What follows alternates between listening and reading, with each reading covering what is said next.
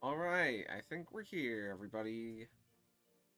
Welcome back to Pokemon Scarlet and Violet and viewer battles, but if I lose, viewers take my Pokemons.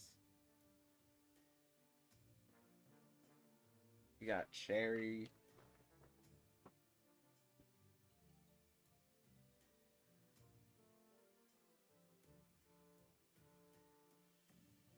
Let me turn on my controller. We got Lex, how you doing?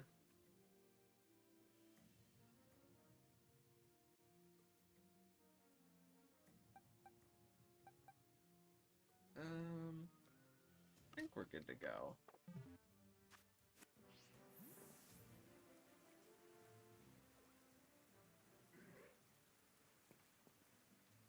Is there anything good that I want to get later today? Oh, there's a Dynamo outbreak. That's like the hardest one to find shiny in the wild is Dynamo.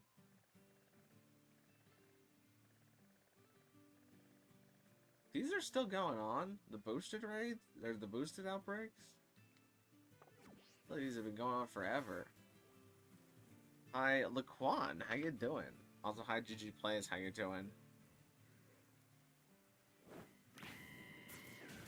I fired, but my level 75 Skarmory is now 100. Alright, sounds like a strat. Oh yeah, we did have the Terra Raids video go up today. Go check that one out if you haven't. Well, maybe after this, but banger video. I like that one a lot. I'm really ready to battle. Alright, sounds good. We'll get started in a minute or so. I just gotta defeat these Doug Trios. The Doug Trio was looking at me funny.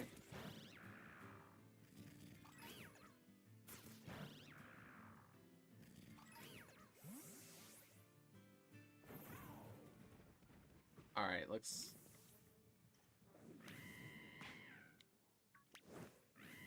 Cinderace, get it. Kick them all. Alright, Cinderace can't be bothered. Nice editing, thank you, thank you. The editing that dense takes a while. This makes it one of my bigger projects.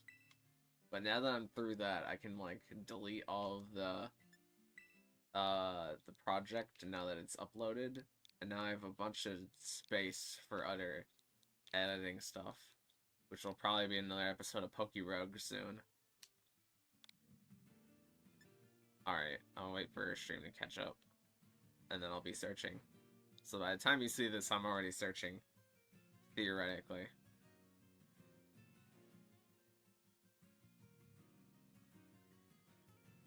Alright, here we go. I found another shiny Shinx today. How many shiny Shinxes is that? It's gotta be quite a bunch of them. Alright, looks like we got Cherry first up. Oh, I didn't go over the rules. Guess I'll go over the rules while I'm picking Pokemons. Slash hiding screen. So, let's see, I'm gonna grab this team.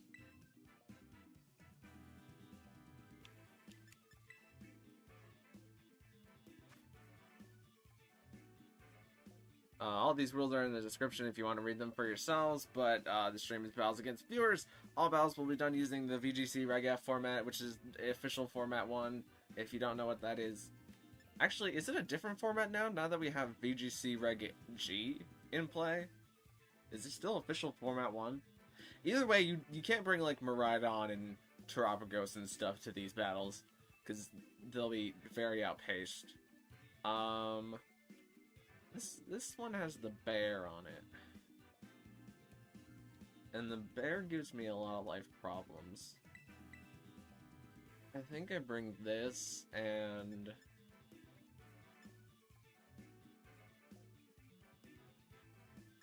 this to start? No, I'm gonna bring this to start. And then have this and this in the back. No restricted legendaries, yeah, basically. An attempt will consist of 3 battles back-to-back unless the viewer chooses to forfeit. On the first attempt, the viewer must beat all 3 teams to get a Pokemon.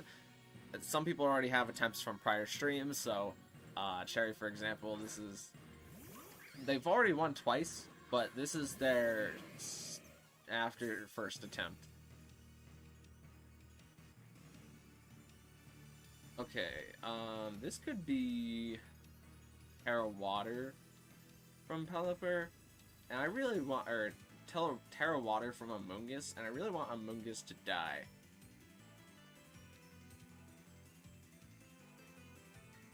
Ivy Cudgel into Scizor would be bad here.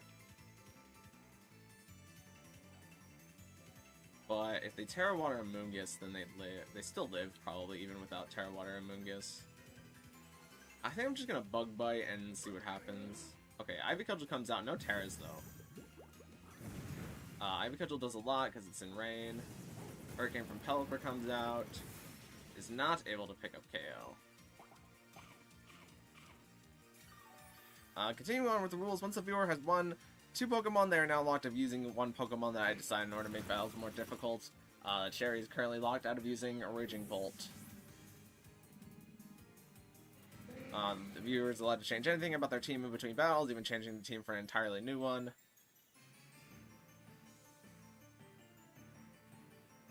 Okay, Ursaluna is now hitting the field.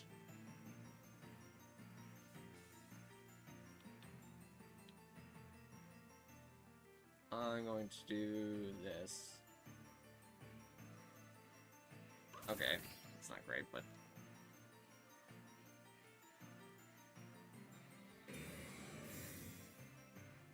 is this gonna be Hyper Voice from the bear? Oh, I Weather Balled. I meant to Hurricane there. It's actually better that you protected. Okay, Blood Moon comes out into Pelipper. Now Pelipper's on Sash.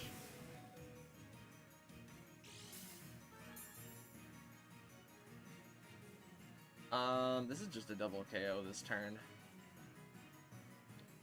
So... I'm gonna swap this in and then Bullet Punch this.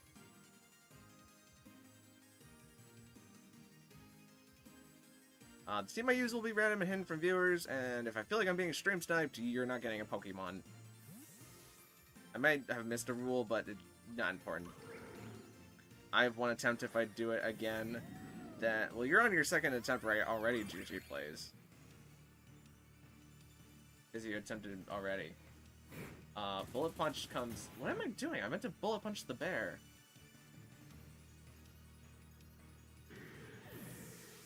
Oh, I was busy reading rules. Hyper Voice from Ursaluna comes out. Does some damage into our Caledon.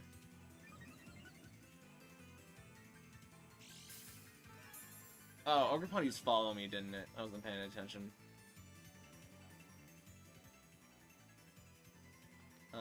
Let's swap in Grimmsnarl.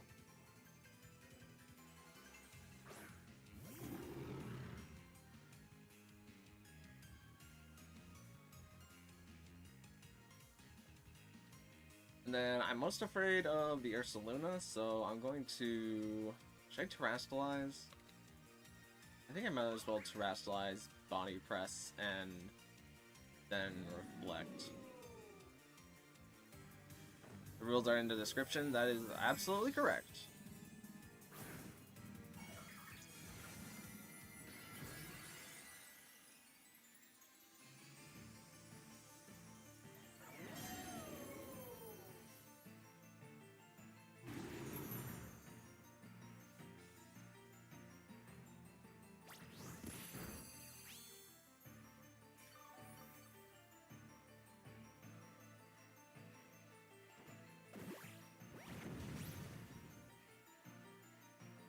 Earthbound comes out, doesn't hit.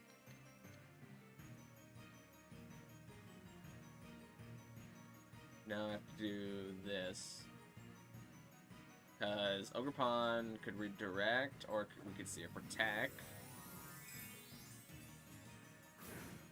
Yeah, it was gonna be Terra Normal Blood Moon into redirection.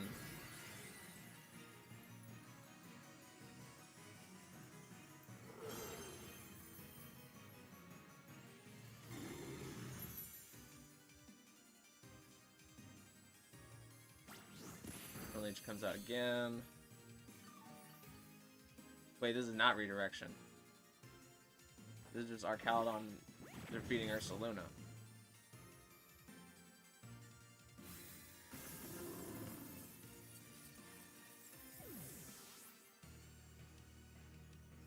And now the rain has stopped.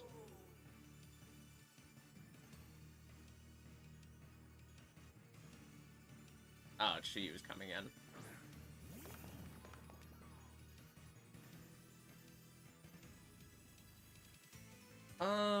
Okay.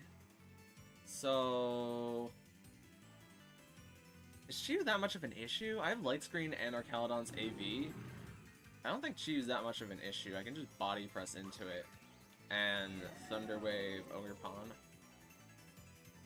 Ah, we miss. That miss might be crucial. Because I wanted to be faster next turn. Also, it might mean that Grimmsnarl doesn't get KO'd here.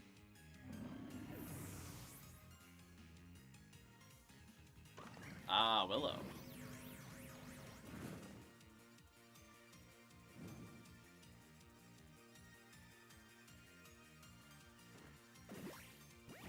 Body Press does not do enough to KO here. Unfortunately.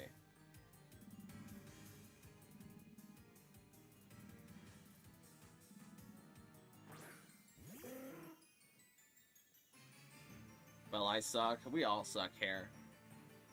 I'm just gonna pick it off and protect, I think, is what I have to do.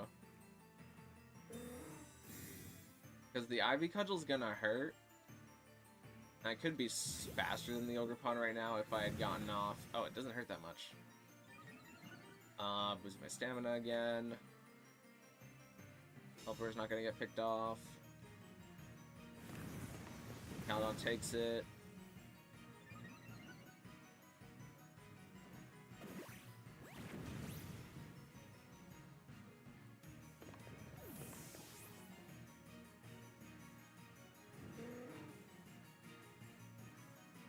Is it gonna be close?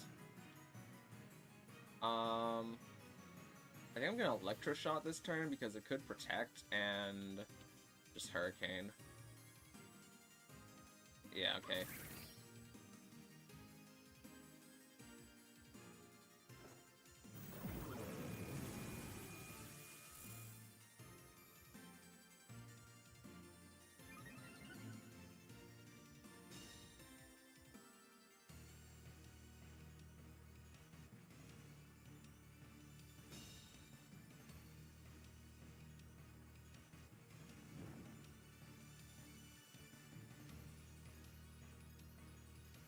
So, I don't think +2 boost Electroshock picks up KO. But... what am I thinking? I need to call which they're gonna hit here, I think. By protecting. I really feel like they're gonna hit Pelipper, so I'm gonna protect Pelipper this turn.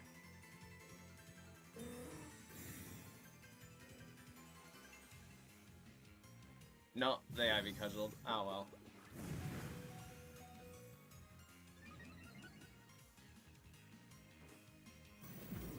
I don't think this Electroshock will pick up KO, but maybe.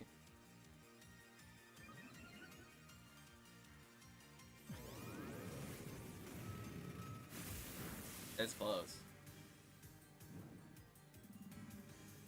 I think I'm gonna win on 1 health with Archaludon. That burn just did 12 damage to me, right? Yeah, I win with Archaludon now. That's crazy.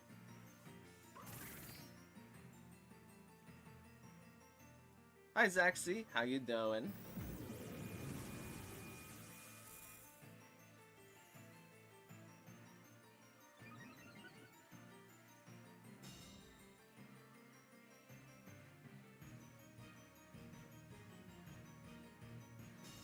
And this should be enough rain turns where I get Hurricane this turn, right? Yeah, that's crazy. Dang, 1 HP on both Pokemon. Yeah, you have to go for the double there. That's crazy.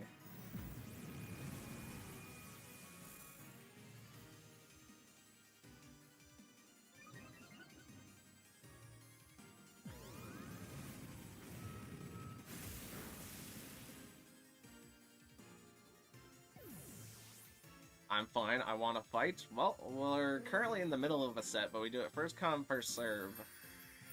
And Cherry has unfortunately lost their first game, which means they need to win both of the next 2 games in order to pick a Pokemon off of me.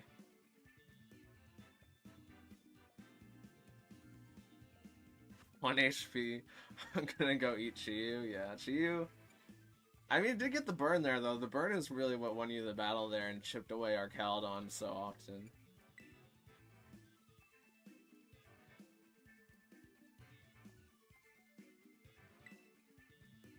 I'm not gonna bother hiding it here. I'm just gonna grab this team.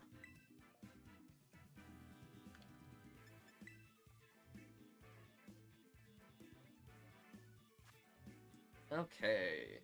How do I beat this team? I think I have to lead this and this.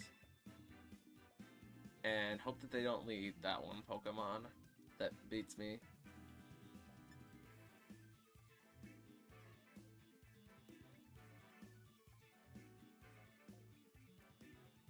Yeah, but I completely threw Chiyu and Amoonguss. There wasn't much that Amoonguss could do in that one position, to be fair. Like, you could have terrestrialized out of it, but that means that you couldn't terrestrialize later in the game. And even then, I covered for a Terra on Amoonguss if Amoonguss did Terra. So, like, you did make the optimal play. It's just, I kind of knew the rhythm and the rhyme at that point. I think I bring this, and... Wait, no. I should actually bring... Yeah, let's do this, and this, and this. And we'll see how it goes. I still don't know what I should do with my Incineroar. Got any tips? Incineroar has probably one of the best move pools in Pokemon VGC. There's a lot of things that Incineroar can do. It really depends on what you want your Incineroar to do. Like, if you want it to... like stat drop your opponent a lot, you could put Snarl on your Incineroar, you can put Parting Shot on your Incineroar, you can put Will-O-Wisp on your Incineroar, but if you want your Incineroar to play a more offensive role, you can put Flare Blitz on it, you can put Knockoff on it, you can put U-Turn for guaranteed pivoting. There's a lot that you can do, pretty much. Okay. So, this could be switch in Indeedee and set Trick Room, or this could be Protector Saluna, Reuniclus, set Trick Room. I think I'm gonna go for the Sleep Powder here, and then go for Shadow Ball into Reuniclus. Forgot to Terra Reuniclus. Oh well, it's gonna go one of 2 ways, I guess. It might not matter here. It depends on if the Sleep Powder lands. Oh, the bear is getting a terrestrialization.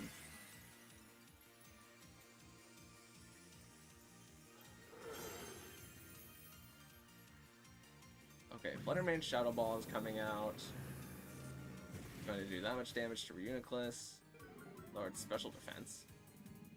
Exeggutor Sleep Powder comes out. It's going to put it to sleep.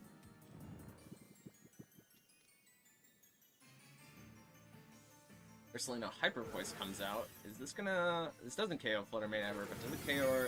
No, it doesn't KO Exeggutor. Now Throat Spray is going to activate on Ursaluna.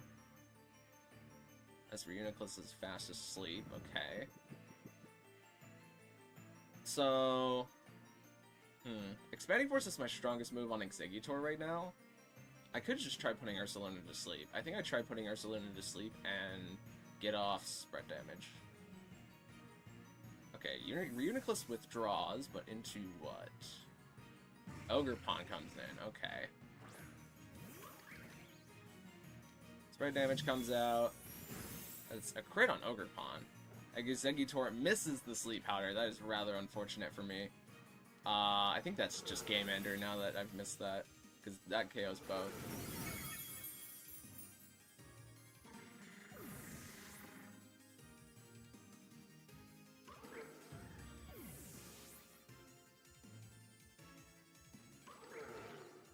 And there's something that my Pokemon in the back could do.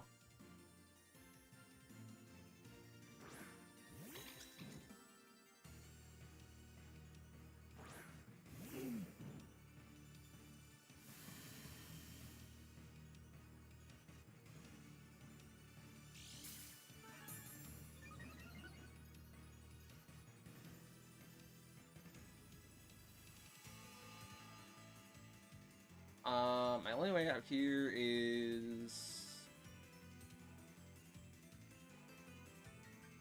And...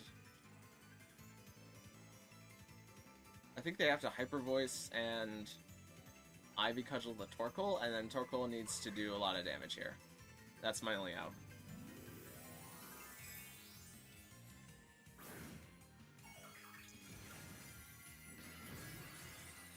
So I think what I should have done last turn is I should have just swapped out Fluttermane for Indeedee, and then had Exeggutor use Expanding Force.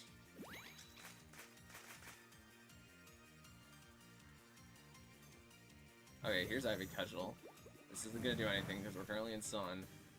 And, okay, Hyper Voice. So, both live the turn.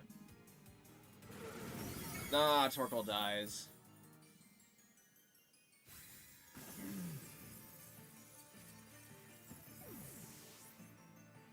Ah, well.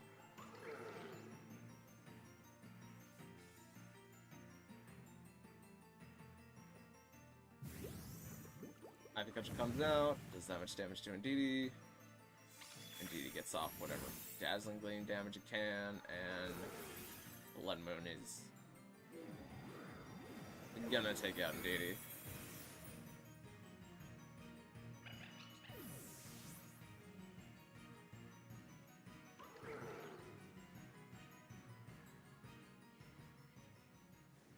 Okay.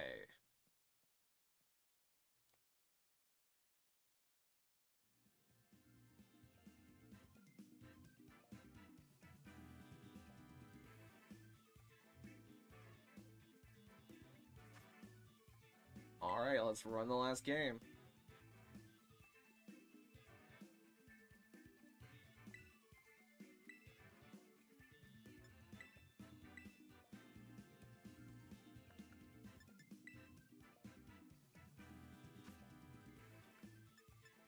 I'm gonna do this, and... Actually, can I... This is hard. I need to do this and this, I think, and then have this...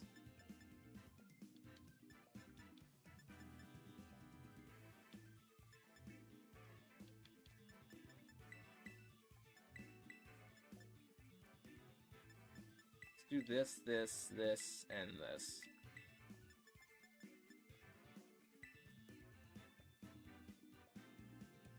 Still remember your shiny stolen Deerling? Oh yeah, I still have that Deerling.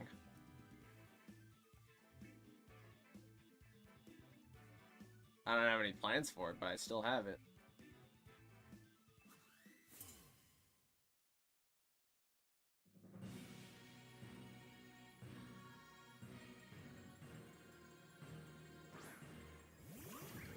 Okay, we're seeing this and this.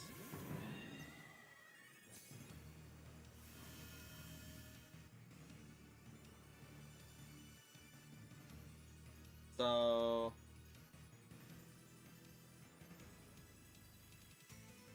we have Fake Out here, and then... Trick Room? Okay, we're seeing a Terrestrialization. It's gonna be the bear.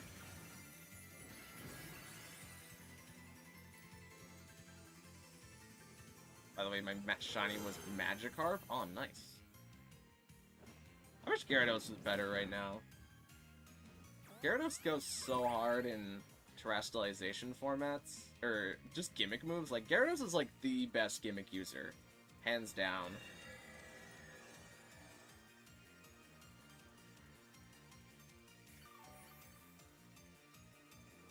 Okay, I'm probably faster than the bear, which means that if this is redirection, I need a wood hammer, and then dazzling gleam because it could be redirection. It shouldn't be redirection here though, because I could just swap in Indeedee and expanding force. And I feel like that picks up pretty close to KO on both. I'm gonna dazzling gleam here though. Okay, Ogerpon withdraws, but into what? Reuniclus. Okay, I think they were expecting me to counter. That does good damage. Persona goes for Hyper Voice. This might kill Hatterene, but it shouldn't kill Rillaboom? Yeah, okay. Throat Spray activates. Woodhammer comes out. That's gonna pick up KO on Ursaluna.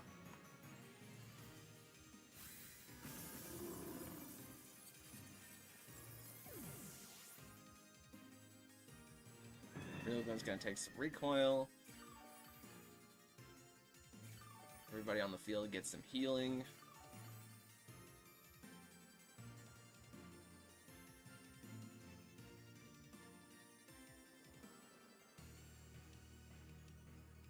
Okay, now Indeedee swaps in. So it doesn't really benefit me to have Psychic Surge up, however...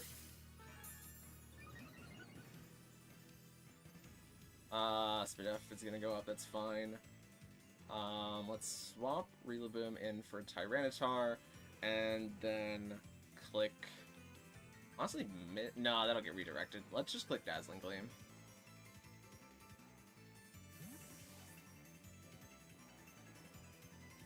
And this might be solo target into Hatterene, but I don't know who's slower in Trick Room, Reuniclus or Hatterene. I'm willing to bet Hatterene, though.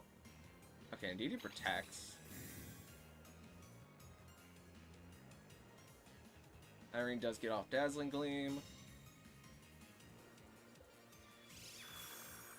Reuniclus takes damage. Hatterene loses some to that. Reuniclus does go for Shadow Ball into Hatterene. That's gonna pick up KO there.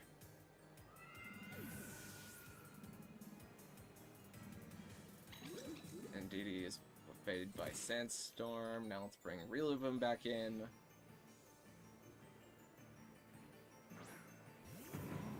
Rillaboom is going to reset the terrain. Now I don't need it for Psychic anymore.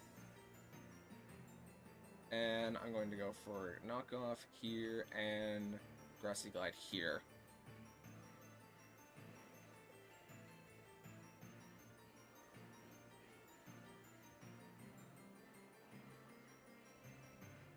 I could go for Fake Out, but I really want to try and KO Reuniclus this turn. I need to make the most use out of my Trick Room turns. Reuniclus protects. Oh wait, they're just gonna reset the Psychic terrain.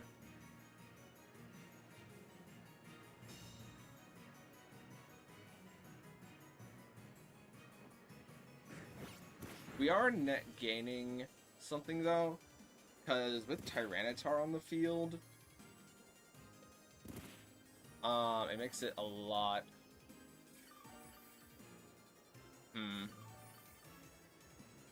I think I'm going to take a risk, and I'm going to go for Rock Slide.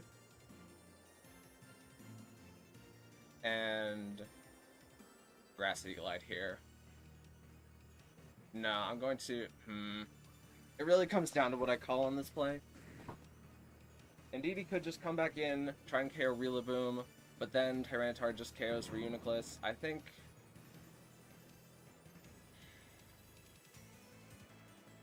I have to trust my Tyranitar. I'm going to knock off into Reuniclus and swap in Arcanine. Because this will lower the attack of the Ogerpon. If Indeedee decides to switch in there, if Indeedee decides to switch into Reuniclus, then fine too. Okay, we see Expanding Force come out.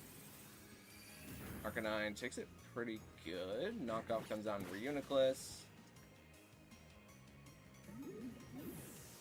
And now Ogerpon is intimidated for the rest of the turns. Ogerpon comes out with Hornleech into Tyranitar, which means he's going to get some health back. Ogerpon is buffeted by Sandstorm. Everybody on grassy terrain gets grassy terrain HP back. Twisted Dimensions return to normal as Indeedee hits the field.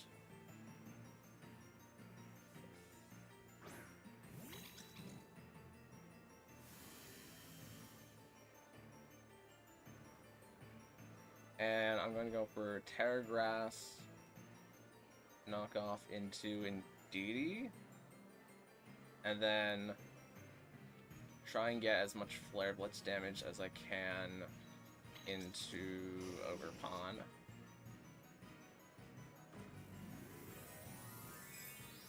And they already used the Terra Normal on the bear, right? So we can't see Terra Ogerpon here, which is good.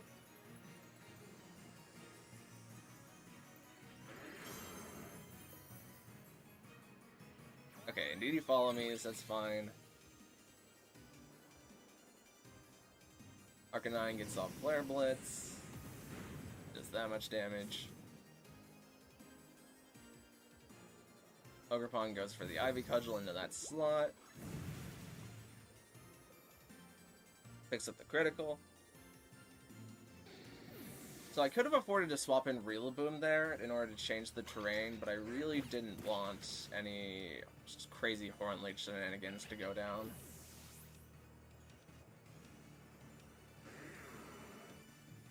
Tyranitar's gonna take Sand Chip now. But I think we're good.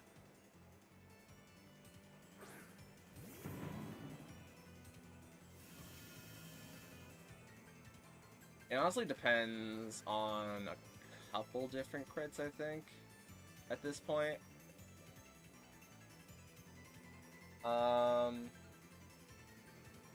Do I take the knockoff chip here? I don't think I take the... They probably just Spiky Shield. So I'm just gonna protect and take out for whatever damage that's worth. Yeah. Why did you not decide to use a legendary as well? Because it would take me a very long time to make multiple teams with multiple legendaries. Like, part of this challenge for me is using teams that don't have Pokemon that I only get one of in the game. So I can't use, like, Ursaluna Blood Moon form, I can't use Raging Bolt, I can't use the Urshifus, because I only get one of those. And if somebody takes my one of that, that means that not only do I not have it for future games, I just don't have it for the rest of my Pokemon playthrough. So I think I do this, and we're fine.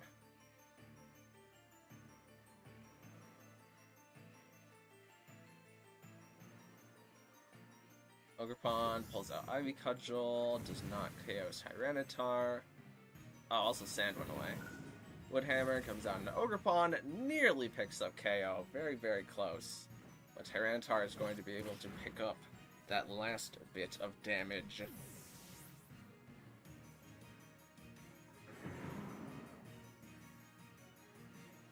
I'm throwing? No, you did very good there, Cherry. I had to think very hard there about how to get out of that situation.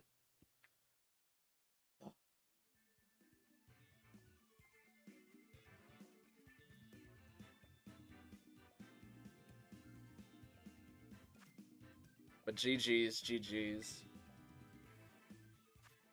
Alright, the floor will be open again to challengers right now. Ursa was modest instead of quiet. Gotcha. Does quiet get you slower? What does that get you slower then?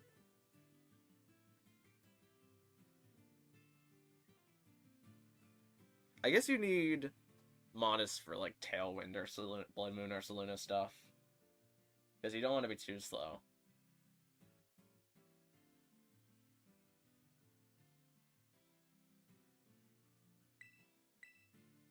I also now have an idea for if somebody wins 4 battles, but I might think about that later after the stream.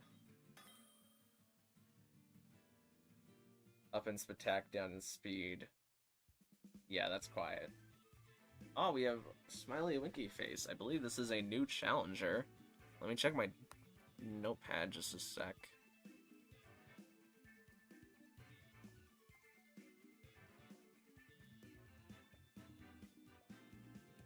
Yeah, no. Smiley Winky Face is a new challenger. Normal rules? This normal rules? The same? It says special Pokemon allowed. If I see a Kyogre, we're gonna backpedal here.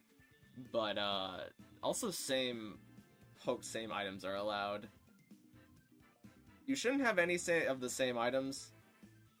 So if I see one of those happen, we're gonna back out, but for now I'm just gonna assume that you don't have the same items. Let me write down Smiley Winky Face. Does Smiley Winky Face have a chat name?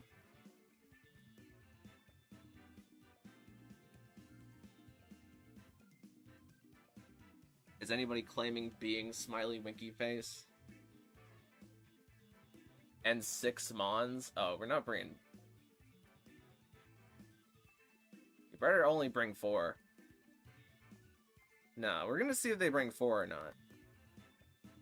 But I'm gonna hide team. I'm gonna bring this team. We'll see if they do it correctly.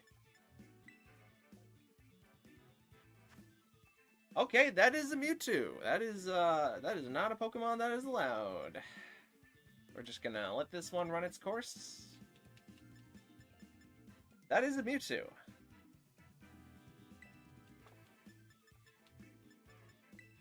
Well, this one does not count.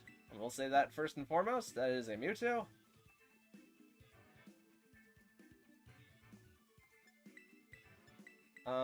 Actually, no, let me lead this. And have this in the back. But yeah, you cannot bring Mewtwo to this. Because Mewtwo is a restricted legendary. It may be the worst restricted legendary, outside of, like, Calyrex, Base Form, Cosmog, and Cosmoem. But nope, that is not a thing that you can do.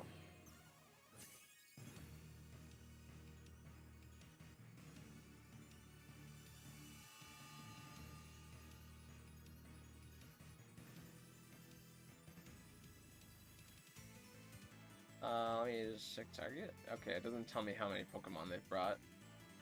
Oh, they only brought 4. Well, at least they only brought 4.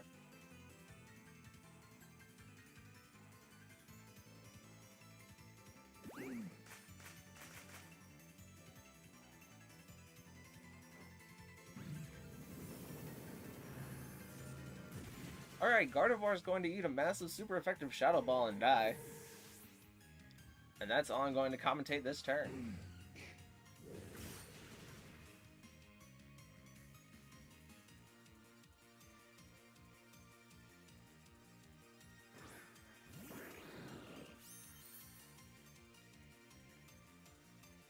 Do I have in the back again?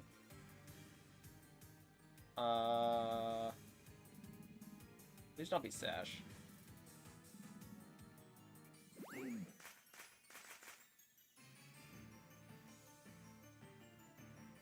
Oh, for Water Sharkin. Which is a priority move. I forgot Greninja could do that. I mean, it wouldn't have picked up KO in the Flutter Mane even if you get all 5 hits in the Flutter Mane, but like, it can do that.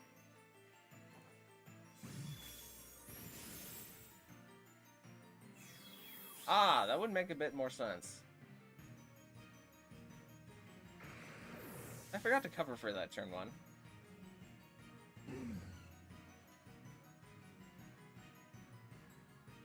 And now real Charizard's coming in.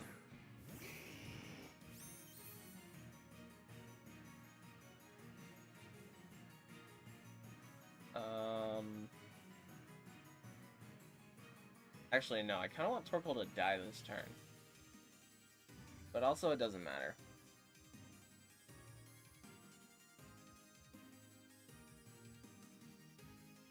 I haven't read chat in a second. What is chat saying? Surprised Mewtwo didn't come out first. Well, they didn't bring Mewtwo at all, actually. Careful of Zoroark? I mean, I'm not really being careful of anything. What is this? Terra Water? Alright.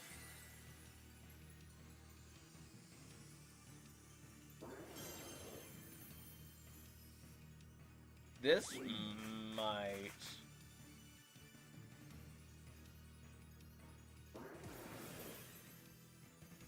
Nope. They decided to target Torkoal again. This is where Charizard... No, not even Choice Scarf Charizard cannot speed me right now, actually, because we're in Sun.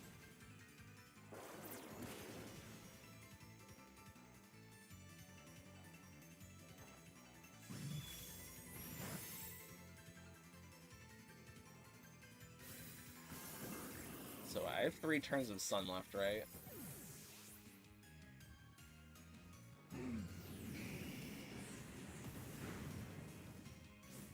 What is this guy doing? That is a fair question.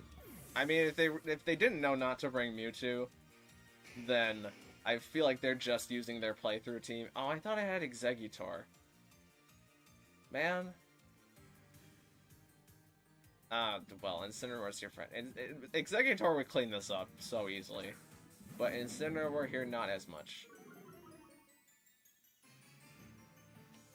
We're just gonna do whatever damage we can with these 2 moves. Charizard is a special attacker. That is one way to run your Charizard.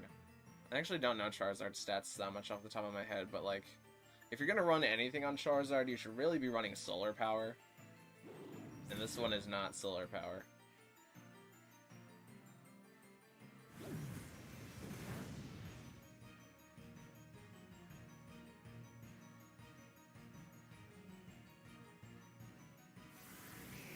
Well, it does have a special attack.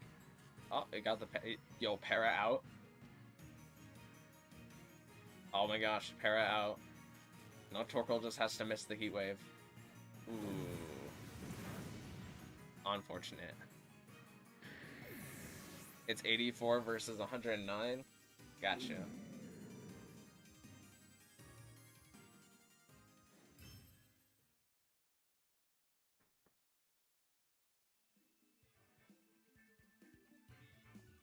Alright, well thanks for the fun battle, Smiley Winky Face.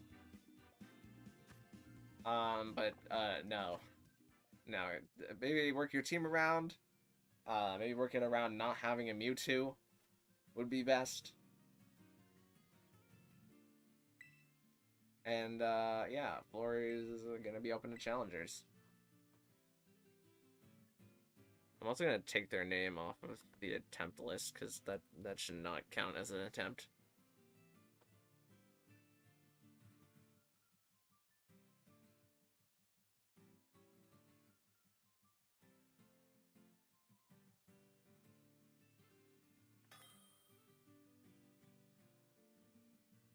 Alright, looks like we got GG Plays coming back. Okay, official rules 1 still holds up here. Just wanted to double check.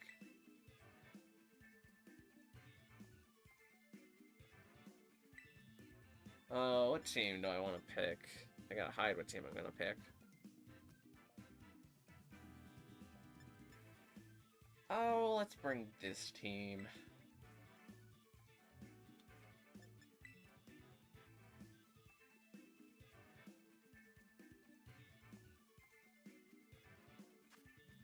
Alright, looks like we have quite the squad here.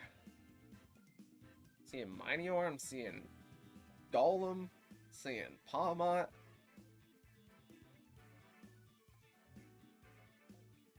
If you had one Magikarp and had to build it with anything, but it can't evolve, how would you build it? It's funny that you should ask that, actually, because in Sword and Shield, there was a format where you could only bring one Pokemon and a Magikarp to a doubles battle. And the way that you would build the Magikarp is Splash, Flail, something and something else. I don't remember Magikarp's moveset off the top of my head. But sometimes it was, like, beneficial to Dynamax the Magikarp, because then you could go for Max Guard with the Splash as your max guard move. Because the other four moves that Magikarp learns are all damage dealing moves. Oh, who's gonna come out? I guess this will come out, and then this, and then this, and then this, and we'll run it.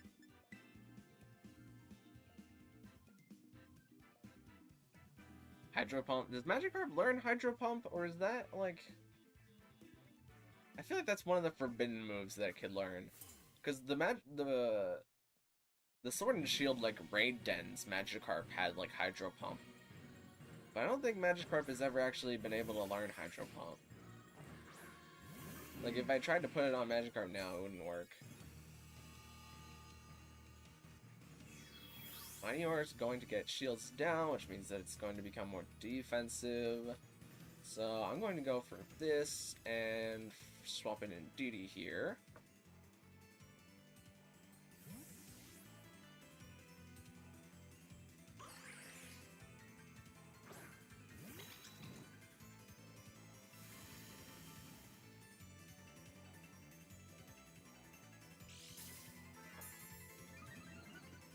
I swear I saw it before. I'm pretty sure Magikarp's... Okay, we're gonna see Ogerpon Spiky Shield. I'm pretty sure it can't actually learn it. It's just that that one Magikarp from the Sword and Shield Raid Dens had Hydro Pump. We're gonna see Expanding Force come out. Expanding Force is going to KO Meteor.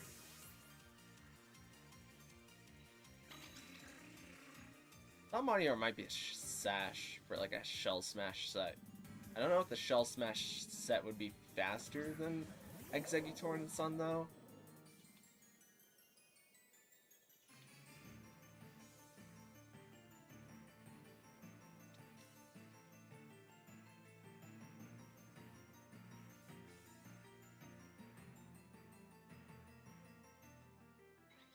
Didi is going to get off the Helping Hand into Exeggutor, and Exeggutor's Expanding Force, boosted by the Helping Hand, is going to KO both opponents on the field.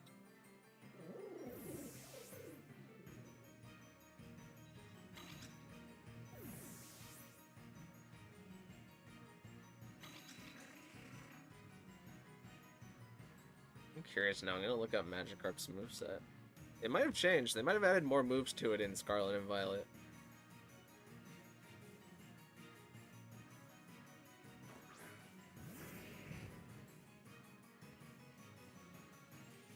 Okay, lastly we're gonna see Golem hit the field. I'm gonna do the Giga Drain, and it might be sturdy, so I'm gonna Dazzling Gleam. Okay, we're gonna see Golem Terrestrialize.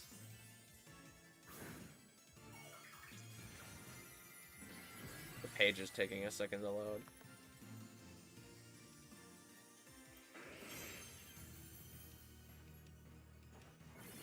Oh, it's Terra Dragon. Didi gets off Gleam, it's super effective, which brings Golem pretty close, but now Golem gets to go for Earthquake.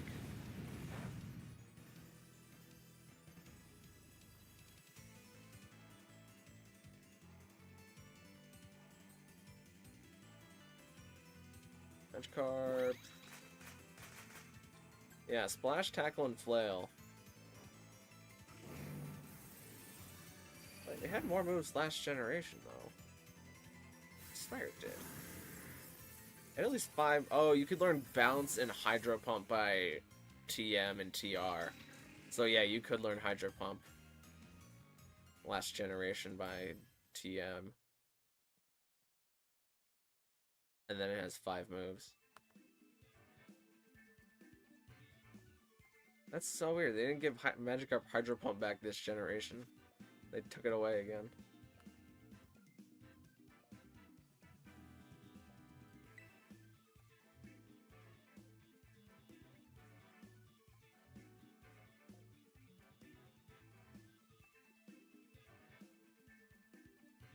This is not VGC. It is... It's like a mix between VGC. If this was VGC, it would be open team sheet, and we would each be able to look at each other's items. But we're using the VGC Reg F format and playing it like it's a ladder match. Okay, second new team this time around.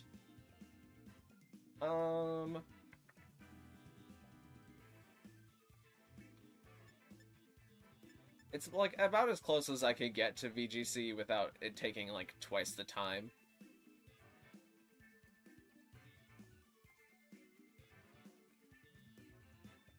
All battles will be done using the VGC Reg F format. Yeah, we're in that format. It's just VGC is like open team sheet. It's as close as I can get to it being VGC.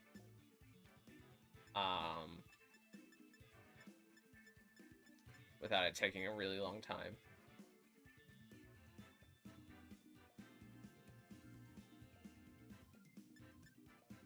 What do I bring? There's nothing really great to bring here, I feel like. So I'm just gonna bring this and this. Just... Oh, but that gets bodied by that. I guess I'm gonna bring this and this to start. And then hope that this and this in back mix up for it.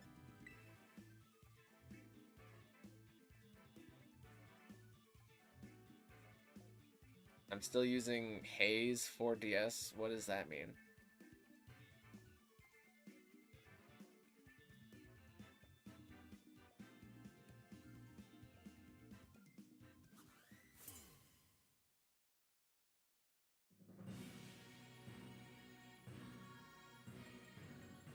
Well, actually, right now, VGC is being done with Reg G. So, yeah, you're right. This is not VGC. This is the VGC from the previous regulation. I'm gonna go for Snarl here, and Weather Ball into Heatran, who I think is the most threatening. Actually, no, I think Skeletor is the most threatening.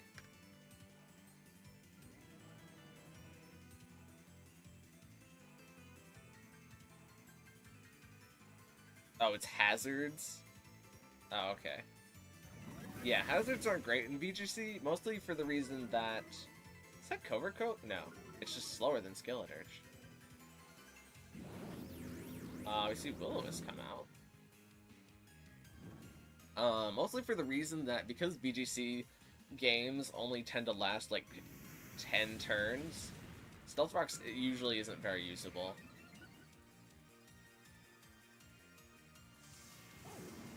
Earth Primer came out, and that was super effective. Weather Ball comes out into Skeletor, and that's super effective. Archaludon gonna be taking some burn damage. This is gonna be the new meta, burning Archaludon. Invented by Cherry.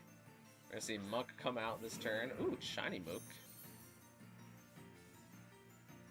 I really don't know what Muck is going to do. But Muck can do minimize strats, and like, I really don't want to deal with that. Heatran's like currently dealt with, so I think I'm just going to double the Muck.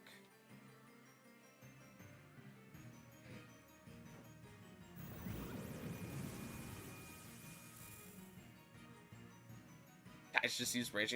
No, Cherry, don't just give them the answers.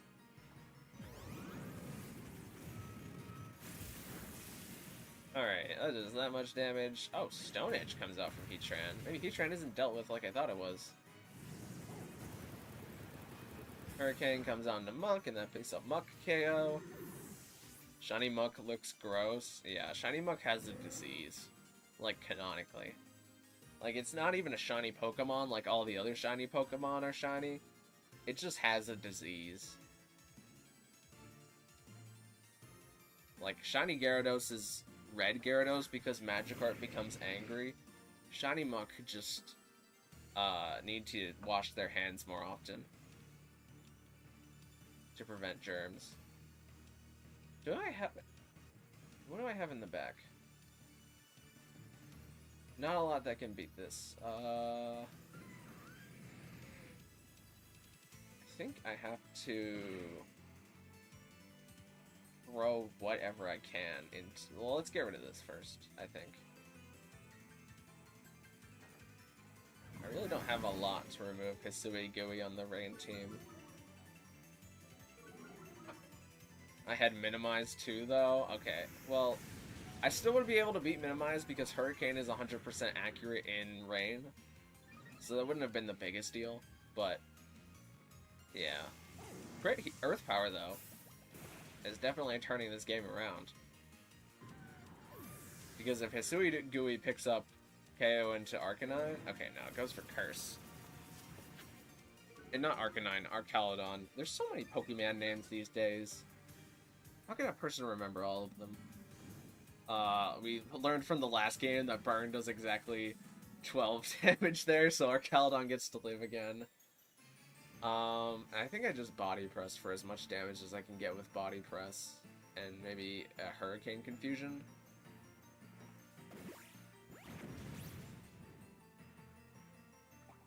Ooh, a berry. Stream lag? I did just get a note about a lag spike. It might be lagging. Hold on, I'm gonna switch to looking at chat on my phone.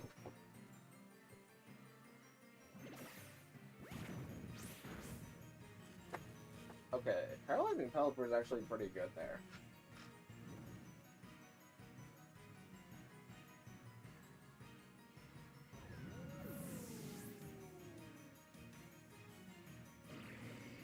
Oh wait, no, I have Blastoise in the back. Never mind. I thought I had Grimmsnarl in the back. Yeah, Blastoise in the back should, like, win this always.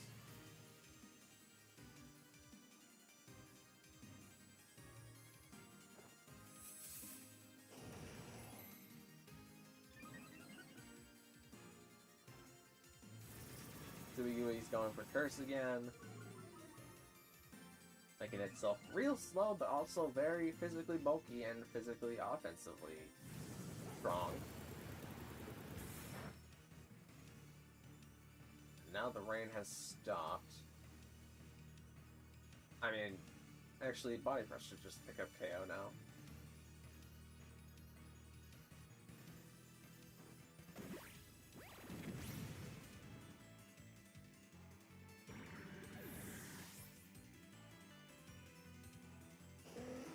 That's going to be a GG. So unfortunately, GG Plays is not going to be able to take a Pokemon this attempt. However, you are more than welcome to do the last battle if you would like to, GG Plays.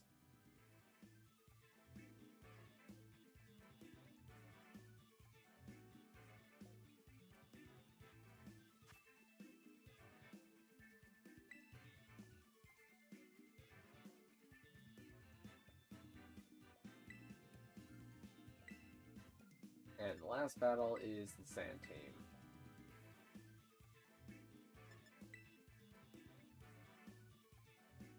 Knowing Guy was getting somewhere. You did have some good ideas there. I liked burning the Arcalodon, because then that made it hard for me to body press you. And I liked having the Hisui and Gudra in the back. It's just that you were cursing, and where you could just be like Iron Defense Body Press would be better with Hisui and Gudra. That's what a lot of them run. Because with Body Press and Iron Defense, you're increasing your physical defense and your attack at the same time, but doing it twice as fast as if you were using Curse.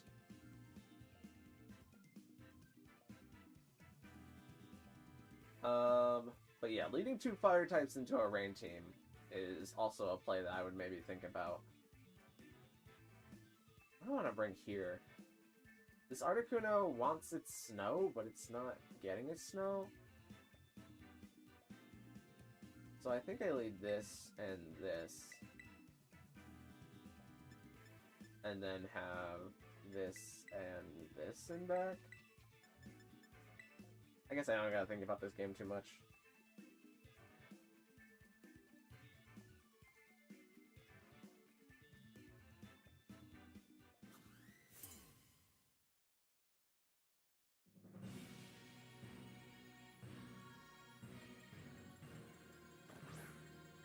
Okay, we're gonna see Rotom and Garchomp hit the field, which is particularly not great for me.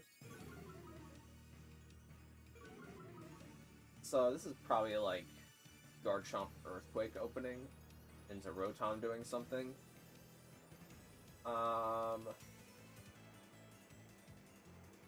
think I have to just double switch and hope that the Rotom doesn't know where to send its electric type move into.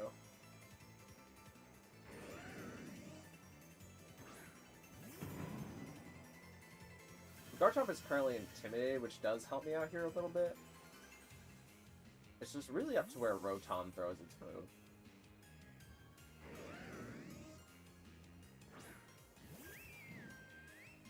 Okay, Garchomp goes for Liquidation. That's an interesting tech move. Is this the Garchomp that you catch in the middle of the, what am I getting here? A Strawberry Sweet. Now, Rotom has an Assault Vest. Okay, so I pretty much have a nothing item right now. Is this the Terra Water Garchomp that you get in the cave? That's, like, above the water town? Because I know that one is Terra Water Liquidation as well. I'm gonna go for the Ice Beam and Wood Hammer, like I don't know that though. Hi, concerned parent, how are you doing? Wondering if you have Kyurem, but not in these battles, because Kyurem is a restricted legendary.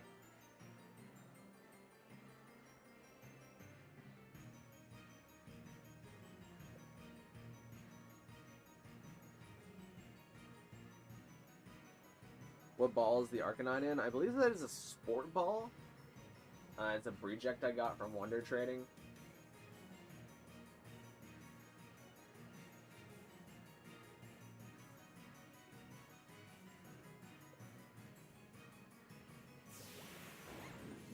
No, I hate Assault Vest. I don't know. Do you only have status moves on Rotom?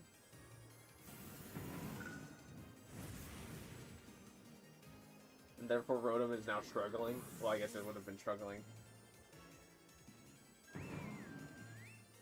Because that would be unfortunate if you did get, tricked the Assault Vest and then you just bricked your Rotom.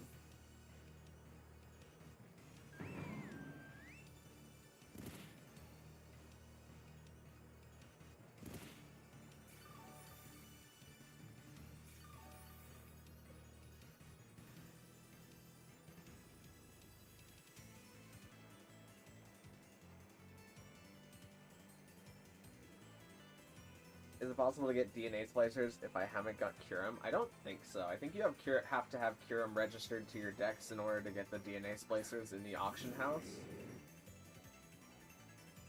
I see Latios and Incineroar hit the field. Incineroar floats with its air balloon. Let's go for Moonblast into Latios, and I don't think there's much point in Rillaboom being here. So I'm perfectly okay with Rillaboom catching either a Flare Blitz or whatever the Latios is going to do. Okay, Dragon Pulse. We don't have our Assault Vest, so this is going to do more. And Rillaboom does get to U-turn here, does pretty good damage into Latios.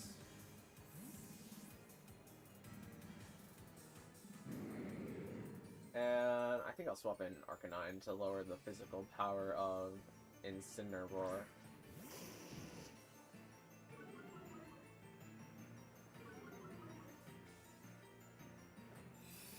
His Moonblast is going to come out, and that's going to KO Latios.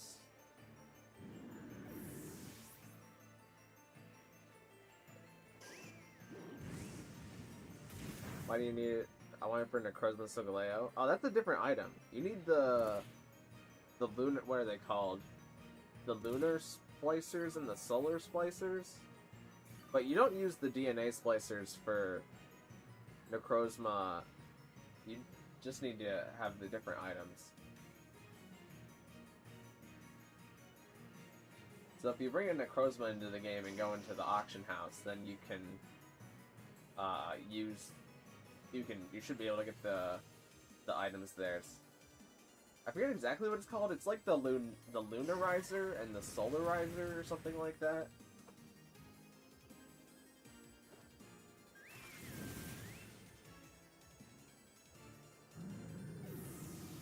Good to know. No problem. The N Solarizer and the N Lunarizer. Yeah, that's what they're called.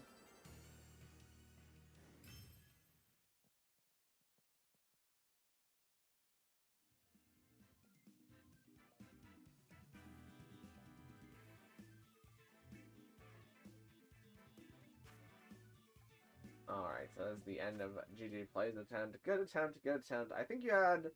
So was your Rotom only status moves there? Or did it have like an attacking move?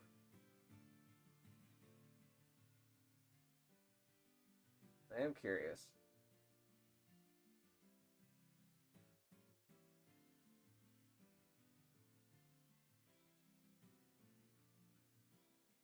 Because I could see it being like Trick, Will-O-Wisp.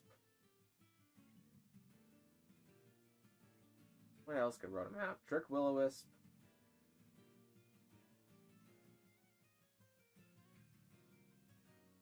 Eerie Impulse, Thunder Wave, I guess? No attacking moves? Yeah, usually you want to have at least Hydro Pump or Volt Switch on Rotom.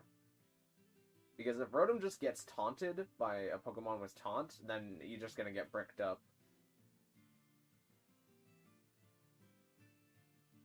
Especially if you have Trick, because then if you trick yourself in Assault Vest like you did, then your Rotom is just bricked. And it's not going to be able to use any moves, because the Assault Vest item doesn't allow it. You get a 50% increase in special defense. Here, I can show you. With I was already on favorites, wasn't I? Or my, yeah, Assault Vest. So, the Assault Vest will increase your special defense by 50%, but it doesn't allow you to use status moves like Protect, Trick, Will-O-Wisp. So it's better on Pokemon like Rillaboom that have Fake Out, Grassy Glide, Wood Hammer, and U-Turn as like all 4 attacking moves. But if a Pokemon with Trick gets bricked in Assault Vest and it only has status moves, then it's in a rough spot, I'll tell you.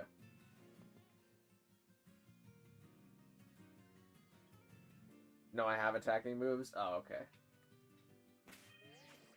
Well, either way, let's open the floor for challenges again.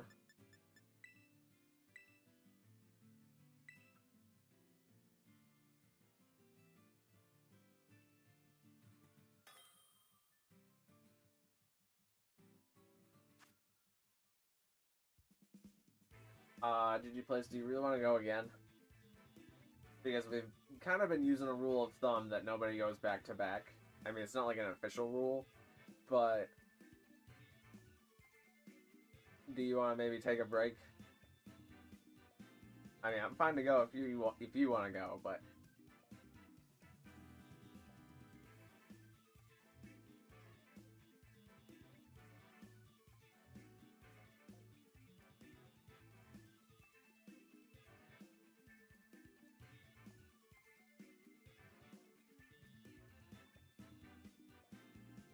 those were a lot of choice specs. How many choice specs do I have? Like 10?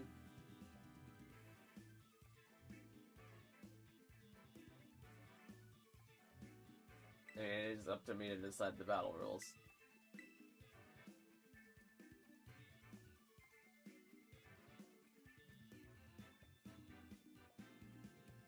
Yes, go again? Alright. There's no rule preventing it. I'm not gonna worry about hiding the screen.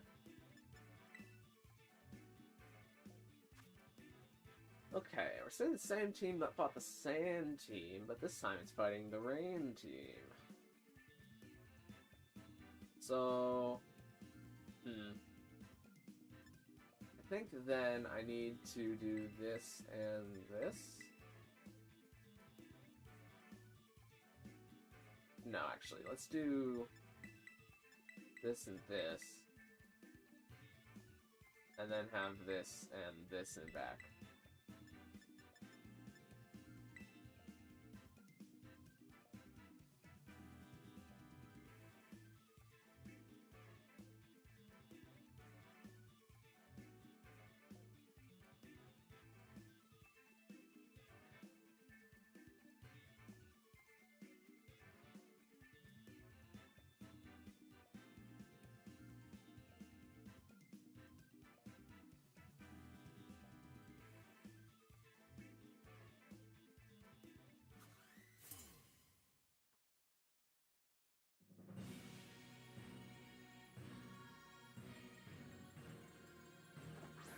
We're seeing Garchomp and Incineroar hit the field. Incineroar's in there with Air Balloon. It's not intimidating, Incineroar. I didn't notice that the last match. But I'm just going to click Flash Cannon and Reflect, and we'll see what happens.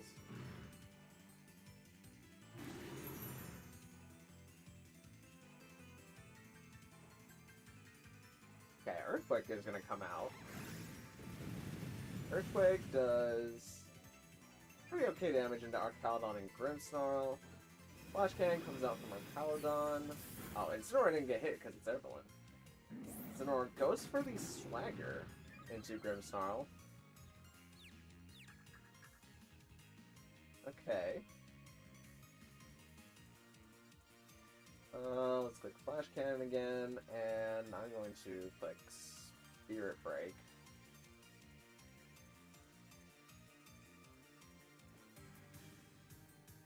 I didn't know that there could be meteor showers at night. It's a neat detail. Yeah, there's some places where you can catch meteor showers, which is pretty cool. It's such a nice thing to look at.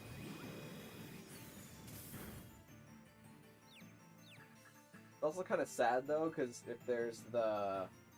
What are they called?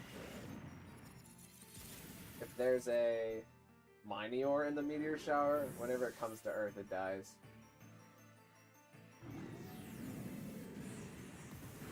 That's canon in the Minior lore. They all die at some point.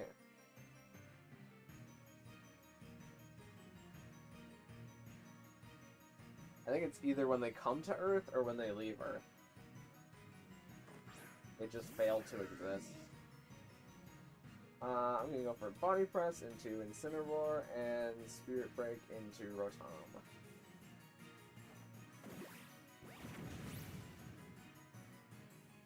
Ooh, crit. I don't think that crit mattered, because I'm currently +3.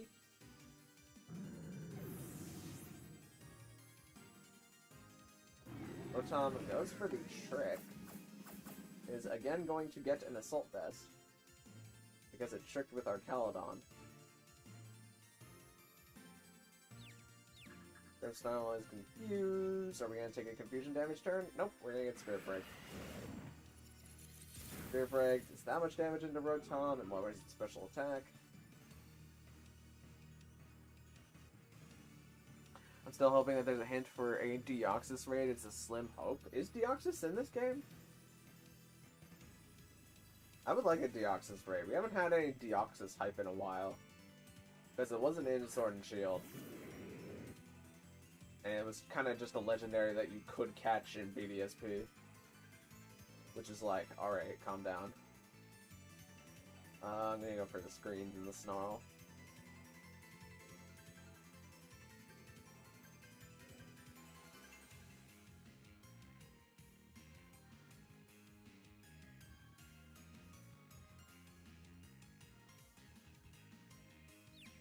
Grimmsnarl confused for the third turn.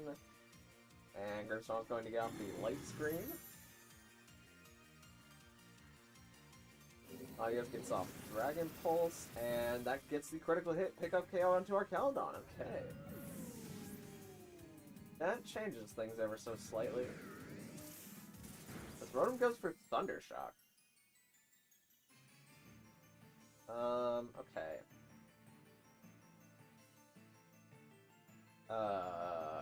Jeez Louise. I think I need to go with this.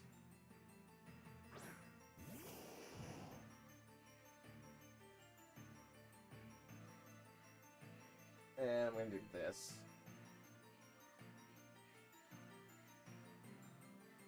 So, I don't think Latios can touch me right now.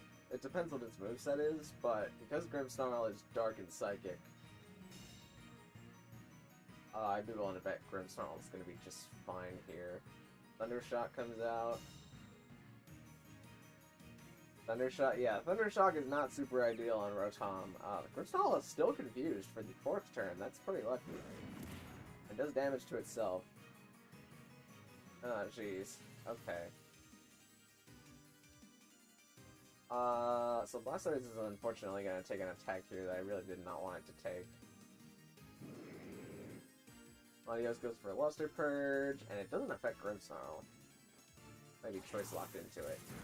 Yeah, Thunderbolt would have picked up KO there.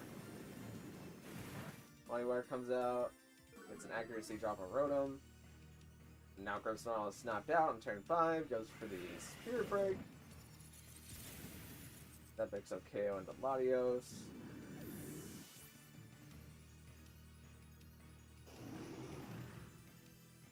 And I should be good to do this.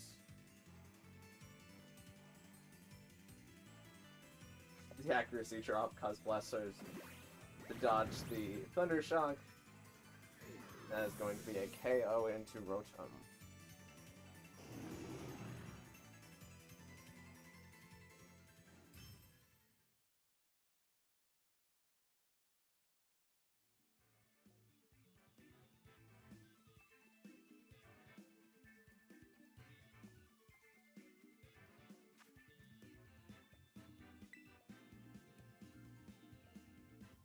You have to transfer it. Oh, talking about Deoxys. Yeah, you have to transfer most of the mythicals into this game, so that makes sense.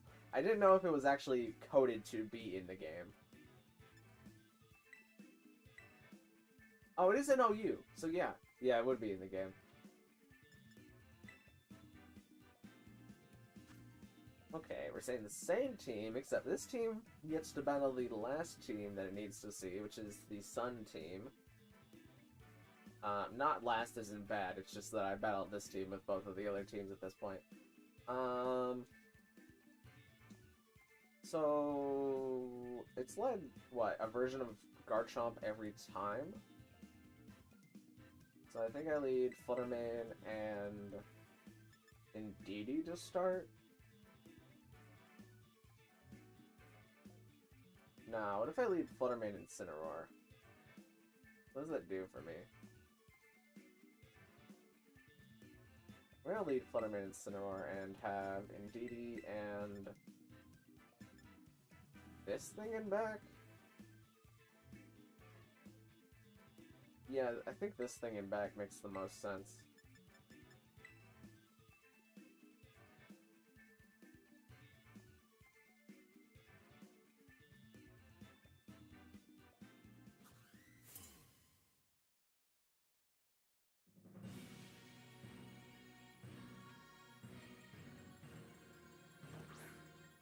Okay, Garchomp and Rotom are gonna start the game as Incineroar and Fluttermane follow up.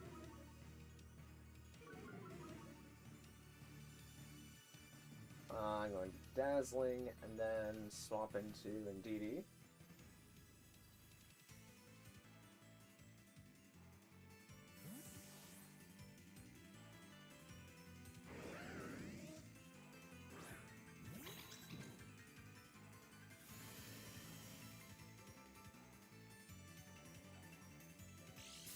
Indeedee's going to get off its Psychic Seed, increasing its special defense stat one stage.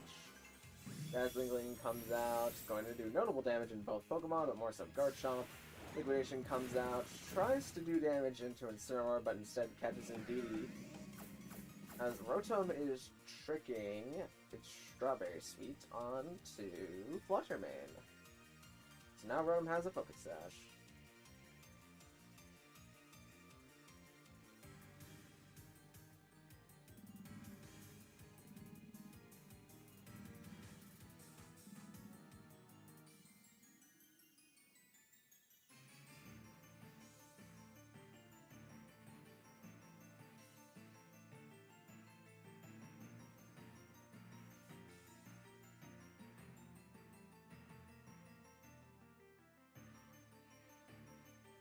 He's gonna get the Helping Hand into Fluttermane.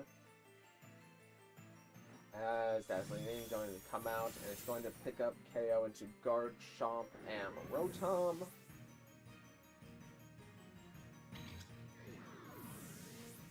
Are you practicing for regionals or just doing this for fun? I'm just doing it for fun. Also to help other people learn how to play Pokemon. Get some actual experience playing someone who at least knows what they're doing playing Pokemon. People get to ask questions about what plays they think they should make, or what Pokemon item choices they think make sense. Get to learn a little bit more about mechanics. But yeah, I would not bring any of these 3 teams to a regional. Especially now that we're in Reg G, but I like all of them.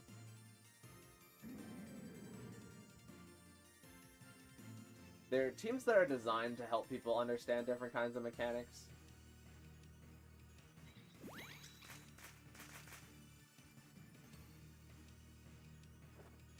Incineroar is going to come out, it's going to KO Latios, but Incineroar is going to survive. Incineroar is going to have its air balloon popped.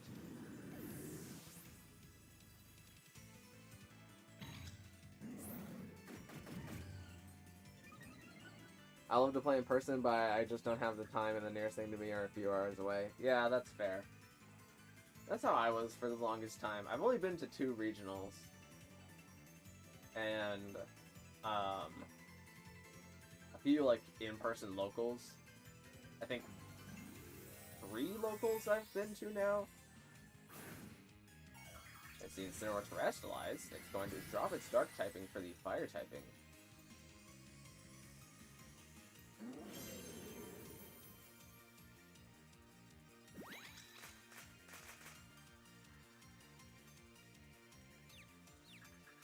Flutterman is confused? Wait, why is Flutterman confused?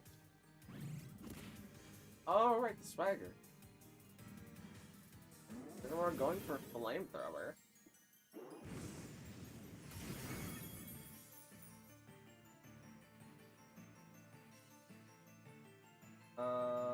Is there? No, I don't think there's anything better than just doing this. Only no Assault Vest? Yeah, you didn't trick yourself the Assault Vest, you tricked yourself a Focus Sash instead. Because I don't think this team has an Assault Vest. Twisted Spoon, Psychic Seed, Focus Sash, Leftovers, Rocky Helmet, Agua Fairy. Yeah, this team doesn't have an Assault Vest.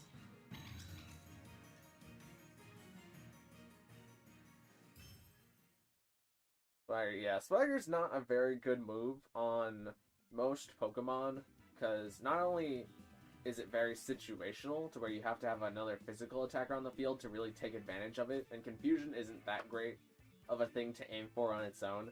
Swagger's also 90% accurate, so you could just miss Swagger, which is really not great, but if you want to, like, change your Incineroar move pool, Incineroar is more of a physical attacker, so instead of having moves like Flamethrower on it, you want moves like Flare Blitz or Flame Charge you could even do if you're Terra Fire. Because being Terra Fire will raise Flame Charge's base power from 50 to 60, and you can increase your speed. It's a little bit off meta to be like an offensive Incineroar, but it is doable. I think at least you could play around with it, because Incineroar has like Drain Punch. So if you could get your offensive Incineroar into like a good enough spot, it could go crazy. But usually Incineroar's offenses are just designed for picking off specific KOs, like Rillaboom with Fire-type moves. What am I bringing here? How do I beat Goodra with this team? I think I lead this, and then have this in back, and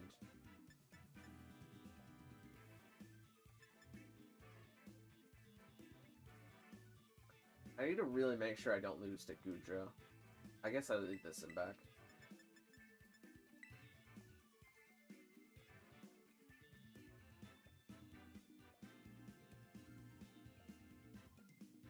I have Flare Blitz.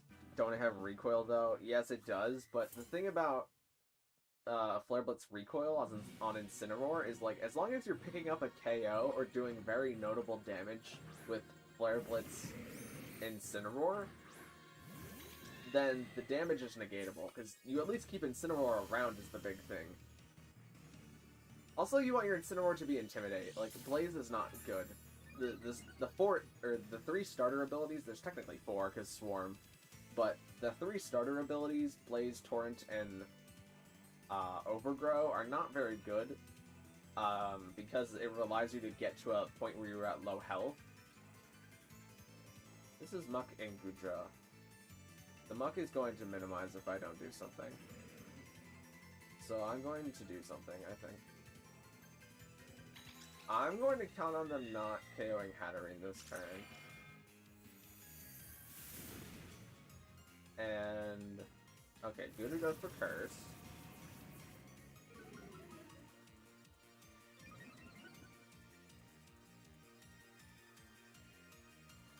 Muck goes for Toxic Spikes. And Hatterene bounces those back. That's another unintended side effect of going for hazards, is Hatterene can just bounce them back.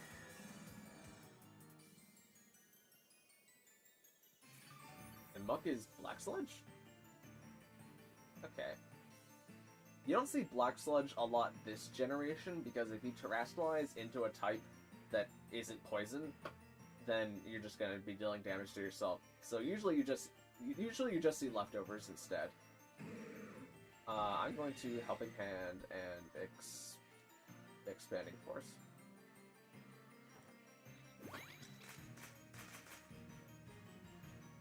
What happened? Well, Hatterene's ability is called Magic Bounce. If you use a status move against a Pokemon that has Magic Bounce, it makes it so that that Pokemon uses the move instead.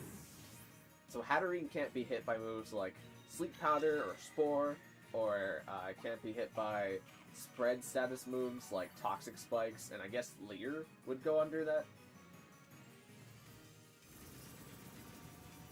Under that, what would you call it, like, Paragon? The Gudra has Cursed, so now it might actually be slower than me under Trick Room. Which kind of scares me. I've also seen Skeledirge enter the field. Who's gonna get poisoned, unfortunately. So I think I actually have to follow me because the Gudra is probably slower than me right now. And Expanding Force.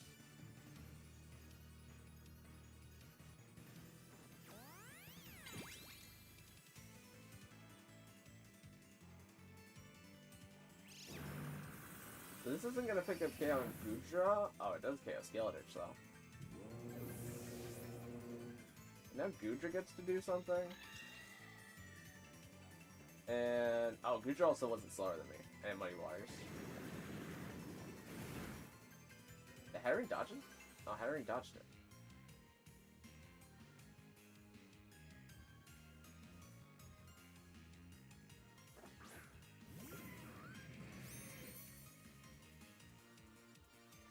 So I know Gudra isn't slower than me, so I can just afford a Helping Hand, Expanding Force.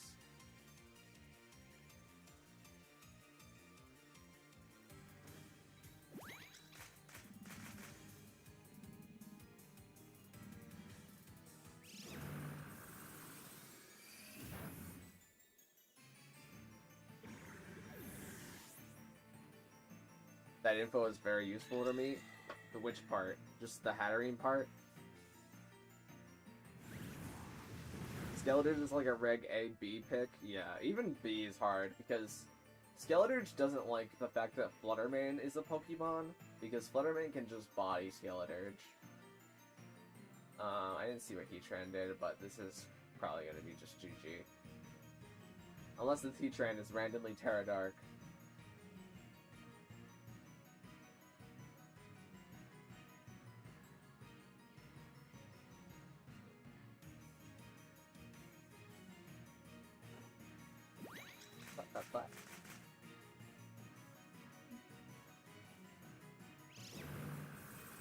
Expanding Force is going to come out. And single target damage will KO Heatran.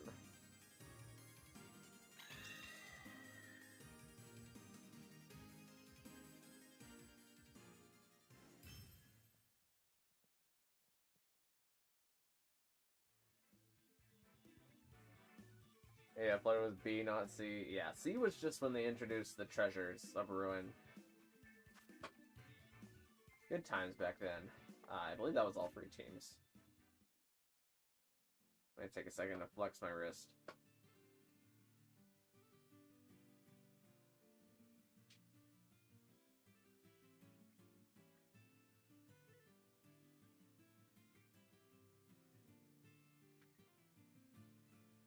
So, let me think about how to give you some advice here. So, I liked when you brought Hisuian Gudra because it was very tanky and matched up well into what I could bring with like expanding force and DD. It's just that your Pokemon on the side, like you really needed to focus on not getting Trick Room up for me, because once I get Trick Room up, then Hatterene just clicks expanding force several times and just deletes all of your Pokemon. So if you have a more offensive Pokemon, maybe like Incineroar to start, who could like go for a damaging move, like knock off and try and get rid of Indeedee, so that way Indeedee's not on the field anymore, and then maybe try and click like a Steel type move with Gudra, because then Hatterene is still weak to Steel type moves, and it's very difficult for Hatterene to pick off the Gudra. And Incineroar is also Dark type, so it's immune to the expanding force. So you have to think about what your opponent wants to do, and then try and counteract that the best. Like there, you can see on the team lead up that I have Indeedee Hatterene. You can pretty much predict that I'm going to bring Trick Room to try and beat you. So if you can start a lead that counters Trick Room, or counters to the Pokemon that's setting up Trick Room, it makes it a lot easier to keep your Pokemon alive.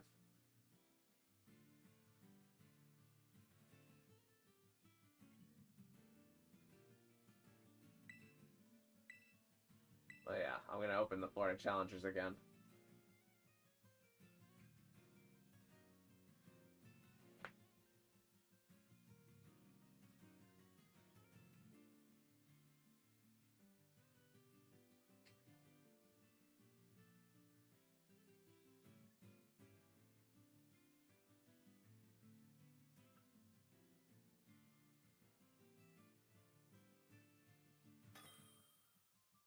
If you're using Curse, you can use Gyro Ball. That's true. It does make Gyro Ball stronger every time you use it, because you're decreasing your speed and increasing your attack. Alright, this time we have another Cherry Bell. I'm gonna bother hiding screen. I'm just gonna bring this to start.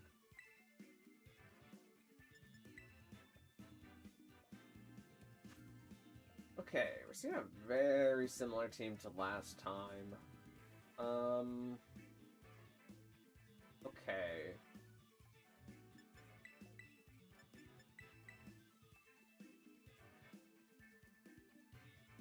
I don't know if I can get away with doing the same things that I did last time. Now that I've done them.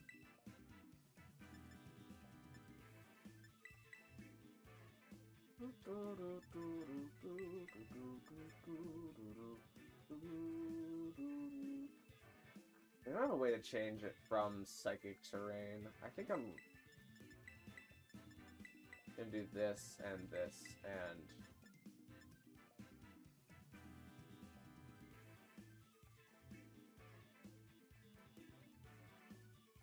I had this in back before.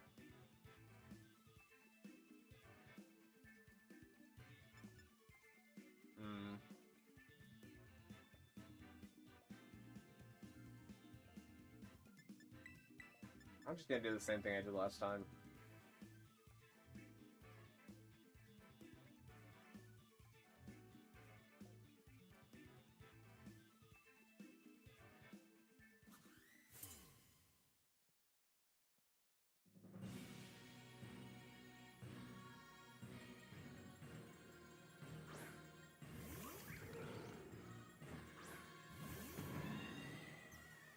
Okay, we're seeing a similar lead this time.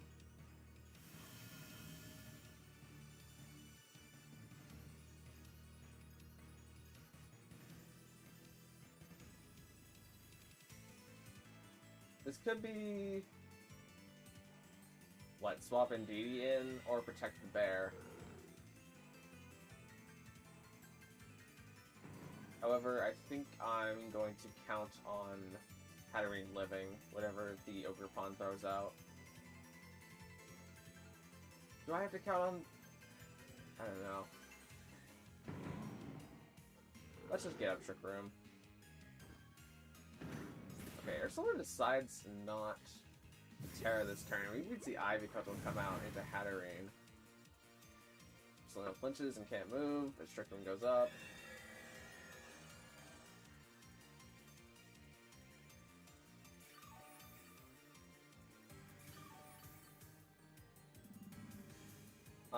So I'm gonna do this, I think.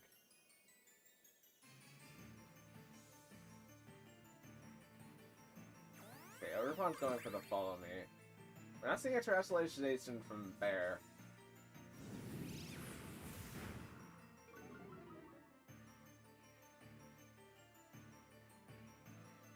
As it goes for Hyper Voice, that picks up KO and Hatterene.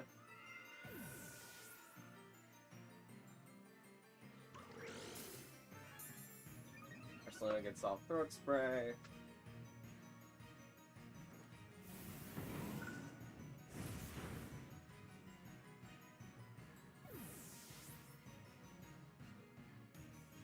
Okay.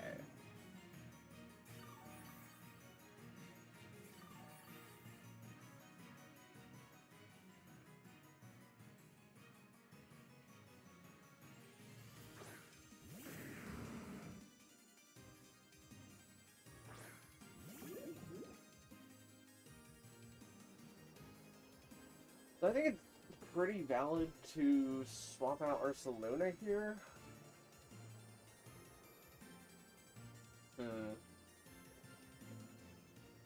I'm going to say that Tyranitar eats the Earth Power, and I'm going to swap in Arcanine. I don't think Arcanine does anything right now. And I really want to work around the Ursaluna, but I really can't afford to do that.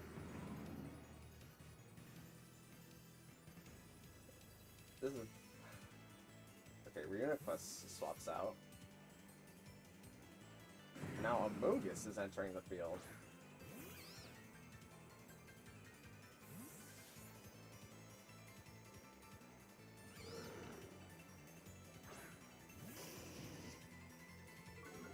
It comes out.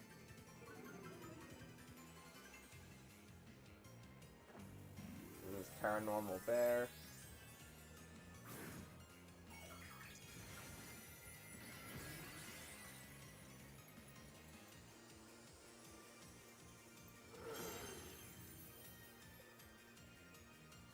This comes out, +1, but Tyranitar takes it. Tyranitar goes for knockoff into Amogus. Takes off Citrus Berry. So, yeah, I just lose now. I needed to Woodhammer into Bear there.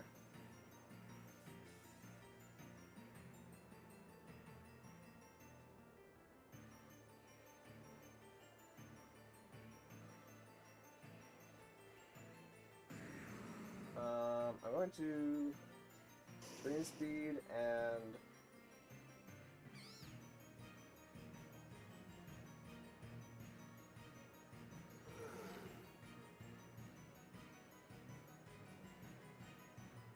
oh, nah, Tyranitar doesn't even live beside Hyper Voice. I'm pretty sure I just lose.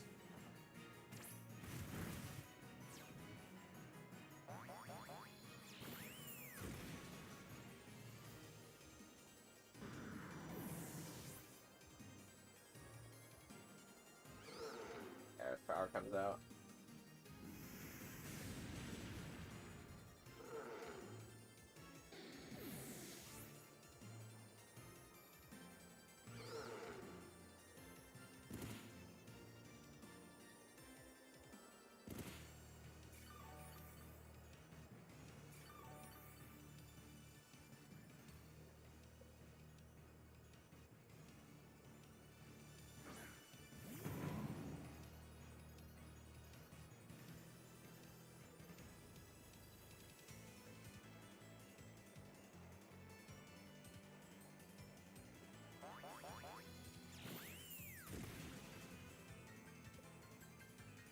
Yeah, and Bear picks up Blood Moon KO. Okay, so my outs there was either first turn, I could have just clicked Woodhammer into whatever I wanted to hit, and then gotten up Trick Room. It's like, the Ursaluna didn't even protect, so I could have just Woodhammer KO'd that. And Woodhammer has a chance to KO Ogerpon, I think.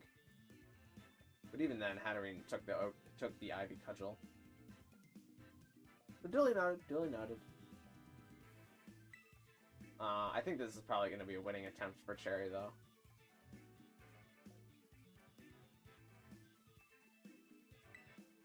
Alright,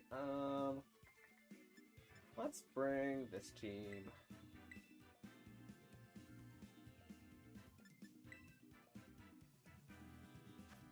Okay, same team, same team.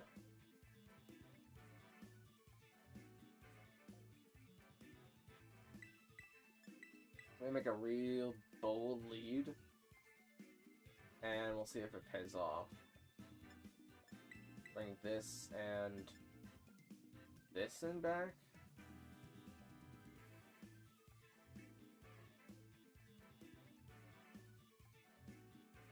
No, I think I need this in. Do I need this? No, if anything, I might actually need this.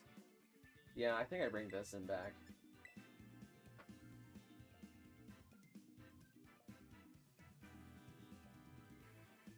No, I probably need an Incineroar there, actually. Ah, well, we'll see what happens.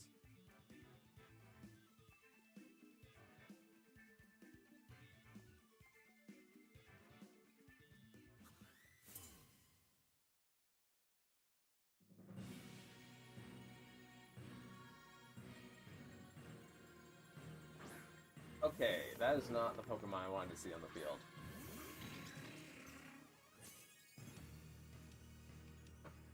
Oh, it's Chiyu. Hi, Chiyu. How you doing?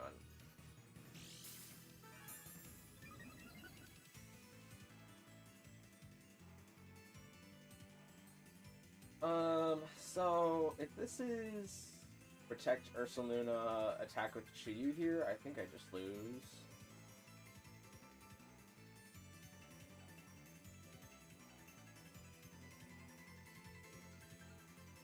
I'm going to count on them using a Dark-type move into Exeggutor.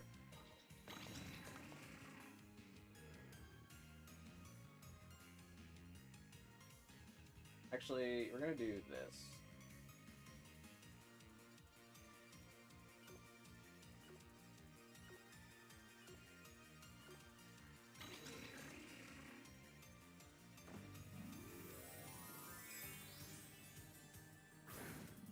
In your opinion, is Trick a good move fire? Trick is alright. If you're tricking something, you really want to have like a bad item to be tricking instead of like an item that doesn't do anything. So if you tricked like a Toxic Orb, for example, that would be way more detrimental than tricking like just a Strawberry Sweet. But I don't think Trick is super good these days.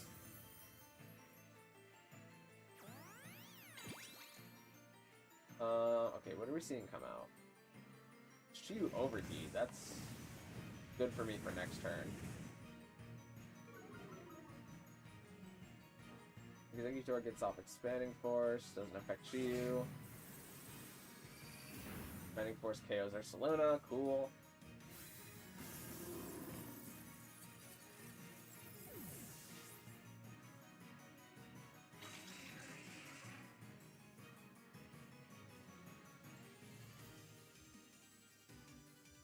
I think that was a roll all previous games. Because I remember Ursaluna living that more often than not. Ogerpon is going to come in.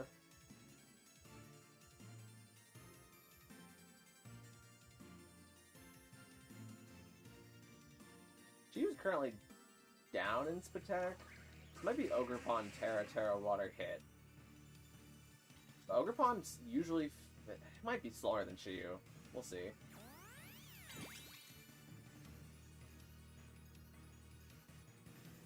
Okay, it is faster than Chiyu. Indeed, does not take it.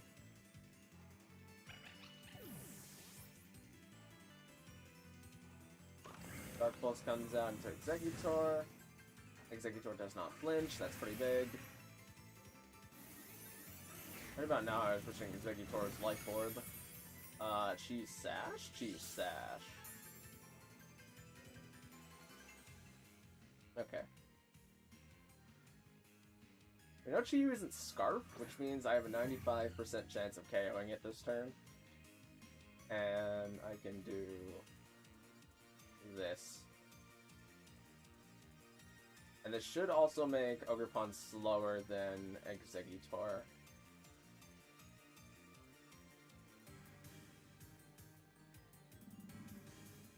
Okay, Chiyu protects.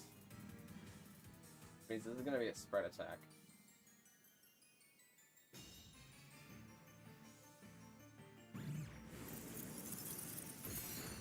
Icy Wing comes down to Ogerpon.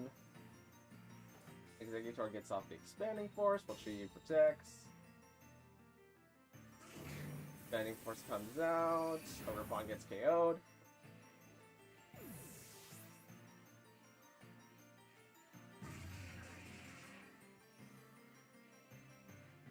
Banging my head on the wall. That's what Exeggutor will make people do. Now Reuniclus comes in. Okay. Reuniclus could unironically bring this back because of what I have in the back. I think I have to count on landing the Sleep Powder this turn. No, don't tell me it misses Chiyu. No, it misses Chiyu! Oh, Fluttermane, why must you do this to me? Okay, Exeggutor lives and at least gets off the Sleep Powder. Which is not the worst thing in the world, but come on, Fluttermane.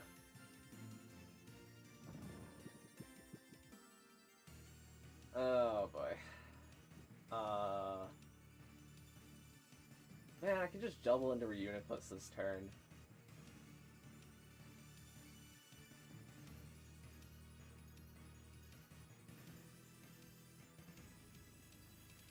Fluttermane, do not tell me you missed the... Okay, if it missed the Chiyu again, we were ending stream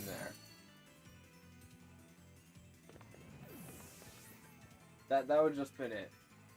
We would have had an hour and 48-minute long stream.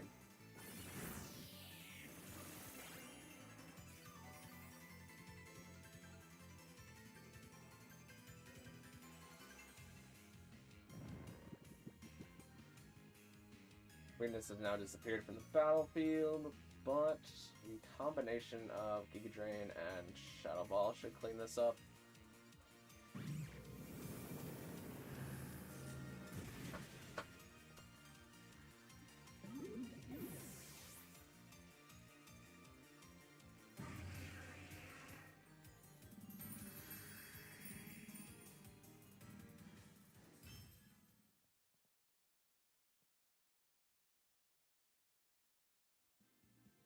But my teams are better because I can kill one of your Mons. That is true. You did get some Mons down last time versus your attempts, so you are getting better. It's just about understanding why what you're doing is working. Once again, I just threw Ursaluna being stupid. I mean, it is like the Kingpin. It's kind of the thing that I'm gonna focus. What did I battle? Did I battle? I didn't use the Rain team last time. Or 2 times ago.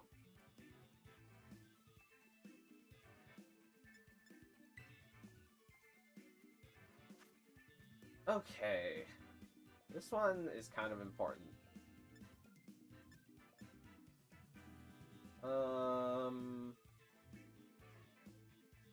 Let me think here. Did you lead again? I feel like it's super unlikely.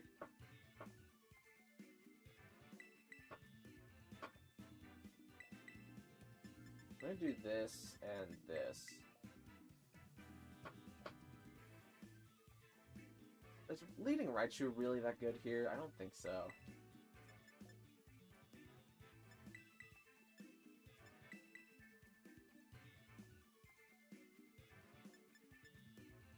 I need to think critically here, but I have nothing to think critically about.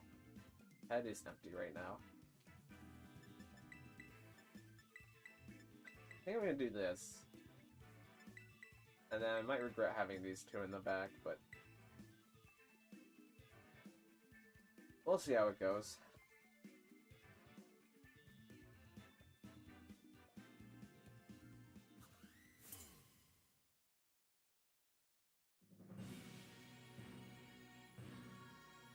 I completely forgot that Exeggutor is in Hatterene level of slow. Yeah, Hatterene, or Exeggutor is actually fast. Okay, so we're seeing this Pokemon and this Pokemon on the field. And Adidi's gonna do that.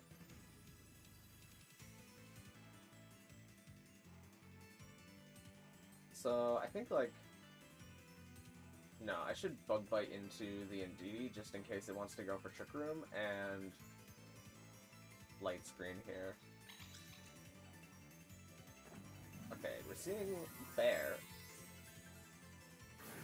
do its paranormal thing.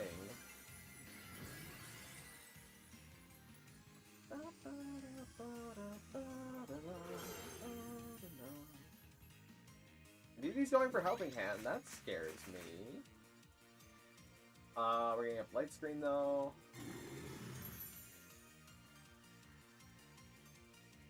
Scizor gets off Bug Bite into Indeedee, which picks up KO into Indeedee.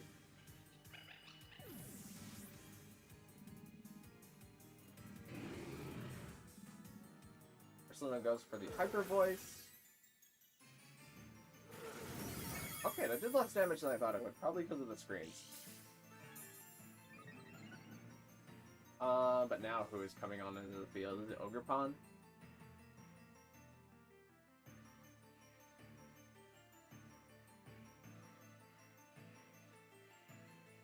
Okay, it's Among Us. That makes things a little bit more difficult. As in, like, a lot more difficult. I don't know. I'm gonna Bug Bite and hope that Among Us has a berry, I guess? And then Grimmsnarl could reflect in case Ogerpon might be in the back. I'm not gonna reflect because what I have in the back is fine against the reflect. Okay, Among Us goes for Protect. Now, is my Grimmsnarl faster than the Ursaluna? Bug Bite comes down to Ursaluna, does some pretty notable damage. Grimmsnarl is faster, so we do get off a Spirit Break here, which is pretty crucial, because that drops Ursaluna's special attack. This Earth Power comes out, and that nearly KOs Scizor. But it does get a Spadef drop on Scizor. Okay. So I'm just gonna repeat that turn.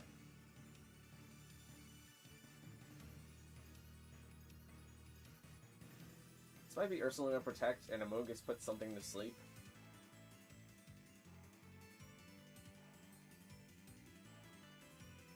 Okay, Ursaluna, or Among Us Rage Powers.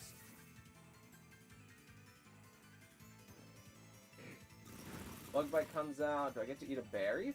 I do get to eat a berry. It doesn't really change much, but that's one of the perks of being Bug Bite. It's also 90 base power because Technician. Spirit Break comes out. It's going to decrease Amogus' special attack. I don't think it was going to be using it, but it did. Hyper Voice from Ursaluna comes out. Do I get KO? Yeah, Scizor gets KO.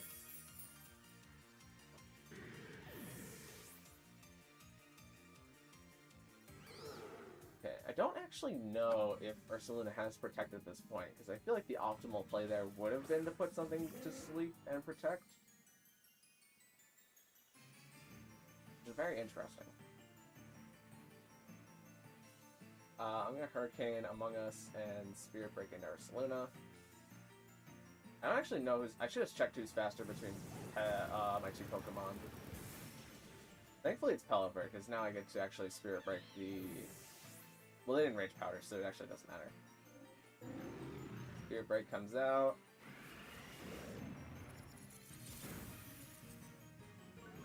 Gonna decrease Ursaluna's attack. Hyper Voice comes out.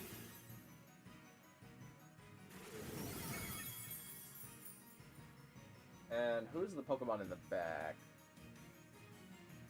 Severe Miscount that kills max physical Indeedee? I mean, I guess it does. It is 90 base power Bug Bite because of the Technician stab. It is like one of the very few things that can delete. What am I thinking about? It's one of the very few things that can delete Indeedee in like one turn. Okay, Ursula goes for Protect. We're gonna go for Reflect, which might cause Pelipper to live. Yeah, Pelipper lives. Pretty good, actually. Pelipper tries to get out the Hurricane, but doesn't get it.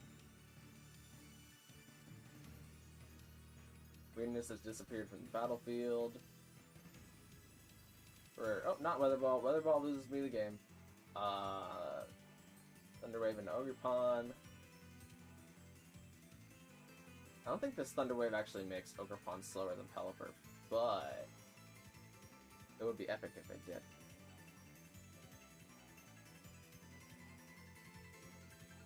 Okay, Ogerpon gets off Follow Me.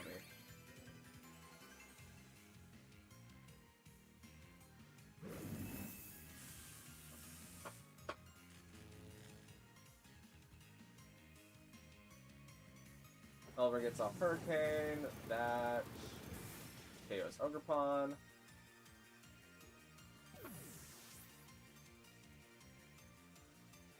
And now I believe it's just Ursaluna left, right? Blood Moon picks up the critical into Pelipper.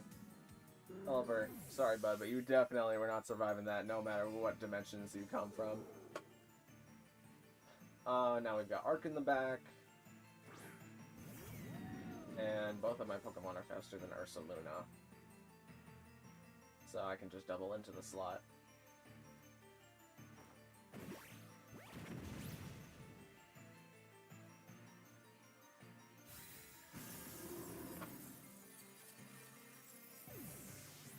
That is going to be a GG.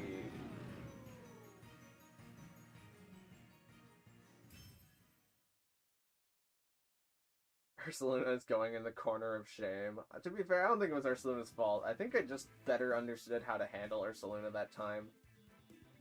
Because, like, as long as Trick Room isn't up, then I can just have Grimmsnarl really debilitate it with Light Screens and Spirit Breaks. Hyper Witch didn't do anything? Yeah, most of the time I had a Steel type on the field or I had Light Screen up, which caused Hyper Voice's damage to go down, which made it more dealable with.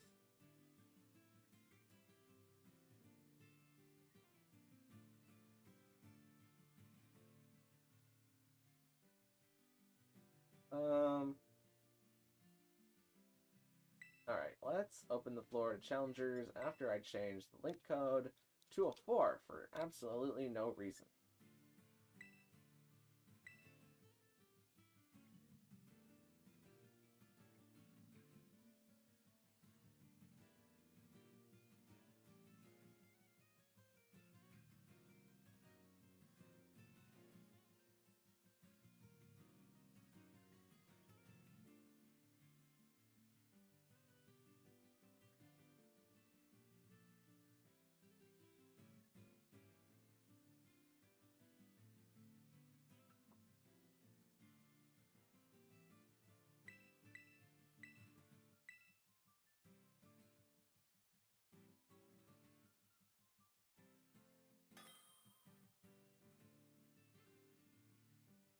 Alright, we have GG Plays coming back around.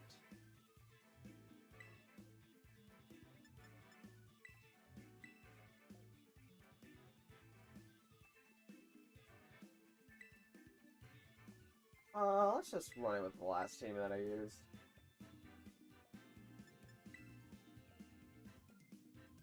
Oh, I guess I should have hit the screen there, huh? Ah, well, it's fine.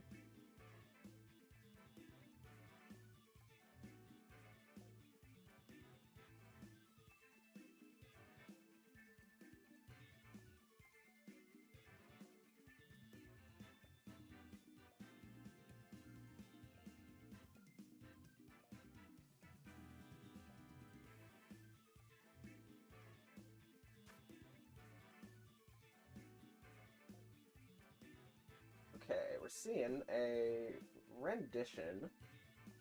I don't think Rillaboom was on this team before, but now we have Rillaboom. And we have Hisui Gooey. So looking at this team, I'm not gonna try and metagame it because I know Garchomp led before, but Garchomp is still kind of dangerous into this team. So we're gonna leave Grimmsnarl and I think Pelipper. Yeah, we're gonna leave Grimmsnarl and Pelipper, and then have Archaludon and Blastoise in back. And then I need to be most wary of... If I'm gonna go for Blastoise endgame, I have to be most wary of Rillaboom and Rotom. I was searching and found no one. Yeah, that's kind of one of the disadvantages of doing it with first come first serve is I just randomly get people. We might have a queue system in the future. I don't know. We'll see if I feel like changing it at some point. Okay, we're gonna see Hisui Gooey and Rotom hit the field, which is not a great lead for me. Let's go for the light screen, and I'm going to get Archaludon in here.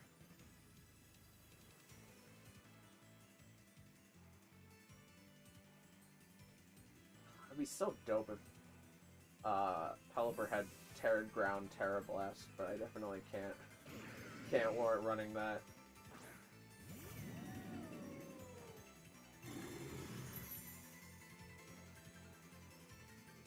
Alright, let's see. Rotom is going to go for Trick. So it is gonna brick itself into another Assault Vest, unfortunately, but Archaludon obtains a Strawberry Sweet. As Goodra goes for the curse. Okay.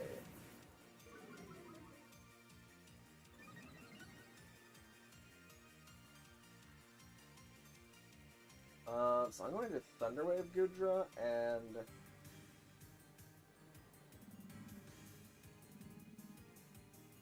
I really need to deal with it now while it's not as much of a threat. I'm gonna Body Press.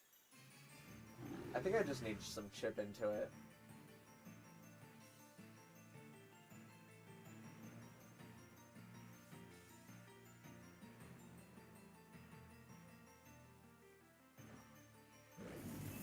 I thought Grim had the Assault Vest. No, Grimmsnarl is Light Clay. Because Grimmsnarl, all of Grimmsnarl, well no, Grimmsnarl has Spirit Break. Grimmsnarl relies a lot on getting up the screens for the team, and also Thunder Wave. But those are all, oh that's Iron Head. Those are all status moves. Alright, we're gonna do something that looks dumb, but is actually... Wait, no, I'm slower. That is dumb. Am I fine with Grimmsnarl going down here? I think I have to be.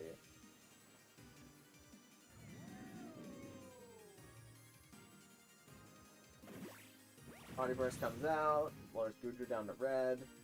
Goodra eats a berry. So it's probably not going to get KO'd this turn.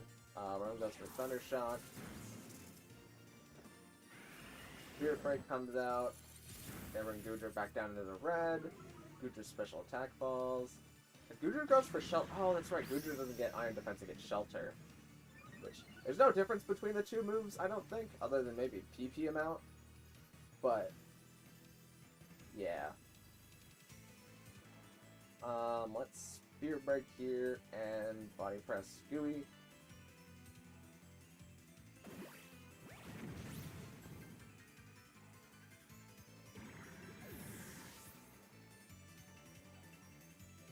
Rotom goes for the Thunder Shock, and for the first time in my life, Thunder Shock has KO'd something in a competitive VGC match.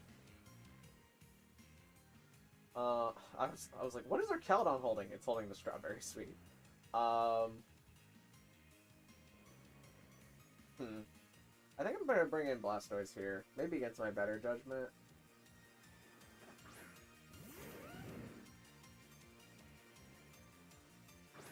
Okay. So I, like, really need to remove Rotom. I think I'm gonna Iron Defense and Electro Shot the Rotom.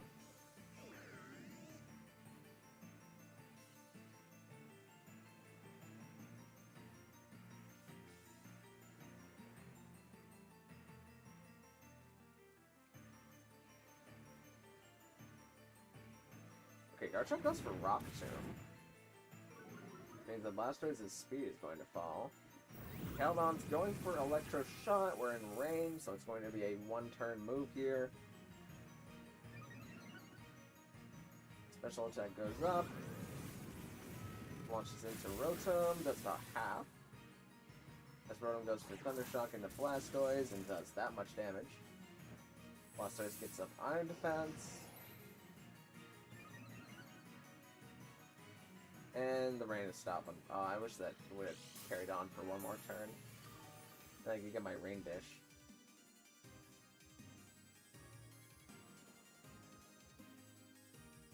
Well, now Blastoise is slower. Is that Iron Defense really worth it? Probably not, but I'm gonna Muddy Water and I guess Body Press the Rotom. Rock Tomb comes down to our Caledon, doesn't do very much damage because it's resisted, but also not stab.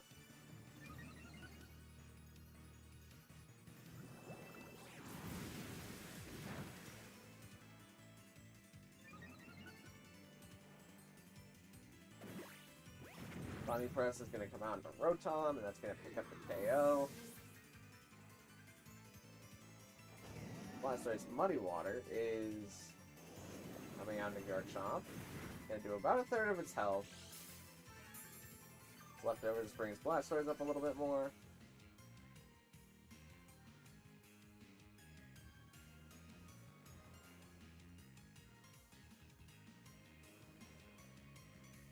And Incineroar is revealed to be the last Pokemon. Incineroar floats in the air with Air Balloon and does not intimidate. So I'm going to actually, I think the better move here is to Body Press Incineroar and Flash Cannon Garchomp. Garchomp goes for Earthquake. Gonna do some chip damage into both of my Mons, who are now both at +2 defense, I believe. Incineroar goes for Flamethrower into our Caledon. Caledon's Flash Cannon comes out. It's Garchomp for that much. Body Press comes down to Incineroar, does that much. Popping Incineroar's Air Balloon.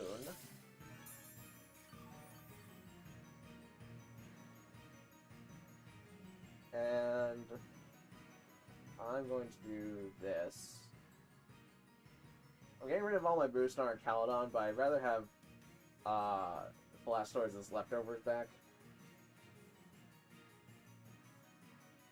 And I think the way out of this is like a crit Earth. No, Is there what crit gets you out of this? 'Cause I don't think there is one.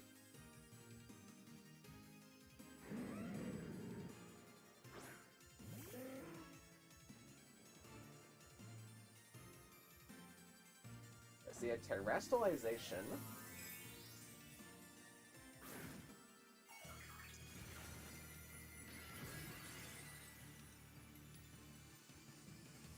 Into Terrifier.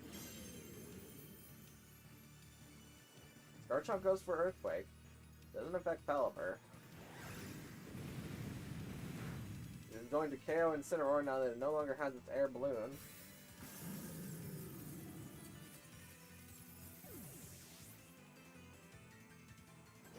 Blastoise Muddy Water comes out.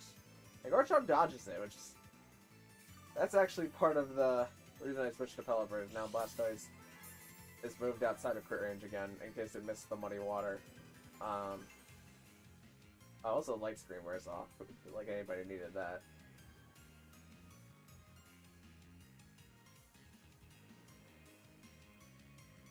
Balloon popped when? It popped whenever Blastoise went for Body Press into Incineroar.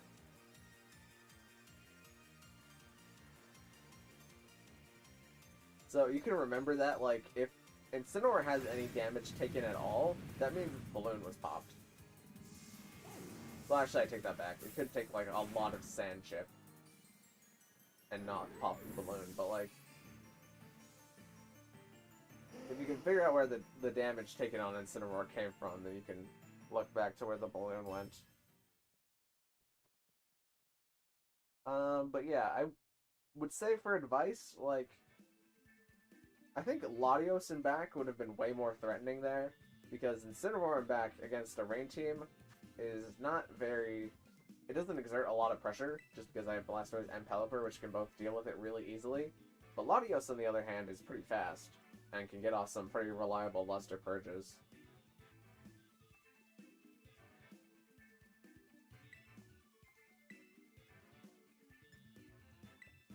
Okay, so this time I'm flat out just going to tell you, GG Plays, that I am bringing the Sun team.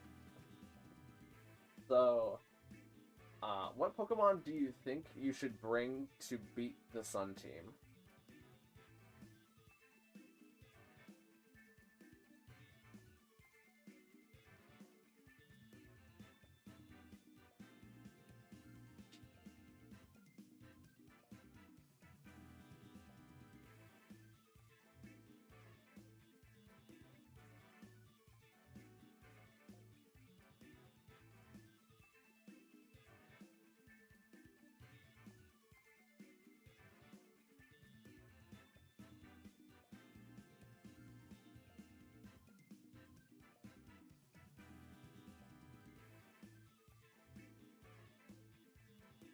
They might not be listening to me because they don't want to listen to me during this, but until the battle, but okay, looking at your team, there are definitely some Pokemon that are better against the Sun team, and there are some Pokemon that are worse.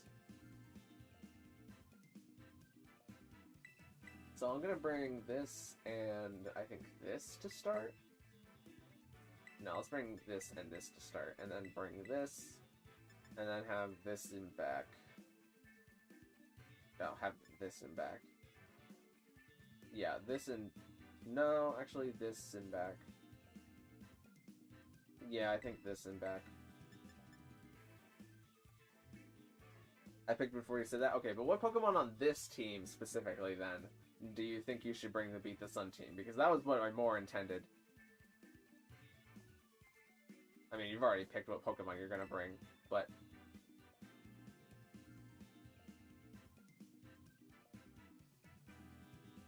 Looking at the 4 Pokemon that you brought, I think, like, obviously Magnezone should never come here, because it's weak to Fire-type moves. I think... Honestly, I think the other 5 are fine to come. It's just that with Expanding Force, I think that also rules out Muck coming. Okay, Muck is here now.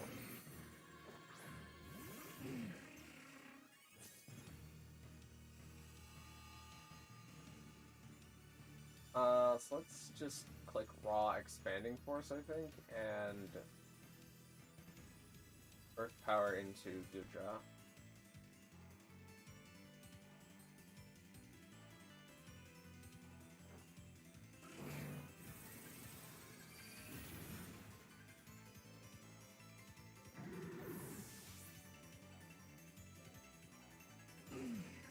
We're just gonna go for Curse.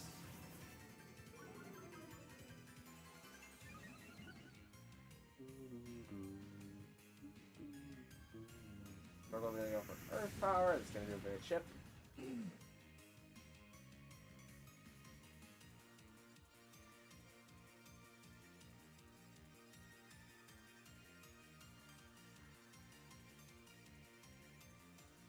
Okay, and Magnezone comes soon. So you really don't want to bring Muck and Magnezone, because they're 2 Pokemon that are weak to, like Magnezone is super weak to Sun, because now that I have a Fire type in, like, what is Magnezone going to really do? So I would have liked to see either Skeledirge or Heatran didn't come here, and I think both of those Pokemon are very essential for this battle because they're both Fire types. But also Heatran is a Steel type, so it can resist the Psychic type moves that Exeggutor throws out. So for this turn, I'm going to save Torkoal and just click Expanding Force.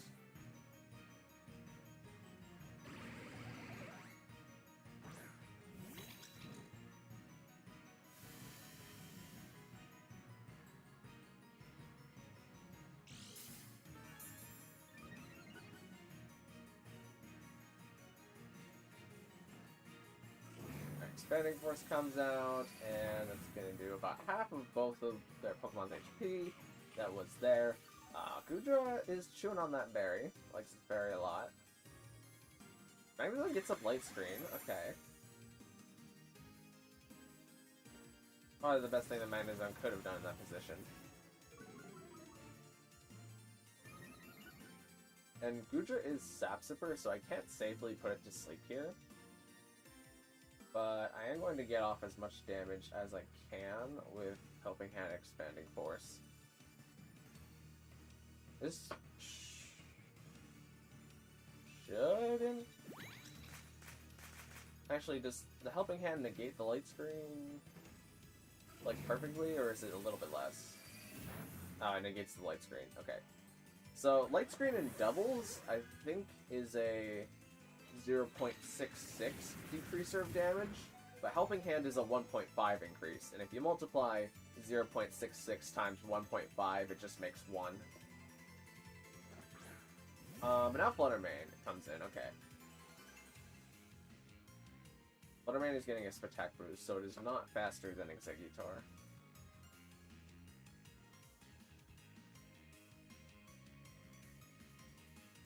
Unless it's Scarf. Scarf would be crazy here.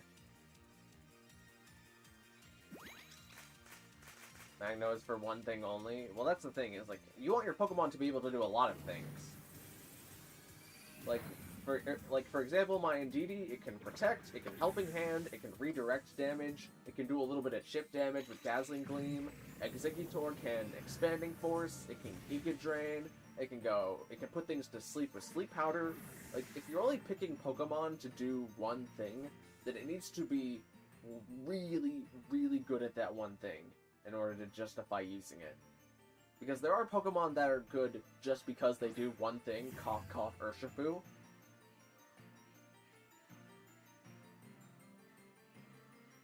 But if your Pokemon is just in to do one thing that kind of helps you, then you need to reconsider how you're using that Pokemon.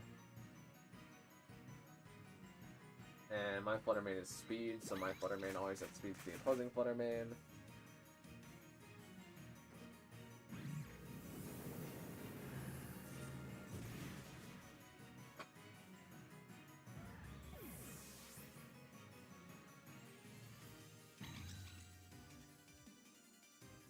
Okay, so before you select your next team for this next battle with the Trick Room Sand team, I want you to maybe think about and tell me some Pokemon that you think could be good against the Trick Room part, and then some Pokemon that are good against, like, the Sand part, before we select what teams we're using.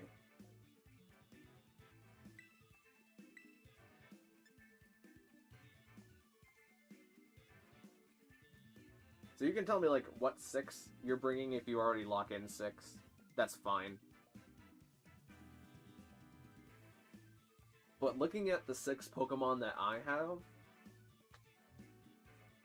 what Pokemon would you bring in order to, for example, like, if I lead Indeedee Hatterene, what Pokemon do you think are good into leading Indeedee Hatterene?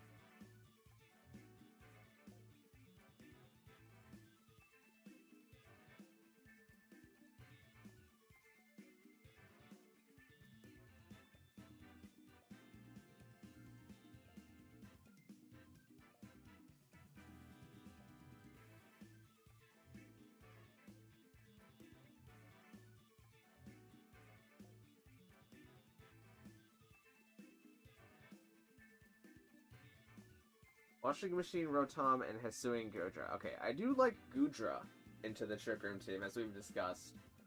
Gudra can afford to set up Curse and then go for offensive moves, even if Trick Room is set up.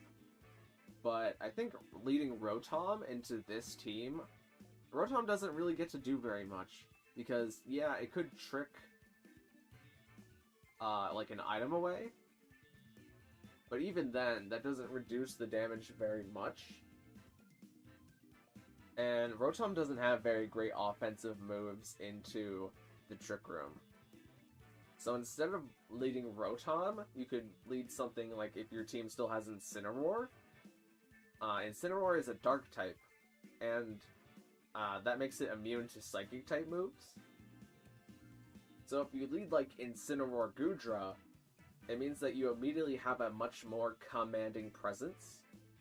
Because you can just have Incineroar click a Dark type move into Indeedee, and then Goodra gets to click a Steel, or either Goodra can set up with Curse and then click a Steel type move, or you could just have Goodra click a Steel type move right off the bat. So I'm just gonna lead Indeedee Hatterene, and then have two Pokemon in the back.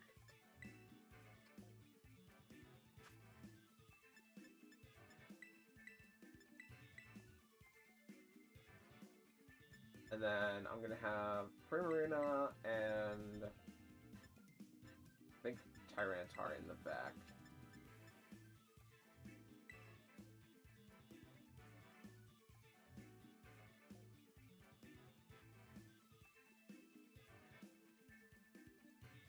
And normally Incineroars have Intimidate as their ability. It's their hidden ability that you can get by using an ability patch on it.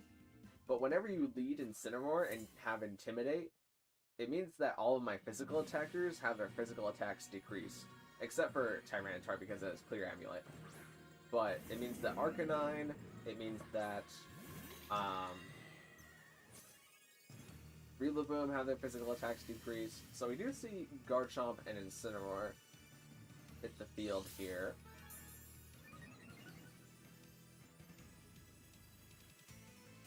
So I'm going to do the normal play of redirection here and getting up Trick Room.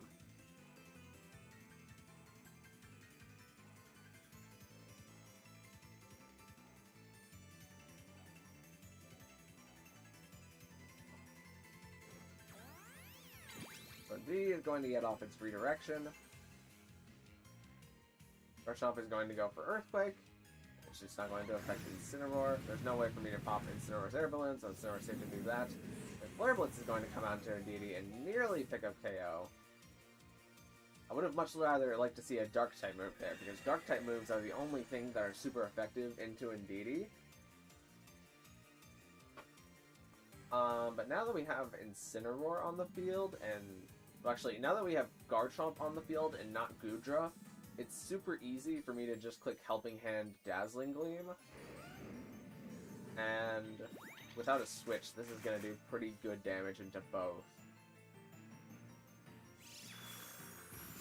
Yeah.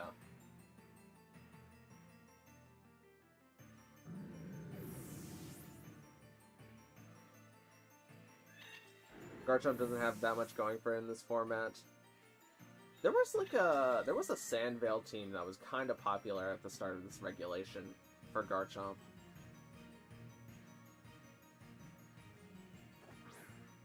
But yeah, Garchomp doesn't have much to pressure the Trick Room here, because Hatterene will always take the Earthquake.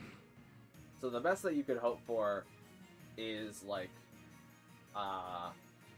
dealing enough damage to Hatterene. However, Goodra does come in here, and Rotom comes in here. So I'm going to do... Actually, let's just Dazzling Gleam.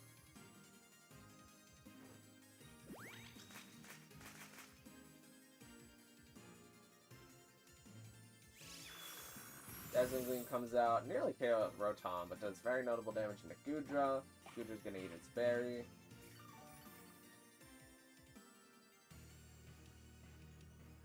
Goodra goes for Gyro Ball, which... It's not currently slower than Hatterene, so unfortunately it's not going to do very much damage.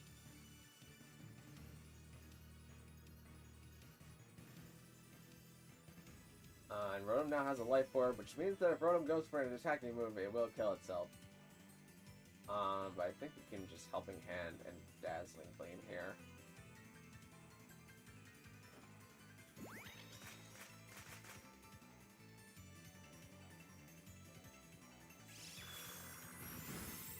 Okay, Gudra lives.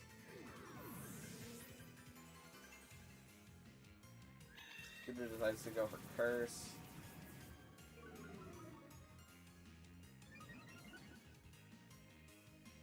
Which does make it slower, but it's not making it slower than Hatterene as we've seen in previous games.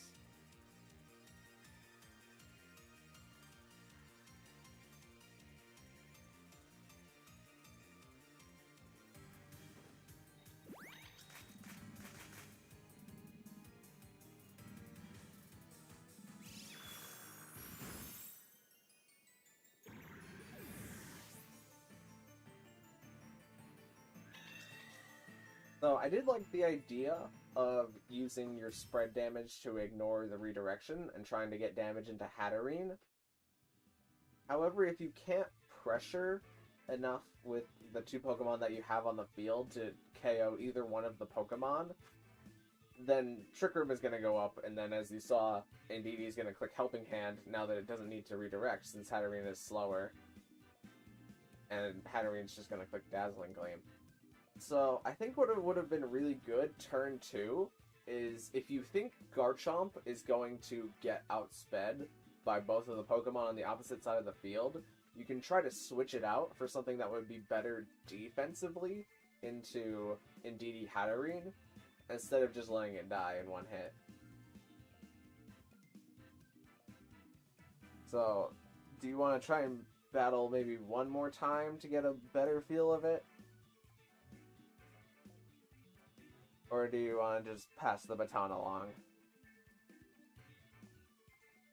GG plays.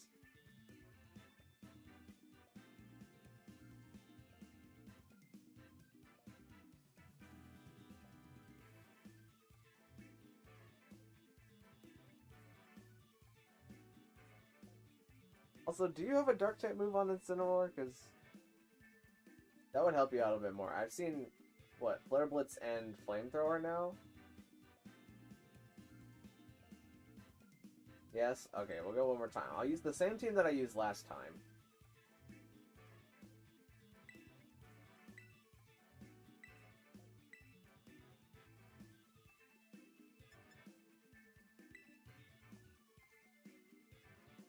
I'll do the exact same things that I did last time.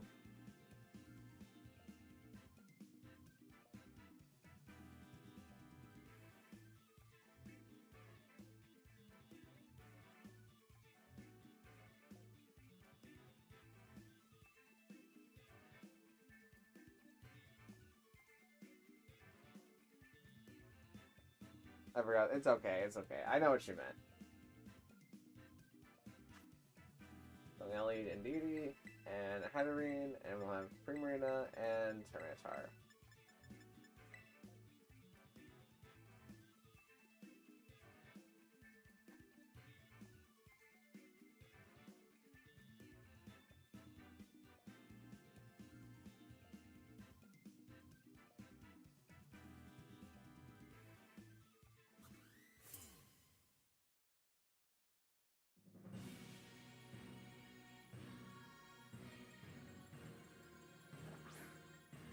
Okay, this time we're seeing Hisui and Incineroar lead.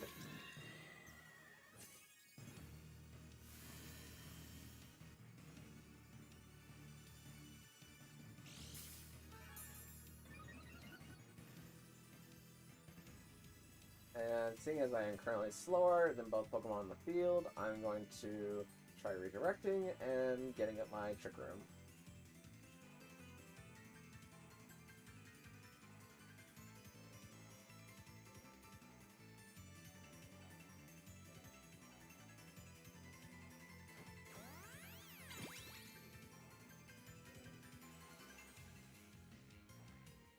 Okay, Gudra's gonna take a turn to set up.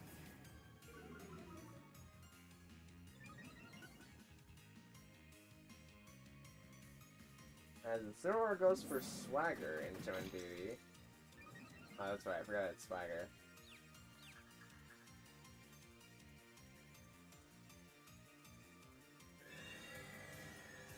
So confused, and this time we got Trick Room. I'm gonna have Indeedee click Helping Hand, and we're gonna click Dazzling Gleam.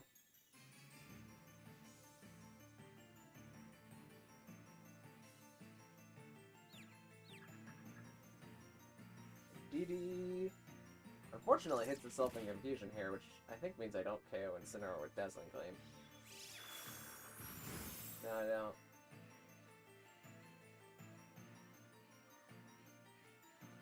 We're just gonna curse again.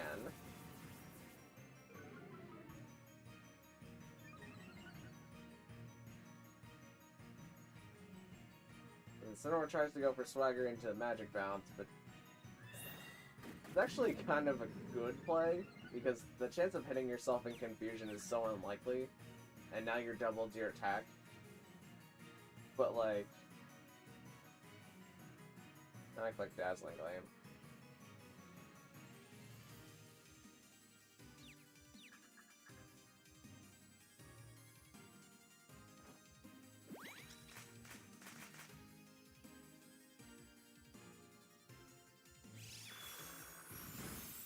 Yeah, now Dazzling Gleam KOs both.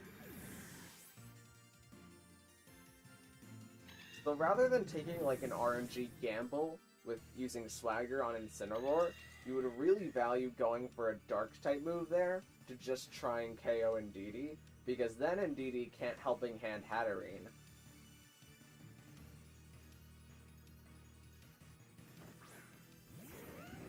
Hello, Amanda Langley, how you doing?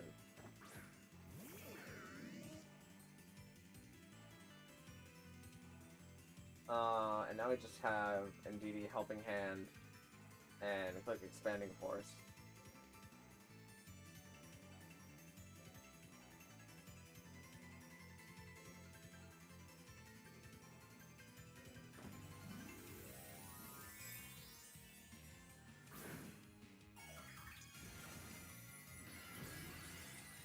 Fake out and knock off to replace Flamethrower and Swagger? Yeah, that would help.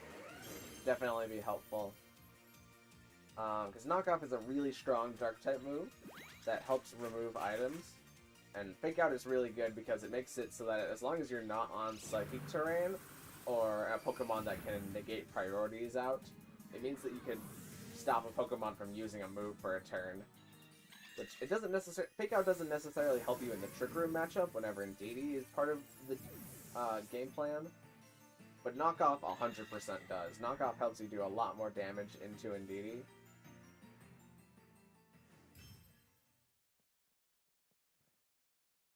It makes it so that after your Goodra gets a curse off, it can afford to just go for like Iron Head into Hatterene and try and KO it.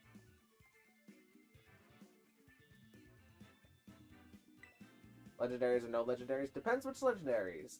You can bring like Urshifu and Registeel and Virizion, but you cannot bring like Miraidon and Terapagos and Kyogre or Mewtwo. All the restricted legendaries are the ones that are currently not in play. I am going to open the floor now, though, to other challengers.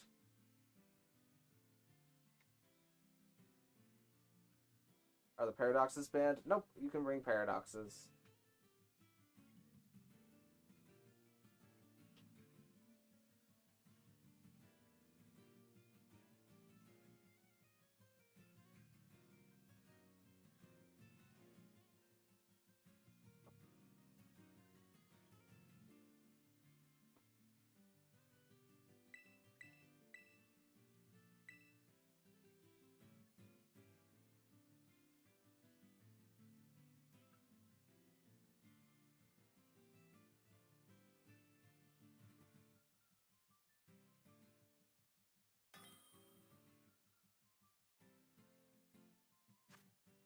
Okay, we got Alexander.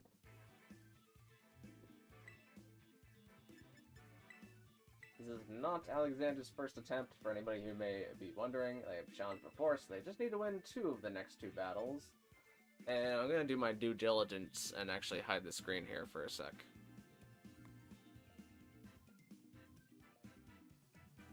And let's go with this team. Actually, yeah, this team.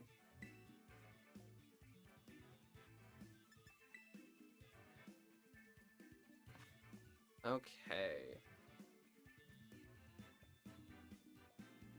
We're seeing Incineroar, we're seeing a Moongus. think my best play is to lead this, and have this and this in the back. And we'll see how that goes.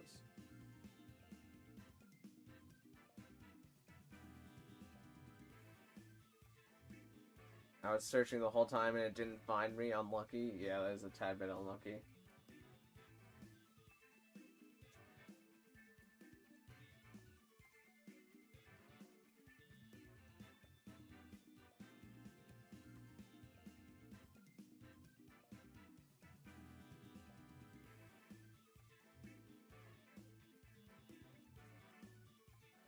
I've got an idea of what to do. We'll see how it plays out.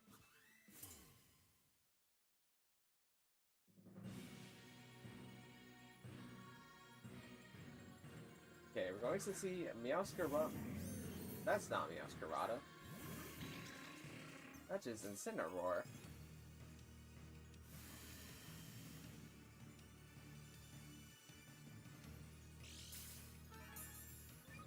Needy is gonna get Psychic Seed off.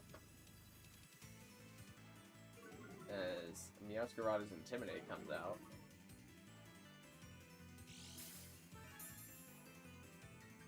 Photosynthesis activates. Speed is heightened. Okay.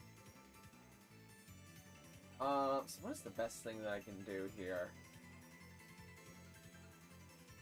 I think it's for me to Giga Drain the Fluttermane? No, Expanding Force is more. I'm just gonna click Expanding Force and follow me.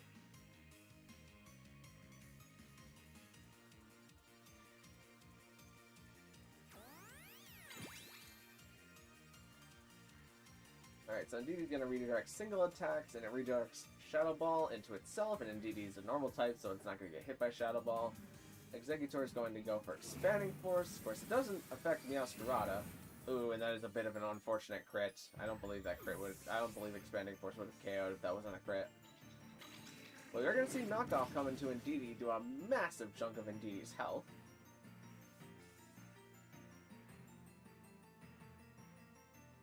And now Among Us is hitting the field. And that last play was so nice, I think I'm just gonna do it again.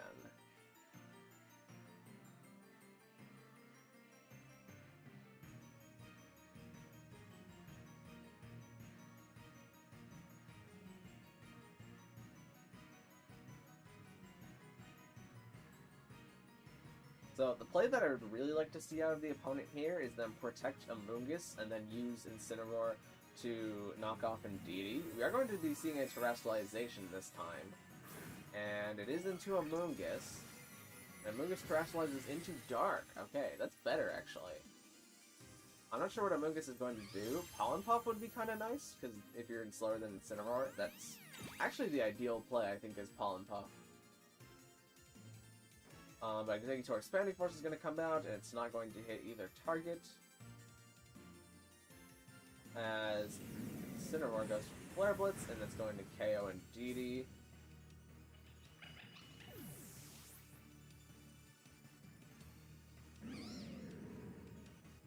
And Amoonguss tries to go for Spore, but unfortunately, since Exeggutor is a Grass type, and Grass types are immune to Powder moves, it is not going to get off the Spore.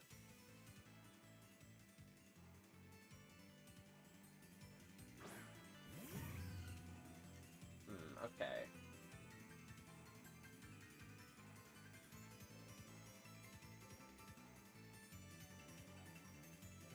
I think the best move for me here is to Giga Drain into Amoonguss and Dazzling Gleam. So let's try that and see what happens.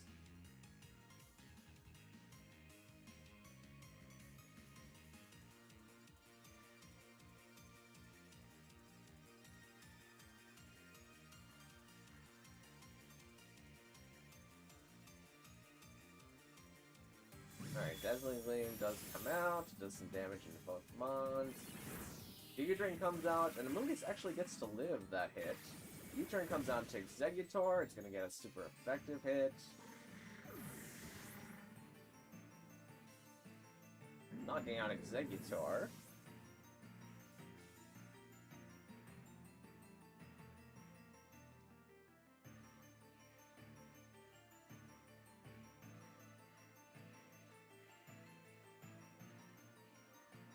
The other Pokemon is revealed to be Meowscarada.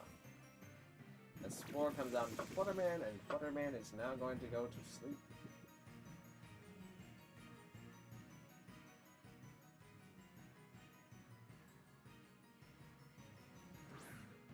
Alright, Kamo in the back. I'm going to click Aura Sphere into Amoonguss and just try and get Flutterman to wake up.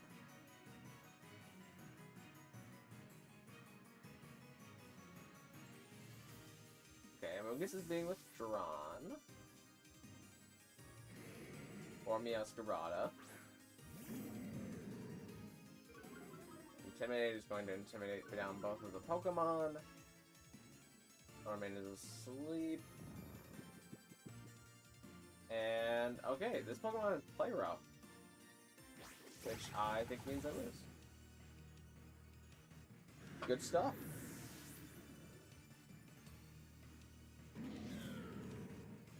I should have definitely been more aggressive there and used my terrestrialization, but they got it.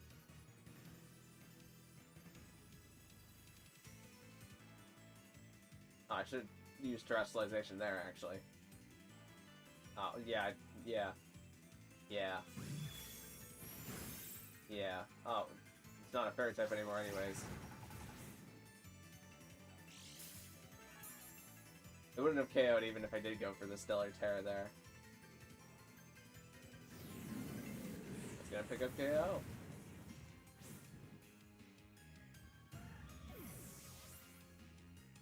Good plays, good plays.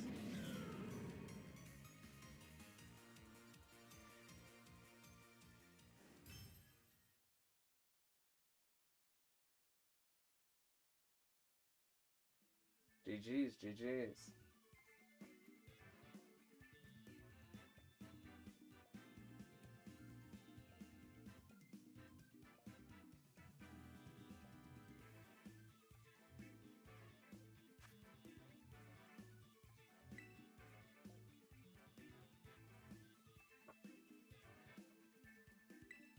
Alright, who should I pick this time? I'm gonna go with this team.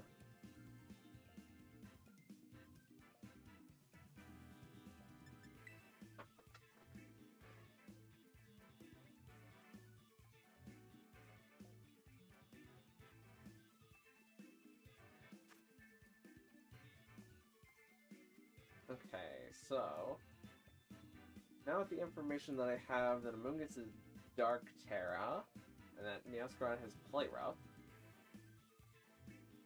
I think we're gonna do a pretty simple this lead and this lead with this Pokemon and this Pokemon in back. And we'll see how it goes. Now, can I do it again? That's the question.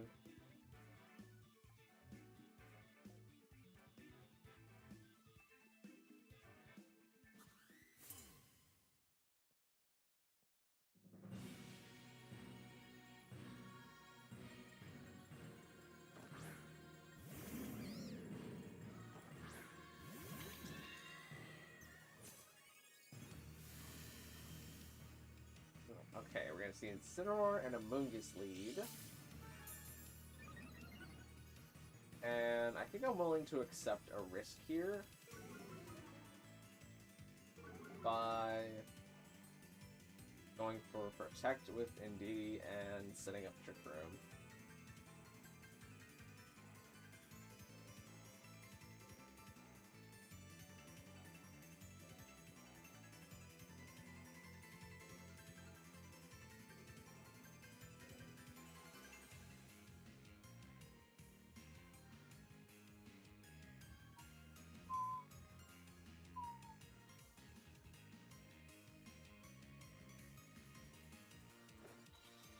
DD gonna protect, not wanting to get hit this turn. We're going to see Knockoff go into Indeedee to try and KO it. And we're going to see Spore get Magic Bounce back into Amoonguss, but Amoonguss is a grass type, so it's not going to get affected by its own Spore. As Hatterene now gets up Trick Room. And this is where I have to kind of make a 50-50 call, whether or not the Amoonguss is going to terrestrialize into Dark or not terrestrialize. Because it's probably slower than Indeedee, because I didn't really make this Indeedee correctly. It's like max speed Indeedee on its IVs. So where I could Psyshock and Dazzling Gleam, I think I'm going to Helping Hand and Dazzling Gleam to either get damage on both or not.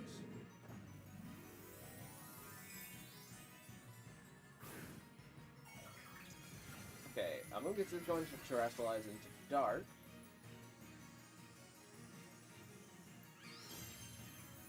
Means I've made the call correctly here.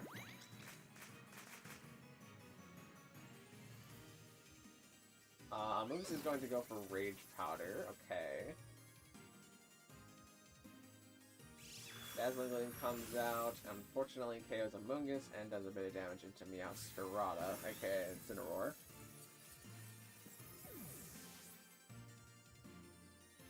But now Incineroar gets a chance to return the attack, and it returns Knockoff into Indeedee, nearly KOing Indeedee. It gets crit, as a matter of fact, that's why it nearly KOs Indeedee.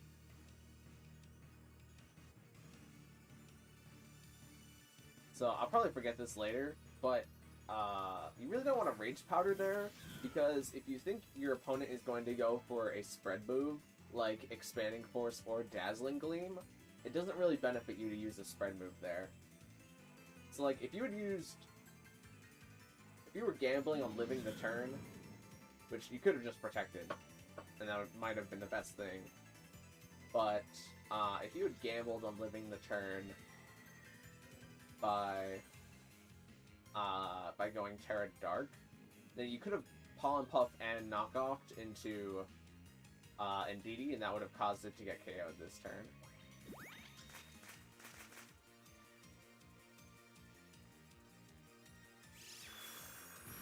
Dazzling Gleam is going to pick up KO into Meowscarada.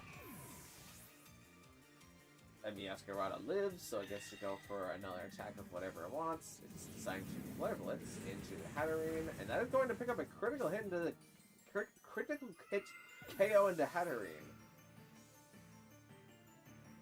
As Meowscarada is going to take itself out due to the recoil. But that Incineroar went down like a fighter. Got 2 crits. And I really don't know what to bring in the back here. I guess I'll just bring Primarina out.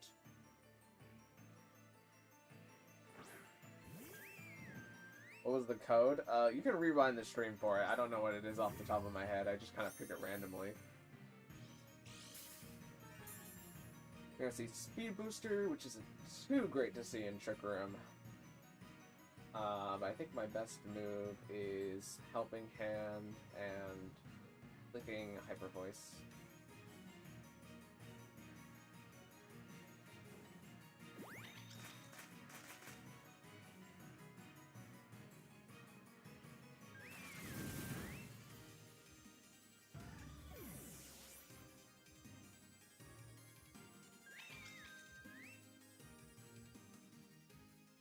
GG's, GG's.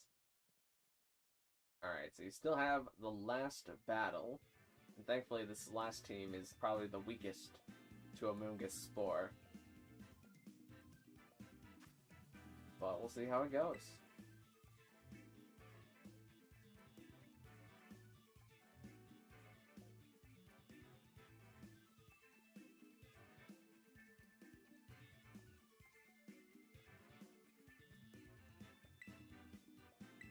Let me grab the rain team.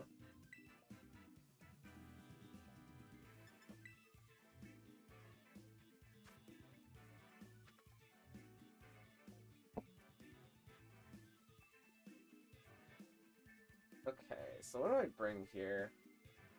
I think I'm going to start Pelipper and...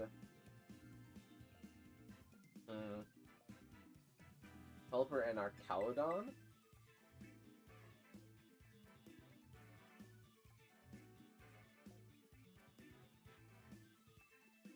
And then have Scizor and who else in the back? I guess Grimmsnarl. I think that's my best spring for this match. Fire, what was your longest stream ever? It was probably... I know I do have... I think it's either my second stream for Scarlet and Violet. That one was pretty long. I think it's that one.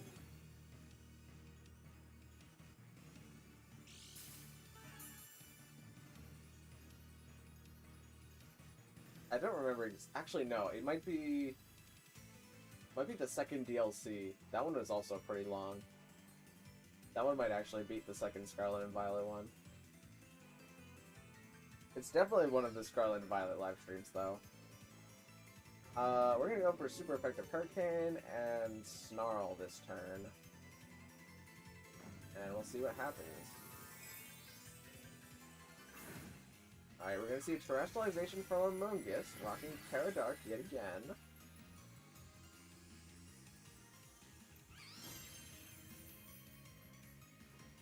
Green thing goes for Moonblast into our Caledon. With some pretty notable damage into it. Caledon goes for the Snarl. Which is going to lower both of the opposing Pokemon's special attack. A Pelipper goes for Hurricane. And Amoonguss takes that pretty good, but unfortunately gets confused. Uh-oh. Please don't hit yourself and get confusion, Amoonguss. Ooh, that's unfortunate for Amoonguss.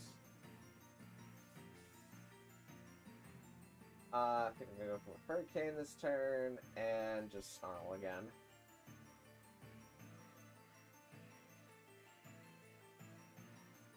Can we only bring 4 Mons? Yep, that's how they do it in VGC. It's you bring 6 Pokemon, and then you choose from those 6 Pokemon your 4 Pokemon that you bring to the battle.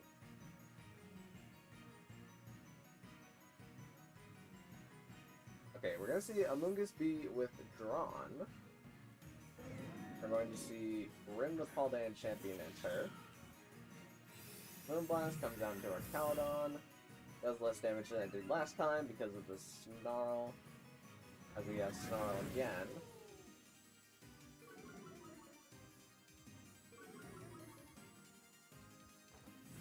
Hurricane comes down to Fluttermane.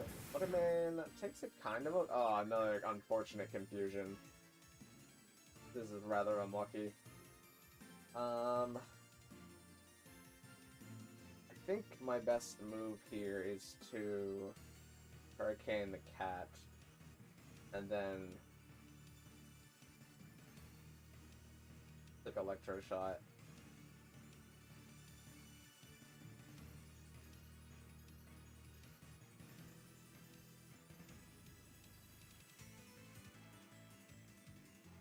If you had to choose who would win, Zoroark or Ditto? In base form, it's Zoroark. Oh yeah, 100%. If Ditto can't transform into anything, then Zoroark wins. Ditto transforms into Zoroark. It depends if Zoroark has its illusion up. Because if Zoroark has its illusion, transforming won't work on Zoroark. Which is one of the quirks of Transform. Is that you can't transform into Zoroark illusions, you can't transform into Pokemon who have substitutes in front of them, and there's one other thing where you can't transform, but I forget where it is, what it is.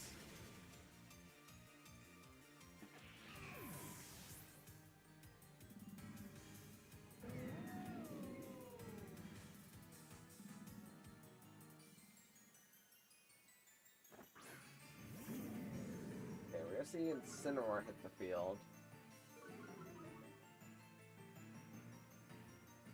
And I think my best move is to Weather Ball into the Incineroar and click Body Press into the Incineroar.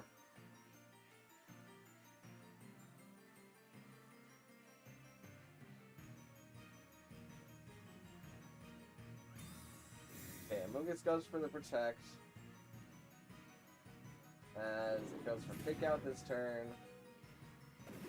And we get Body Press off, and that KOs Incineroar.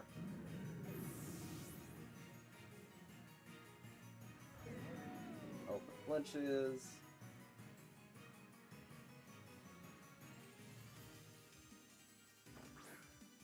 Fluttermane makes a return to the field. I think I clicked White Guard and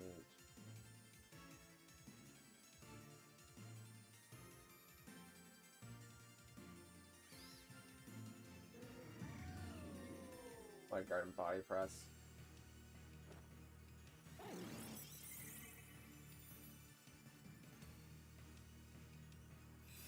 Moonblast comes out, that nearly KOs our Caledon.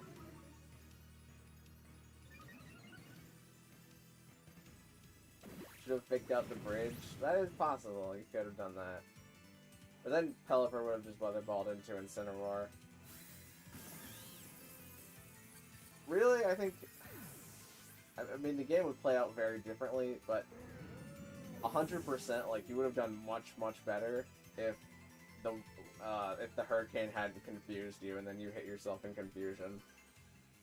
Like, that was the worst turn one you could have gotten. Because you called it right. You went for the Terra Dark. It's just that you get yourself in confusion, which means that you couldn't have put anything to sleep.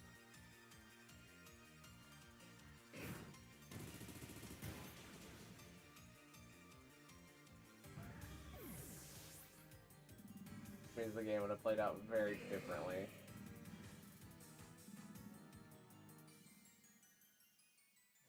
Unlucky? Yeah, it is unlucky. However, I think I'm going to make a new rule that says that if I think that you show enough improvement as a player, that you can get a Pokemon. And Alexander, because of your plays there, I think you have shown enough improvement to warrant you taking a Pokemon. So if you would like to trade for one, you are more than welcome to.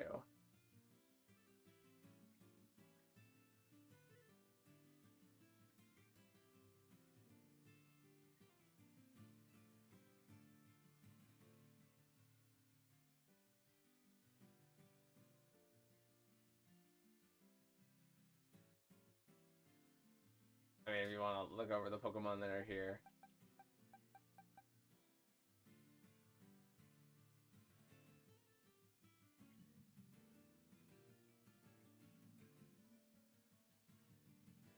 Really? Yeah, really. For realsies. No jokes. That would be really mean if this was a joke.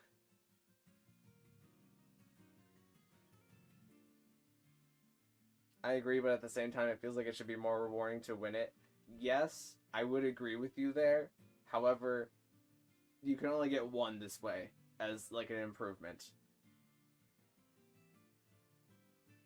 And it does add to locking you out of a Pokemon in the future. And also, I kind of need to get rid of these things. Can I get the Hatterene? You can have the Hatterene for sure.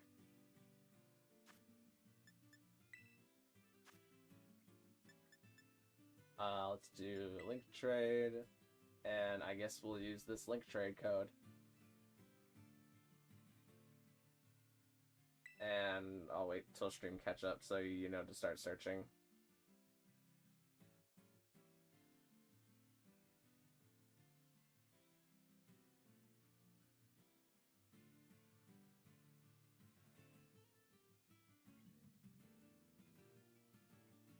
Okay, it's caught up.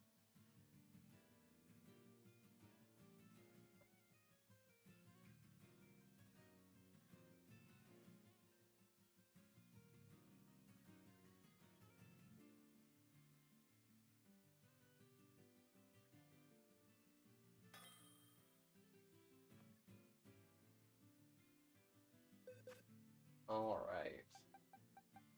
One Hatterene. 4 eggs.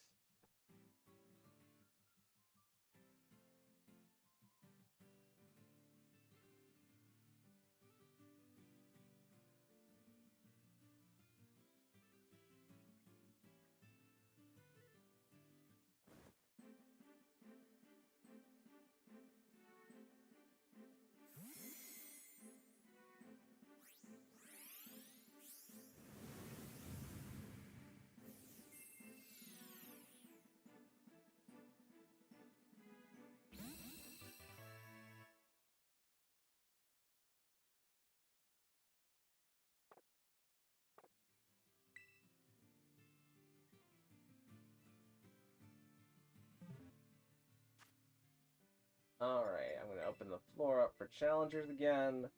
And it's getting pretty late, so I'm willing to accept Amanda, Cherry one more time, and GG plays if you want to play one more time. I think that's all we'll have time for. But as long as all three of you want to battle, I'll give you attempts for sure, and then we'll close off the floor for challengers.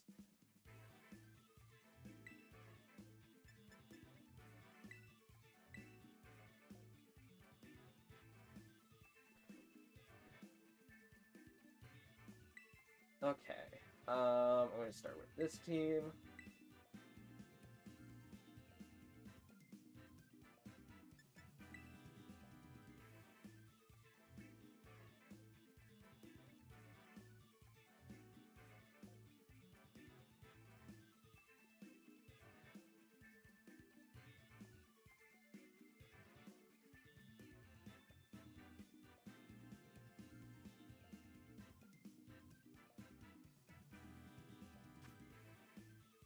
Okay, it's been a while since we've seen this team.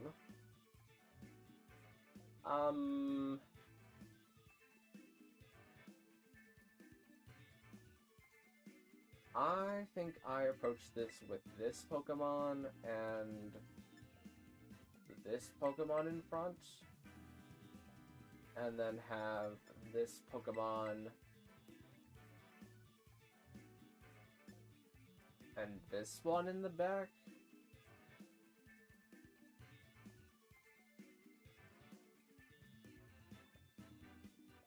No, I probably need Blastoise in back.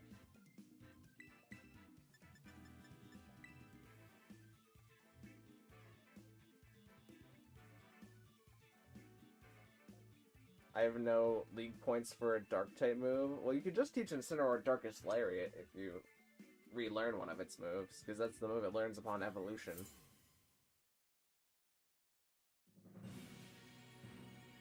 Like, Darkest Lariat isn't as strong as Knockoff.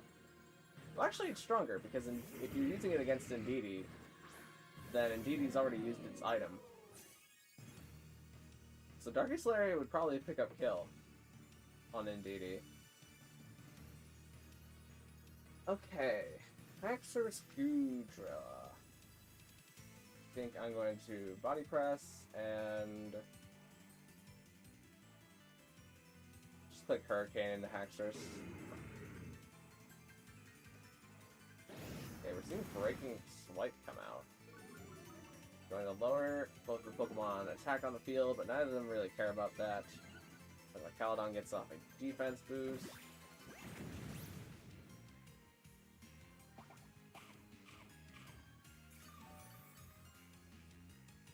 Goodra lives the Body Press. Haxorus takes pretty good damage from the Hurricane, but unfortunately is not on-tempo Haxorus.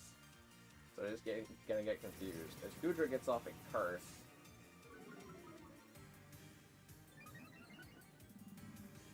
Wait, does your Goodra have both Curse and Shelter? Because you really don't need both. Like, unless you have Body Press, you don't need Shelter.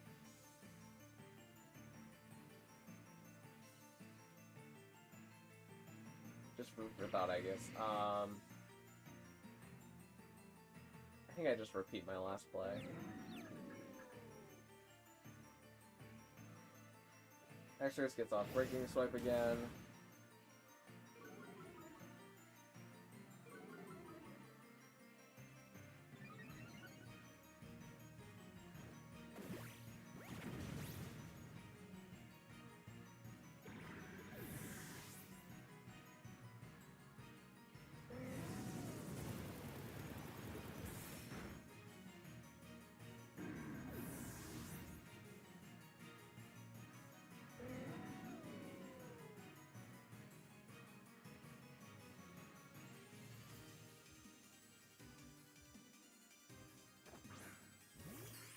Okay, we're seeing Minior and Opan. Minior shields down. And I'm going to do this.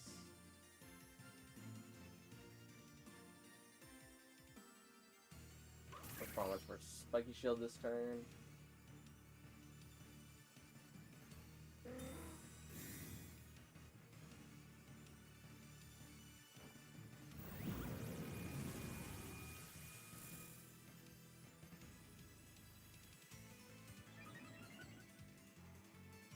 Paladon goes for the Electro Shot into Minior, and the Minior unfortunately is not able to take it.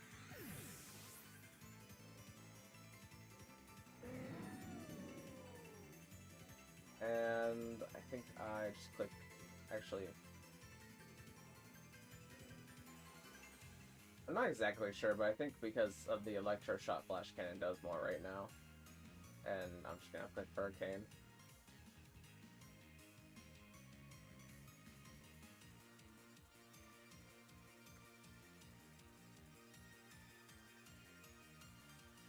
Ogerpon tries to get the Spiky Shield again, but unfortunately it does not get it.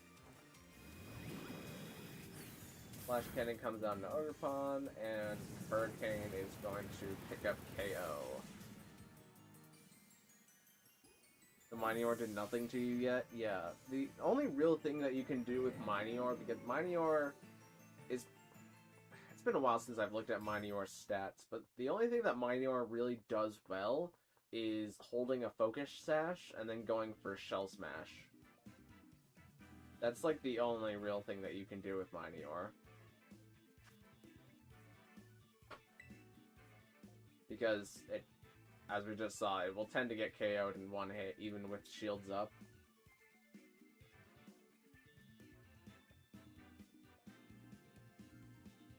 It's like, you want Focus Sash, Shell Smash, and then to not get KO'd, and then just click Acrobatics into everything.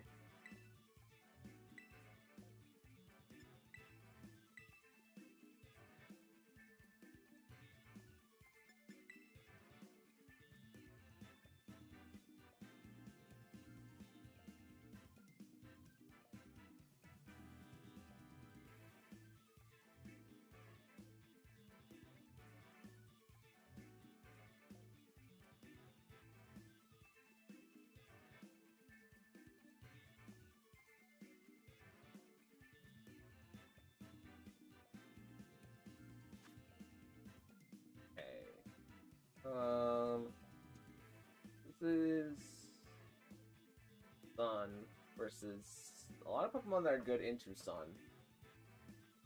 I talked about this matchup before. I think I'm gonna bring this and this like I did before.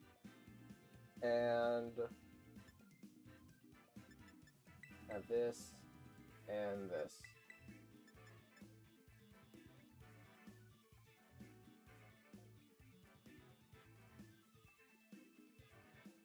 Yeah.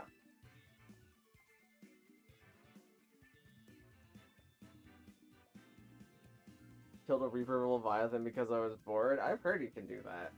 I've never played Subnautica, and I've seen so many people play Subnautica that I probably will never play it for myself.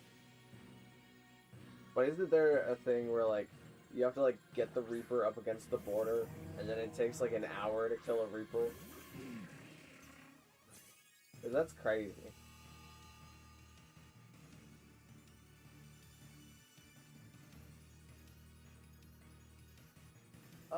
Okay, there's two ghost types on the field. I'm pretty sure that Fluttermane was attack booster, even though I don't have a way to hit it right now. This is actually not great for me. I think I would just prefer to do this and this. And, like, if Exeggutor dies, Exeggutor dies. A much better lead, though. Oh, is that Lumberry? Alright. Shadow Ball comes down to Torkoal, which is pretty notable damage, and Shadow Ball comes out from Skeledirge, which is about the same.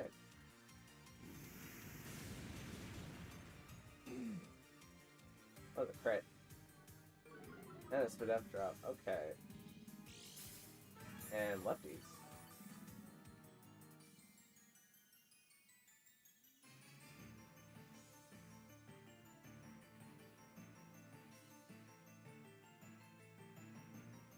Play Subnautica. I think so many people do it. Like, it doesn't... I know exactly how to play it. Like, I know everything about Subnautica. What do I do here? I think I just Sleep Powder the Fluttermane again. and Earth Power the Skeledirge. Well, we missed.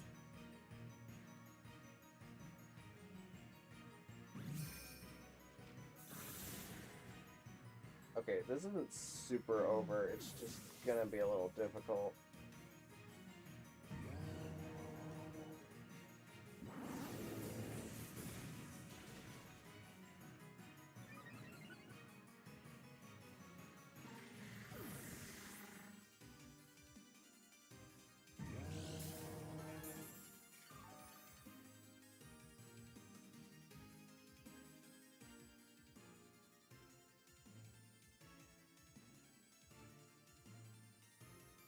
Yes, finally a second one gone. You did get the second one gone.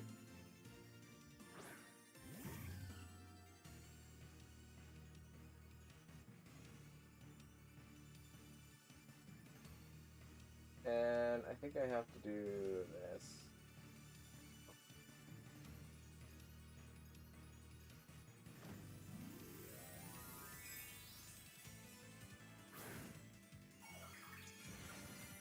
The Reapers are iconic. Yeah, they're even like in like Sea of Thieves, if I remember correctly.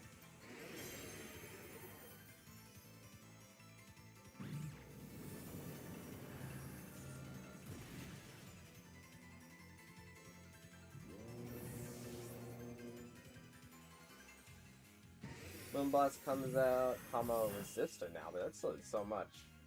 I guess it's attack booster.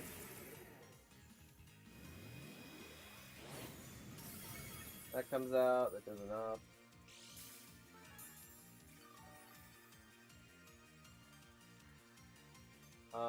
Now what's next? Is it Heatran? It's Goodra, okay. Okay, I'll do this.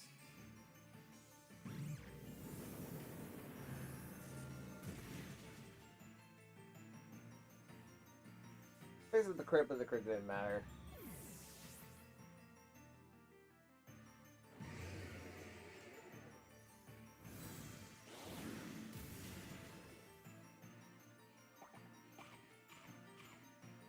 We're just gonna munch on its berry.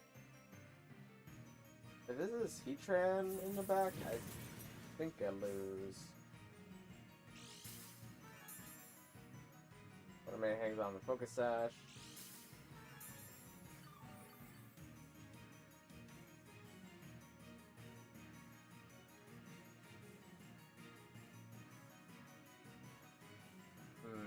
Okay.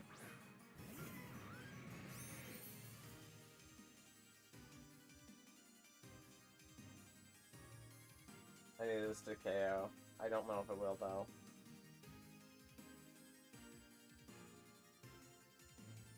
I also need Heatran to be slower than Kamalo. Terrifier?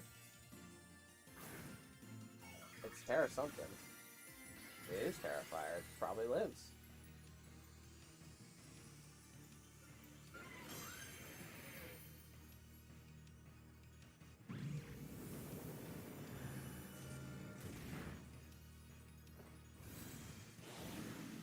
Yeah, it lives.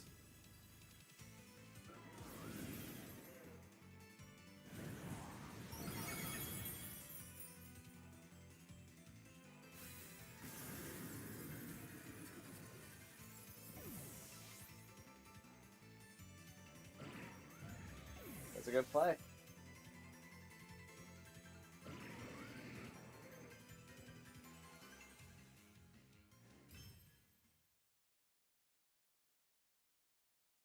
I'm back. It's me, Tony. Well, welcome back, Tony.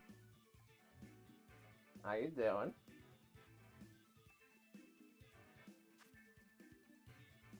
Alright, we're on to the third battle.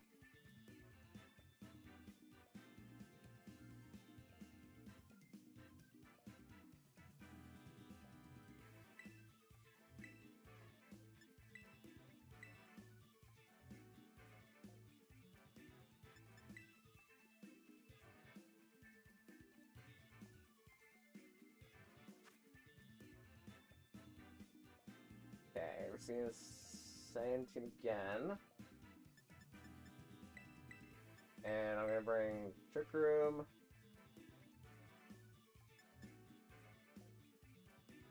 And this, and I think this? No, this.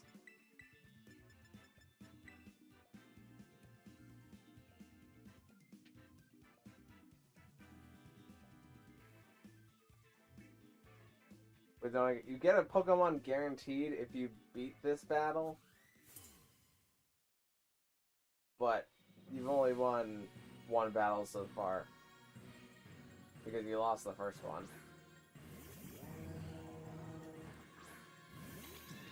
So this one's for all the marbles.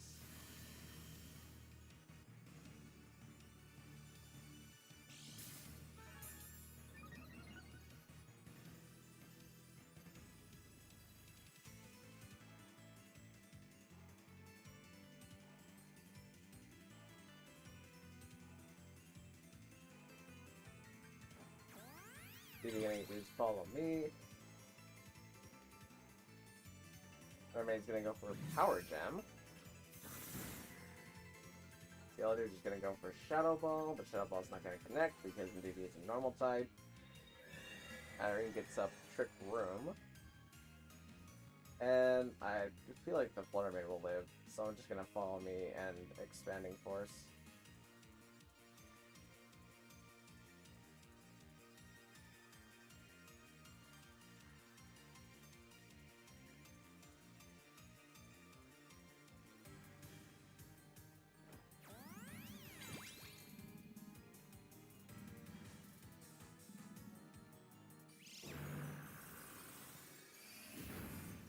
Expanding Force doesn't KO either Pokemon here, so it's good that I went for the redirection. Willis comes out into Indeedee.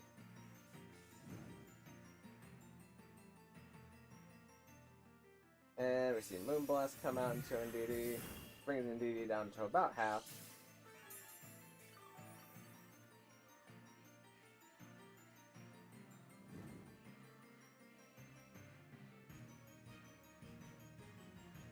And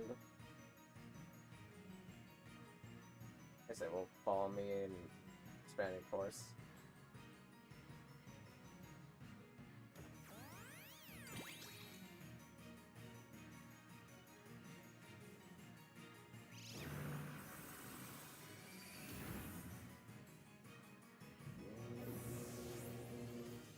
Yellow Dirge and Flutter Mane? Yeah, it's the lead we're currently working with, but they got knocked out by Hatterene.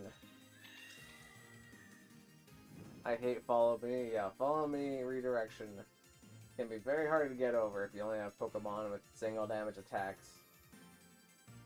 Or single target attacks, not single damage attacks. Rare to see Heatran enter though, with Hisui Gui following in tow. And we're just gonna, oh, not that. We're gonna Helping Hand and Expanding Force for whatever damage that's worth.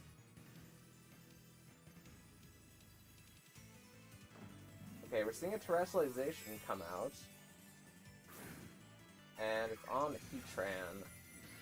This is a tad bit unfortunate because now Heatran is going to be neutral to the Expanding Force.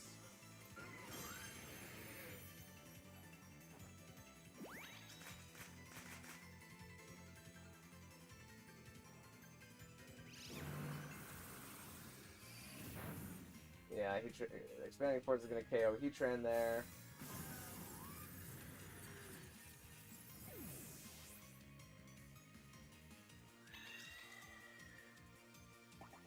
Goodrow's going to munch on its berry.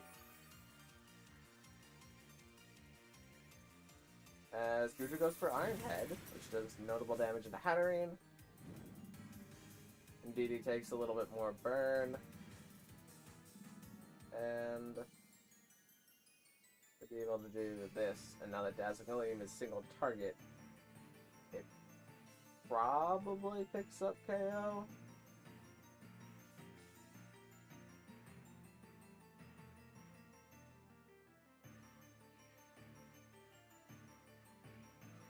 When I went to Japan, I probably spent 30% of my life savings on Pokemon stuff. Oh, that sounds like the dream.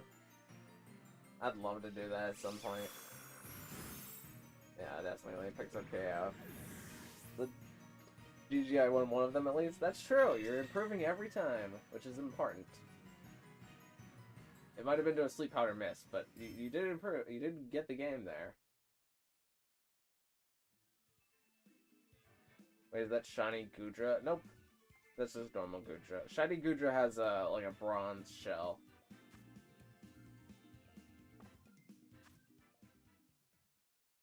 Alright, so I'm gonna open the floor for, I don't know what Amanda's in-game name is, but also Cherry's allowed to challenge again, and Mr. Claude, if you want to challenge, I'll accept you too. But I'm gonna have to limit the number of challengers, because we're getting pretty late.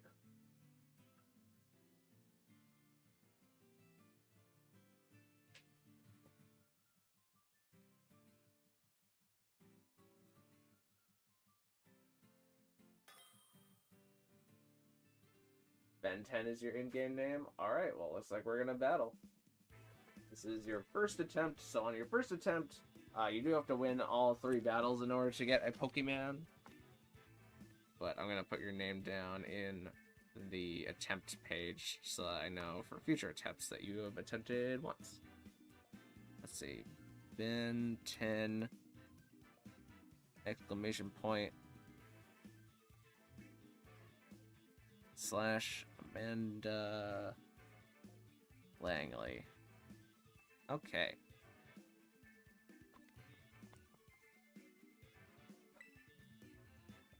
I'm gonna hide what team I'm picking.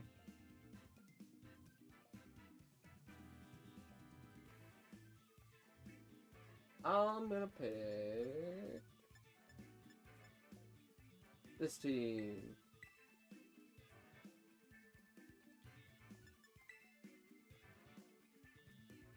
Okay, we're seeing quite some unusual choices here. We're seeing a Cerulege, a Tinkaton, an Iron Thorns, an Iron Valiant, a Dragolisk, and a Quaquaval, all which, maybe except for Dragolisk, I would call a bit off-meta, to put it lightly.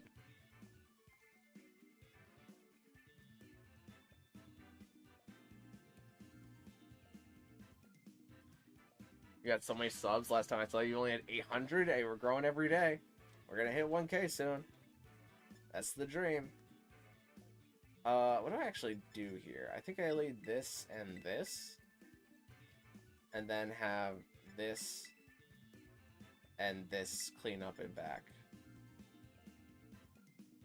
Yeah.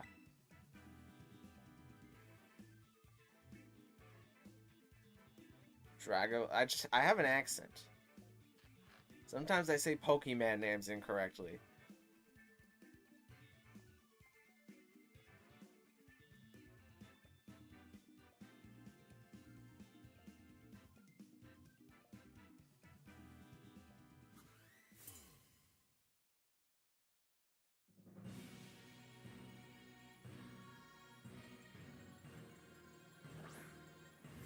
Okay, we're going to see the Quaquaval and the Tinkleed both being shiny.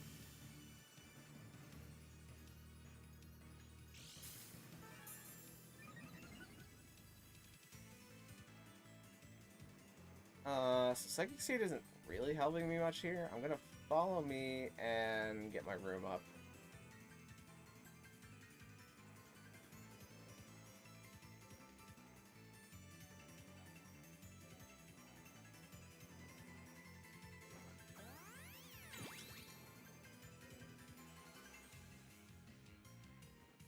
Okay, Ice Spinner comes out from Quaquaval in order to get rid of my Psychic Terrain, which is very smart. We see Stealth Rock come out from Tinkaton. Okay.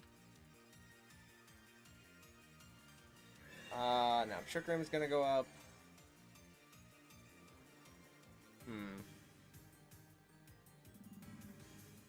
think I'm going to follow me again and click Dazzling Gleam and watch what happens.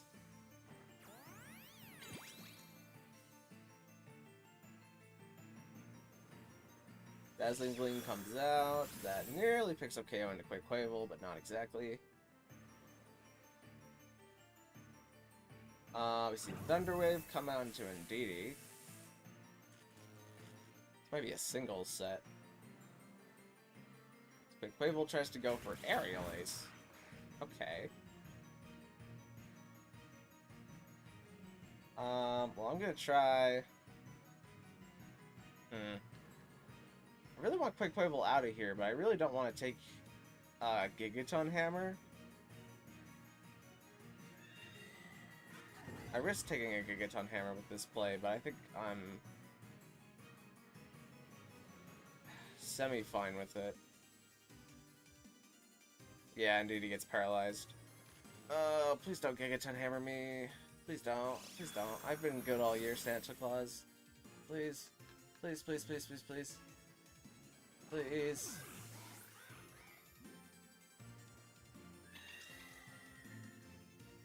Okay, knocked off. Indeedy.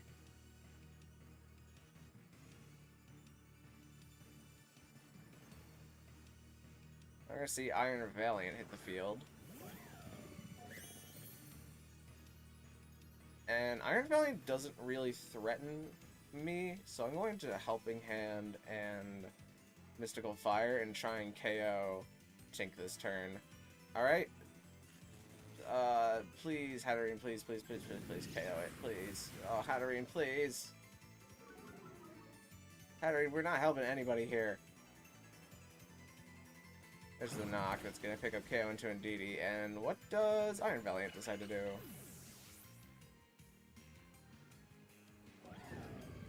Iron Valiant goes for Shadow Ball.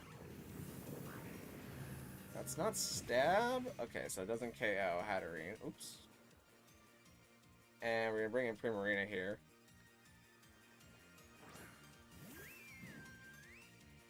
White Stones are gonna ding into Primarina. Let's go for the Hyper Voice and Expanding Force.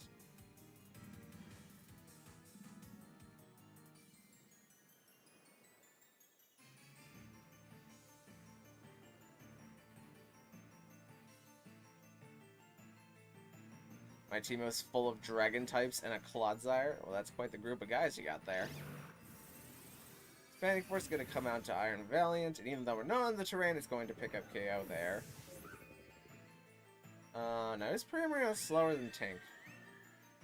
It is slower than Tink, okay. Means Hyper Voice is going to pick up KO there. As Trick Room now wears off, and the one Pokemon in the back is... Okay, Iron Thorns. So, I'm just going to click this and Hyper Voice, and it doesn't really... I don't think it really matters what Hatterene does here, so I'm going to click Expanding Force.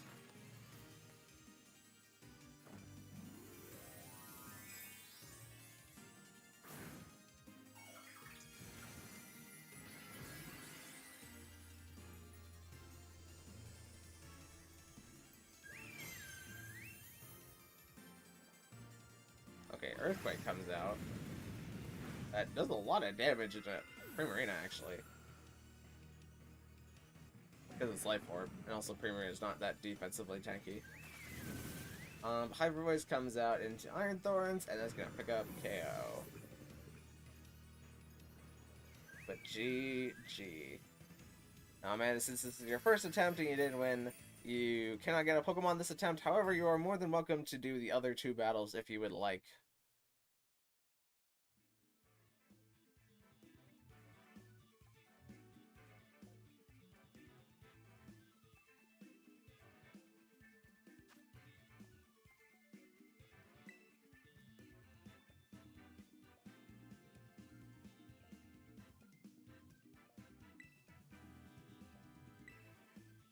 Let's do it. Alright.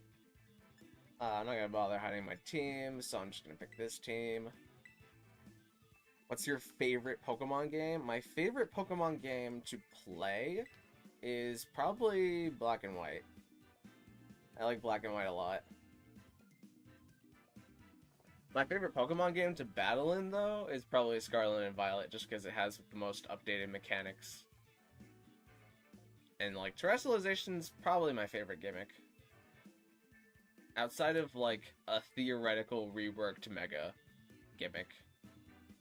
Because I like the idea of Megas rebalancing old Pokemon, but I dislike how Megas currently work, where they just give every Pokemon a flat 100 stat increase.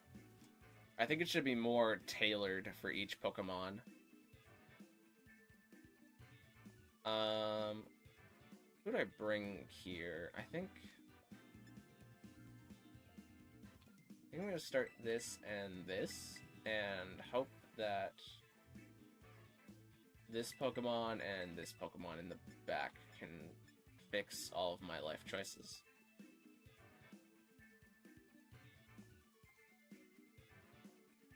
Violet Miraidon is cooler. Miraidon is cool. I wouldn't say it's necessarily cooler than Koraidon, though. But it is cool. Let me show you my Dragapult. He's not the best, but I love him. Well, that's all that matters at the end of the day, is if you like your Pokemons.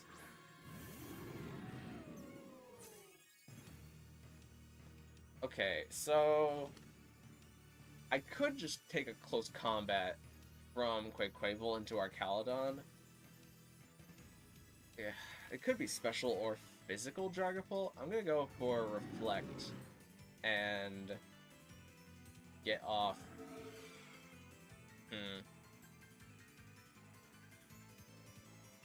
I'm gonna go for Reflect, and I'm going to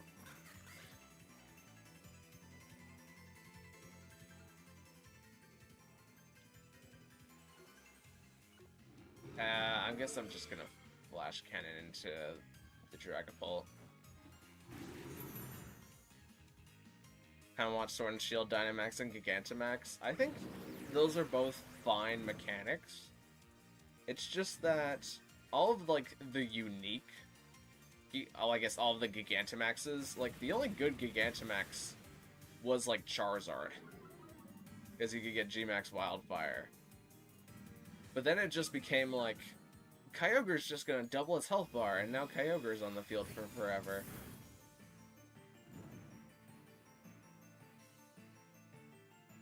Like, you know what I mean?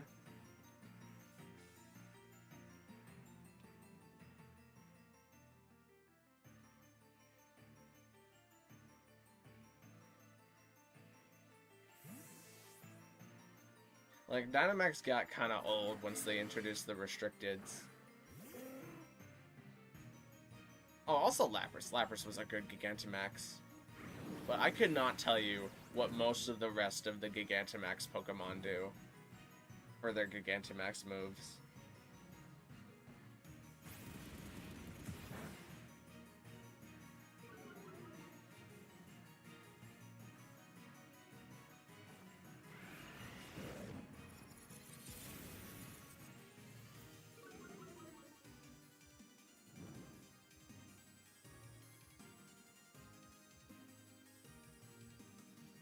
I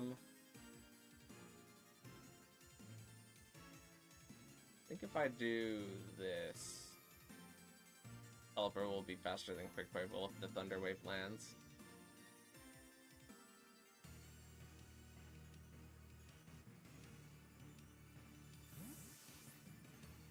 Okay. Swap into Ceruledge, that's understandable.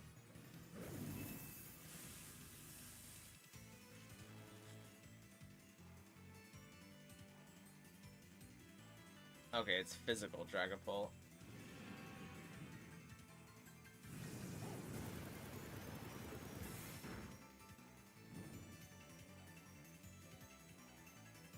I think we're fine, because... Oh, wait. Oh, it could be Infiltrator. If it's Infiltrator, my life gets a lot worse. I'm gonna act like it's not Infiltrator, though. Okay, it's not.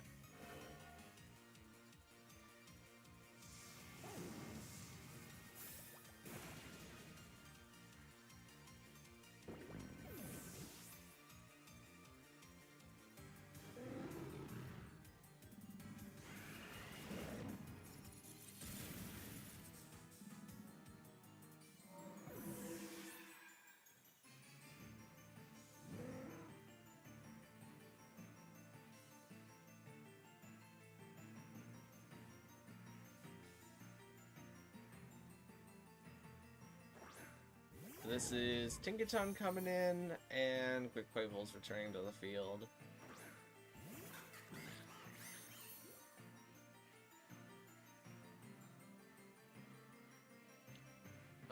Let's do this and this.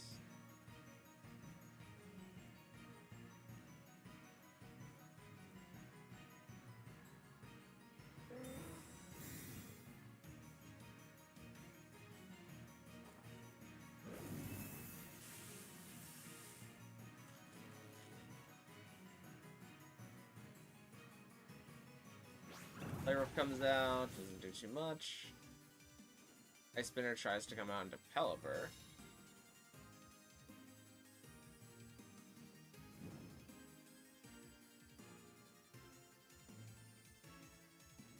And let's Thunderwave this, and we are probably faster than Quaquavel. Now it's been Thunderwaved.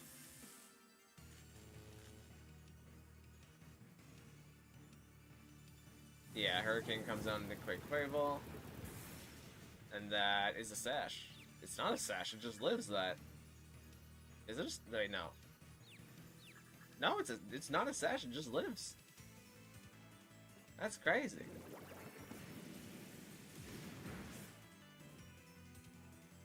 Play Rough comes out. Ooh, but that is a rather unfortunate miss with Play Rough, as the rain now stops.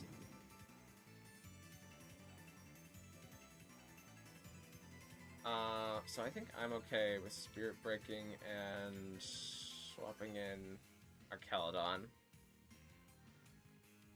Lived on 2 HP. That's a crazy survive.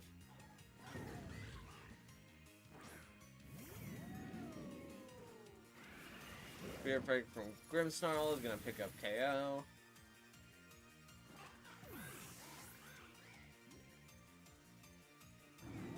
Play Rough comes down to Grimmsnarl, and that's gonna pick up KO with a crit. I don't think that crit mattered. Somebody can do the math. Not me. I'm not a math guy. Well, I am. I'm just too lazy to do it. So we're gonna have Blastoise enter the field, and in order to wrap this endgame up, I'm going to go for this and bring Pelipper in.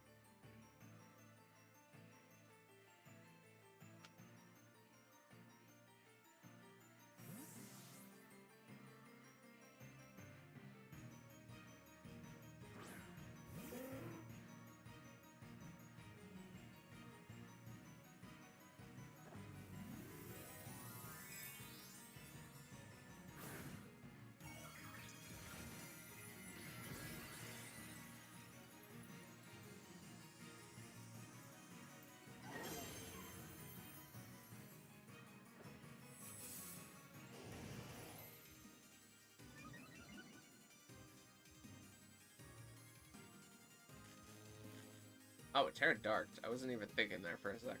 Oh, also Reflect wore off. So I can just do this.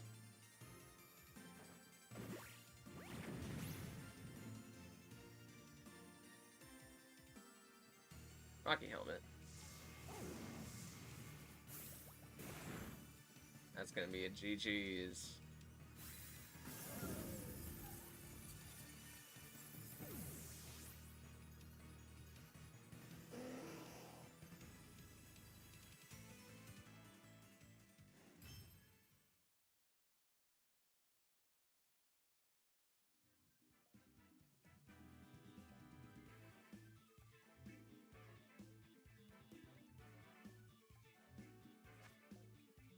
Alright, we do have one more battle if you would like to do it, Ben 10 / Amanda, you're more than welcome to do it.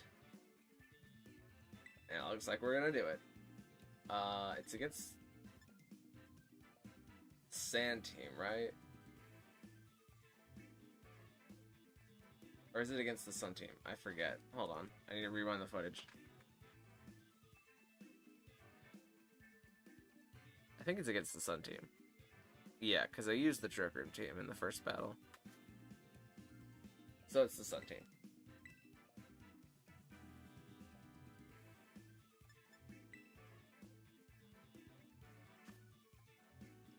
Okay.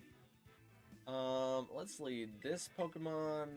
I forget if I outspeed max speed Dragapult with Exeggutor Sun up.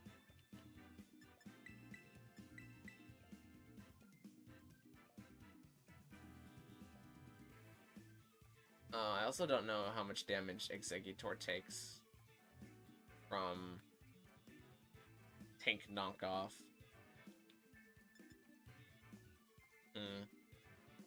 I'll like Fluttermane in the end.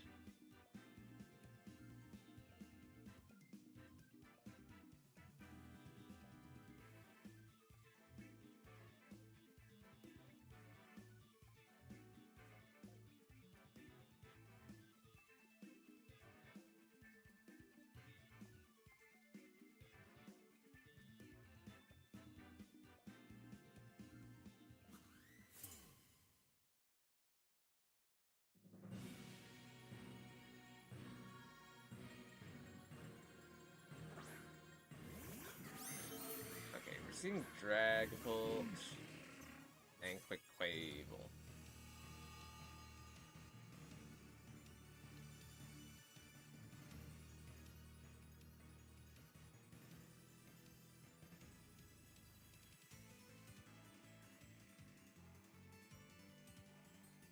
I think I tie max speed Dragapult.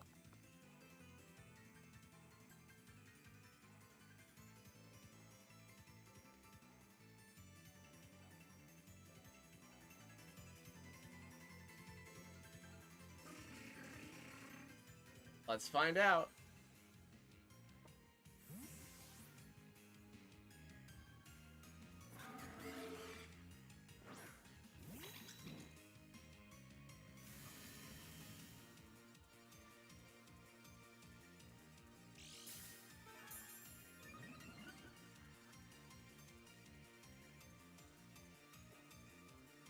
Quavel tries to get off Aqua Jet, but unfortunately doesn't get it because of Psychic Terrain.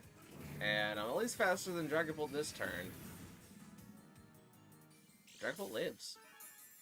Because of its Focus Sash, okay.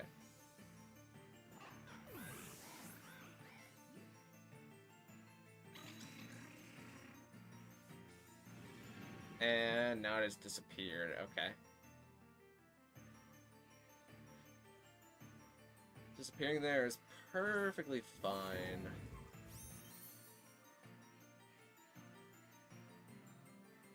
Because I can Sleep Powder and redirect.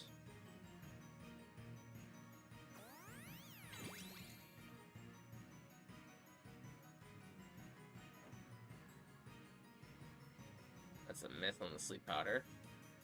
Ventiforce comes out, gets redirected into Indeedee.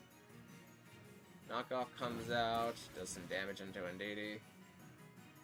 And let's go for Expanding Force.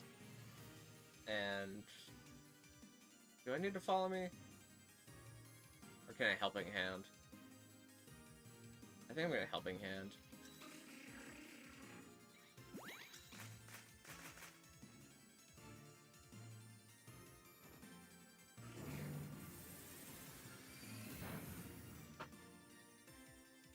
Oh, Expanding Force was disabled by Curse Body. Oh, so it wasn't Infiltrator or Clear Body. It was the third option.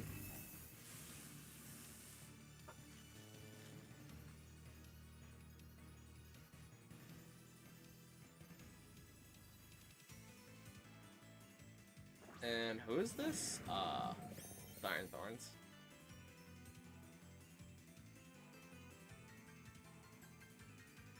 I think Giga Drain here makes the most sense. Then again, that might be a terrestrialization. Oh no, Expanding Force is disabled, actually. Yeah, I have to go for Giga Drain here. Indeedee works through the paralysis for getting off the Helping Hand. Exeggutor gets off the Giga Drain, and that picks up KO into Iron Thorns.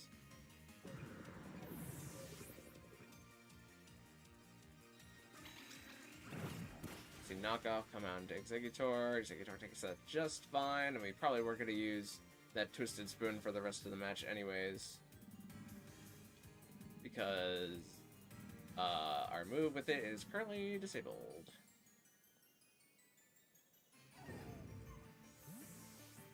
hello, Assassin Octopus. How are you doing? How does this work? Well, all of the rules are in the description if you would like to read them for yourself. But pretty much it's first come, first serve battles. This is, we're using the VGC Reg F format, which is pretty much just double battles, but you can't use any restricted legendaries. If it's your first attempt, you have to beat me in all 3 battles using all 3 of my teams, but after that you only have to beat me using 2 of the teams.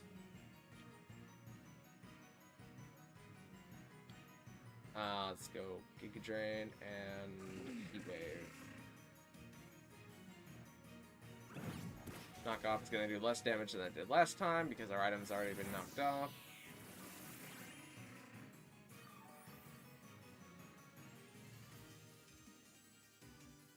Heat Wave misses. That's a tad bit unfortunate, but Expanding Force is no longer disabled, but I'm just not going to go for it. And let's get the Heat Wave. Looking for that Heat Wave.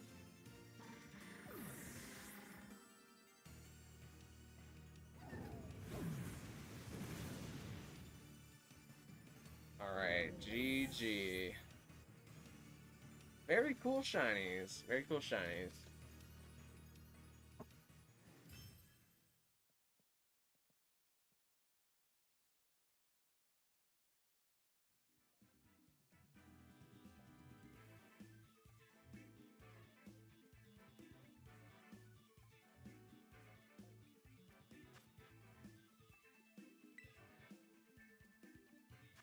Alright, I'm gonna open the floor for challengers again. I was gonna restrict it, but we've had some new people come in, so I might as well open the floor to just anybody.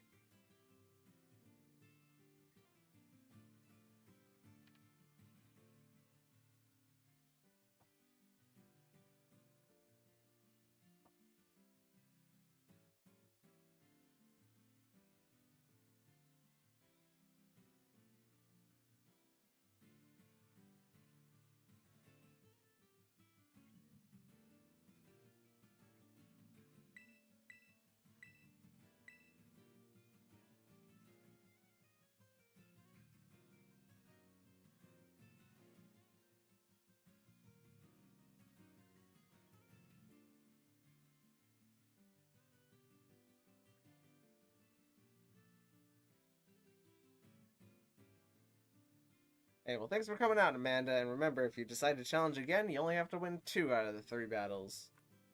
So good luck. Maybe look over the team a bit, make some changes, and I hope to see you again.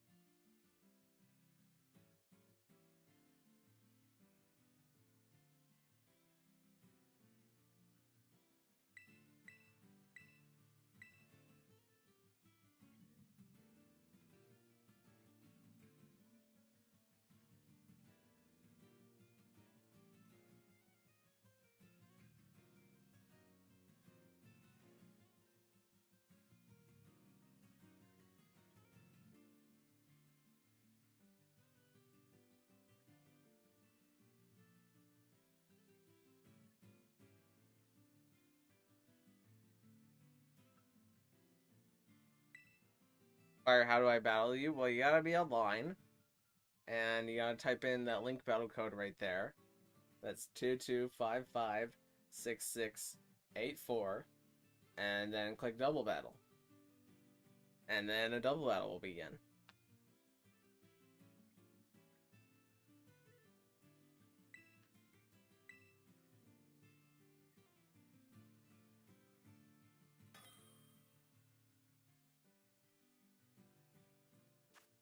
Hey, it looks like we fished Cherry this time.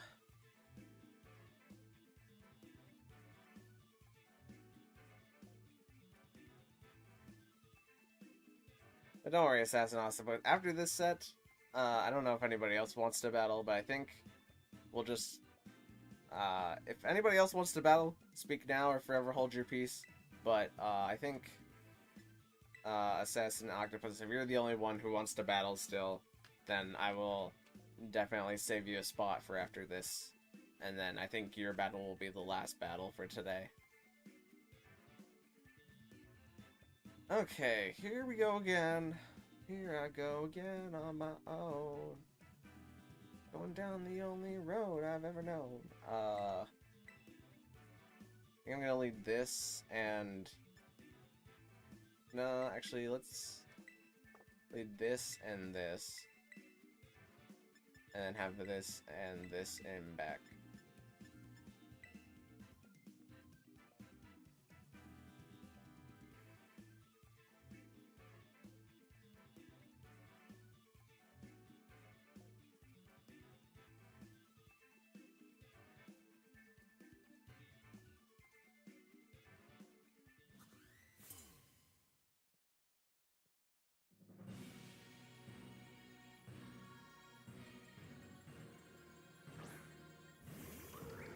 Okay, Ursaluna Ogerpon, meeting up with Grimmsnarl, Scizor.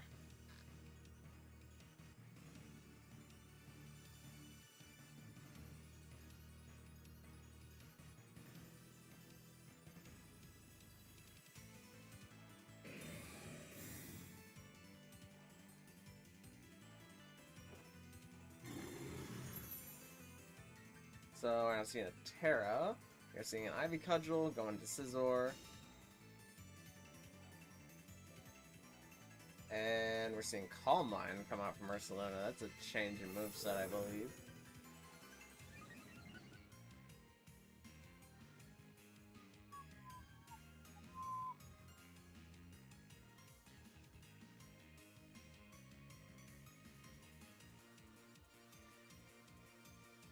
Would it be so bad if Bug Bite went into Ogerpon here? Probably not. I could just Reflect in Bug Bite, maybe.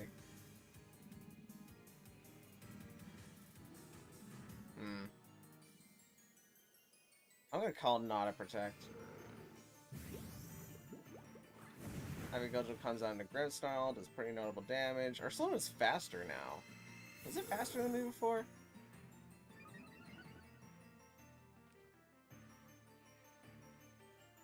Because when Bug Bite comes out, oh, that's a critical hit.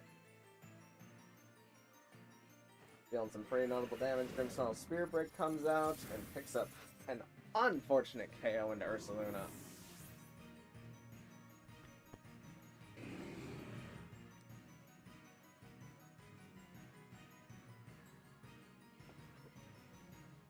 Okay, we're gonna see Amoonguss fill the spot. And I think I'm going to go for Reflect and Bug Bite the Amoonguss.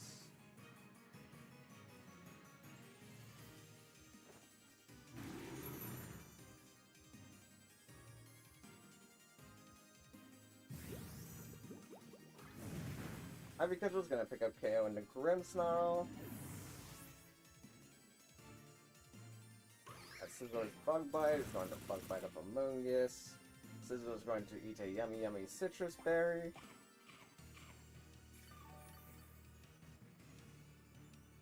However, Scizor is going to go to sleep.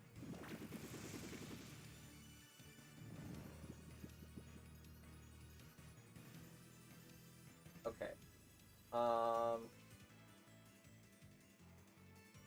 So I think I need to bring in Pelipper here.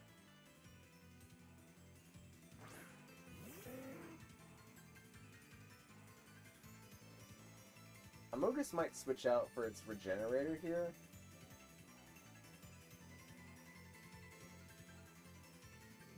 But there's not much that I can do, so I'm going to Hurricane into Amoonguss and then swap in Arcaludon.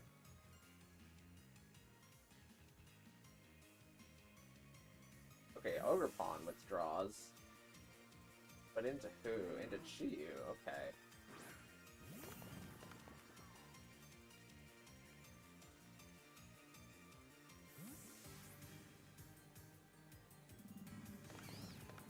Caledon's going to hit the field. We're going to see a terrestrialization from Amogus.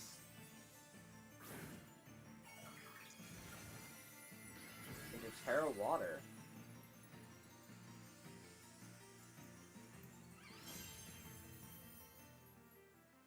Amogus goes for Rage Powder.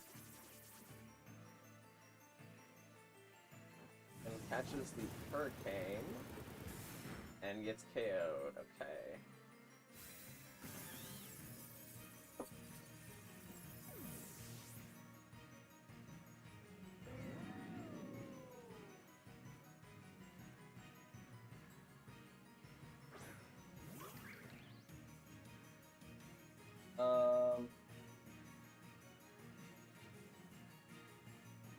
So I think no matter what, I protect Pelipper here, and then I don't know. Maybe go for Body Press and Chiyu.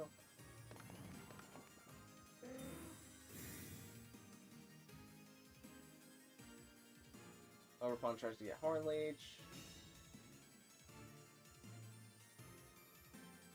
Chiyu goes for Ruination. Okay. Good play. Was not expecting that. Body Press comes down to Chiyu, which brings Chiyu down to Sash. I don't think that crit mattered.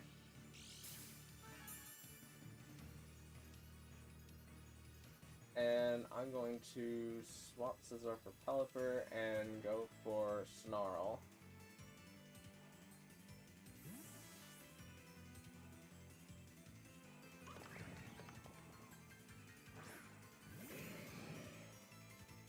Unleash comes out, doesn't do very much to Scizor. Ruination comes out again. And I really need to not miss Snarl here. Okay, we don't miss Snarl into either slot. Overpaw's special attack goes down.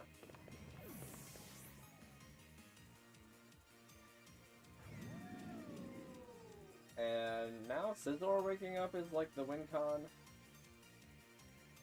But I can just go for Body Press. Actually, maybe I should have gone for Electro Shot. Is that a crit? That's not a crit. That is just how much that does.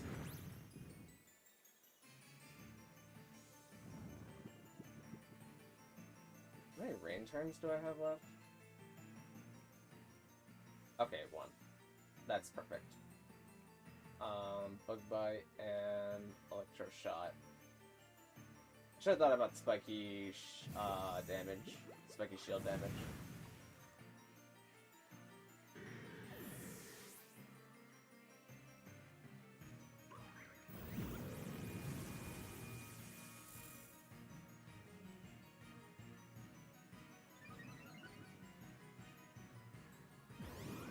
Electroshock comes out from our Caledon.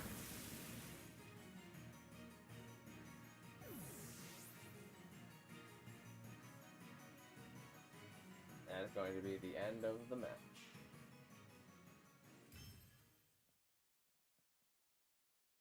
I didn't mean to Ruination again. With this greens up, it's hard to say. If you would let for like Dark Pulse into our Caledon, it's hard to say if that would have done more damage than the Ruination. Because you're a Sash. I don't know. I'd Calculator maybe. It might do like a bit more, but I don't think it would ever be a universe where it KOs our Caledon with screens up. That was smart. I like the Ruination. It was very surprising.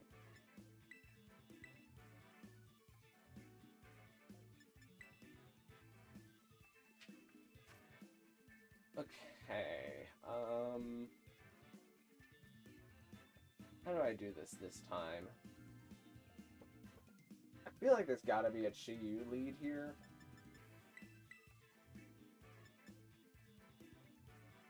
So I'm gonna lead this Pokemon and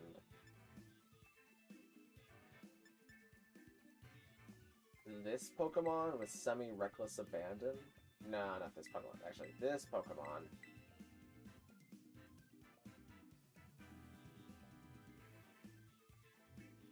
No, actually this Pokemon. and have this Pokemon and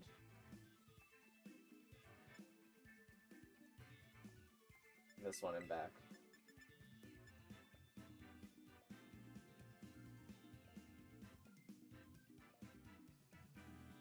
Yeah, let's just run it.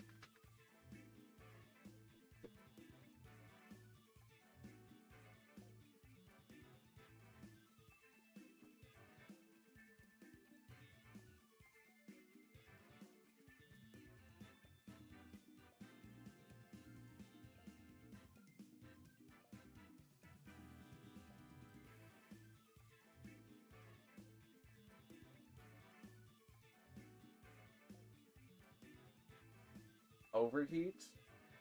Yeah, overheat and rain wouldn't get there.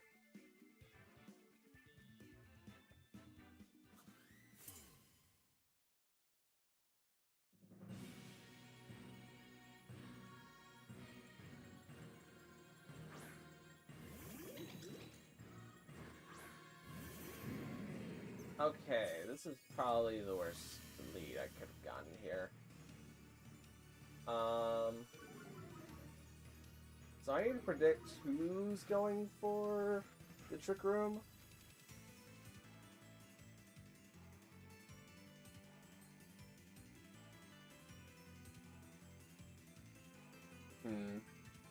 I could just play it safe. Actually, I can just play it safe, and I can go for Snarl.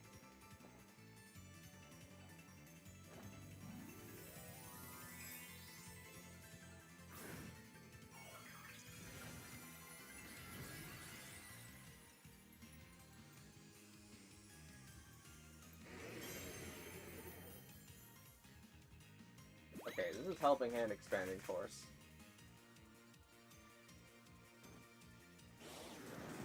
Get up our Clangersoul. Pretty good. And is Incineroar faster than Reuniclus? I'd imagine it is. We are, okay. That's gonna drop Reuniclus' attack. And Expanding Force comes out. Doesn't affect Incineroar, and it does more damage than I expected it to, honestly. With this attack drop on Reuniclus and this Spadef buff on Kamo resisting it, all things considered, that did a crazy amount. I think I'm just going to Clanging Scales and knock off Indeedee slot. Okay, Reuniclus protects. Clanging Scales comes out. I think this is Indeedee trying to get up room. Yeah.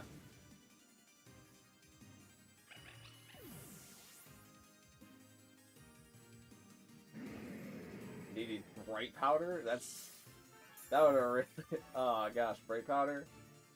That could have really thrown me through a loop there. If I had missed either of those attacks, you probably would have gotten up the room. Okay, now Chiyu is here. What is Chiyu's speed? I know what speed I'm at. I think I outspeed the Chiyu. But it's Sash, so it's going to get off an attack no matter what I do. Might also be Ghost. It could be going Ghost.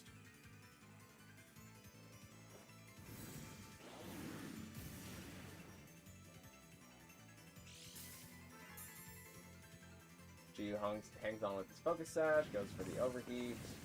That's gonna KO Kamo-O.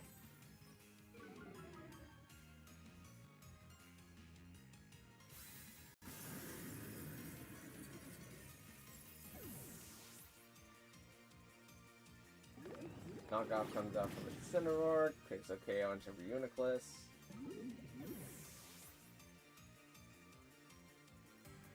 And knocks off a Life Orb.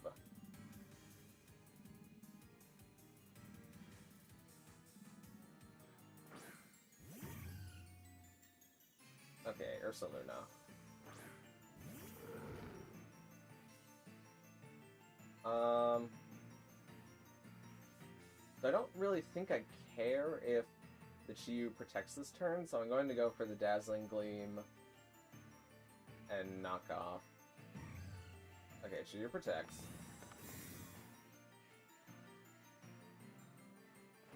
Dazzling Gleam comes out.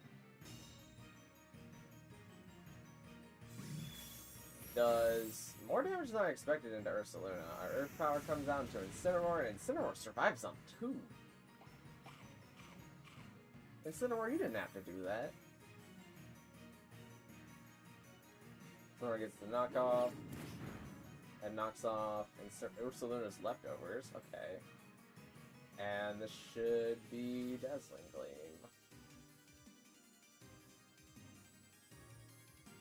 Alright, GG's.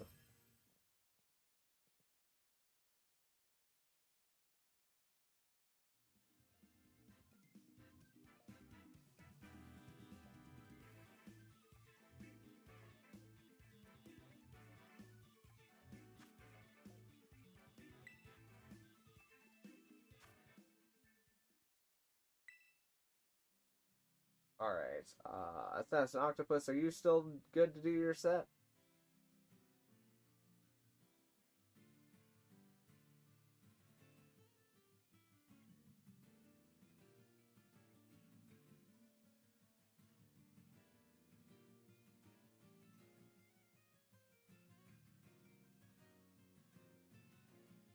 You still want to battle?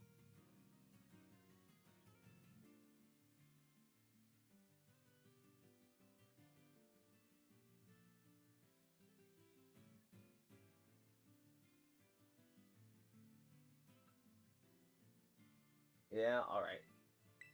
And I'll search specifically for you. What's your in-game name, Assassin Octopus? Just so I know that it's you.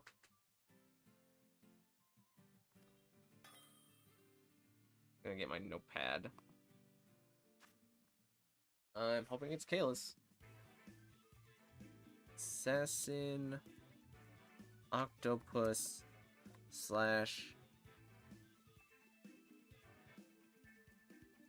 Kalis.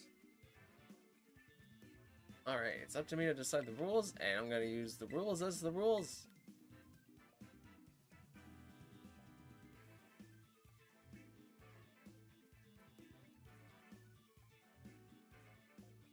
And okay, double confirmed Kalis. So because this is your first attempt, you gotta win all 3 battles to get a Pokemon. But after your first attempt, if you decide to challenge again, you only have to win 2.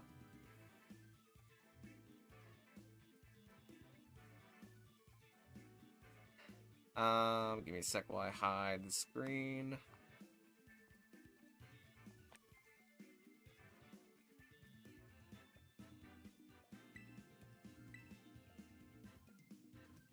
Unfortunately, Adriana, this is going to be the last battle of the night. It is getting pretty late for me. However, we will be back with this tomorrow, starting at 8 p.m. EST. If you would like to show up bright and early then. Well, I guess 8 p.m. isn't really bright and early, but this is going to be our last battle of the night, because I've been at this for 4 hours now. Is it no legendaries? It depends which legendary you're bringing. You can't bring, like, Miraidon or Terapagos, but you can bring, like, Urshifu and Virizion and Registeel. You just can't bring, like, any of the box legendary Pokemon. Or mythicals. There's also no mythicals in this format.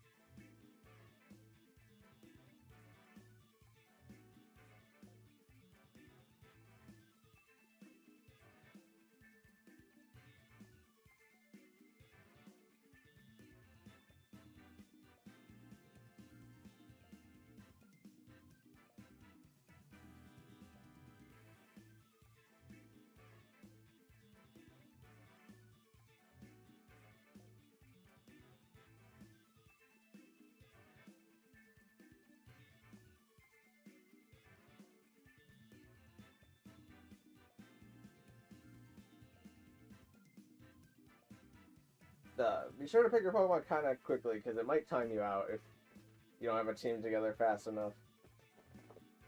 If you don't have anything ready to go, that's fine. You could just take your first attempt and do like kind of well, so that way you can just get to your second attempt.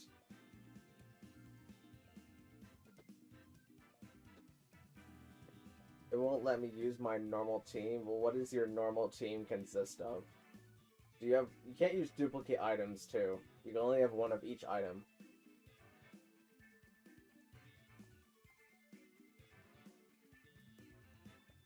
But you can tell me what your team is. Like, I've locked in my team, and it probably won't change too much.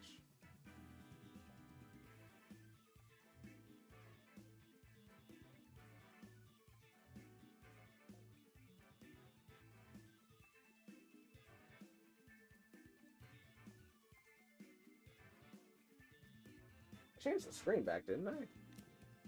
Oh, I did not. That could have been bad. A shiny legendary, but which legendary? For all, okay, but which Pokemon specifically are you trying to bring? Because I will tell you which ones the game will allow you to bring and which ones it will not allow you to bring.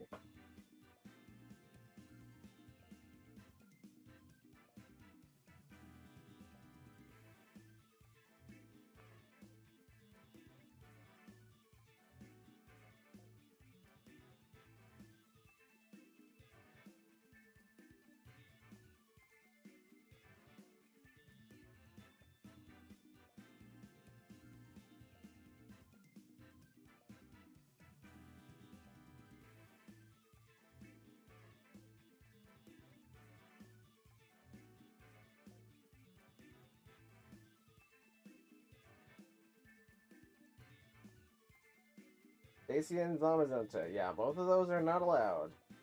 Because they are box legendaries. And would make the battles way too easy.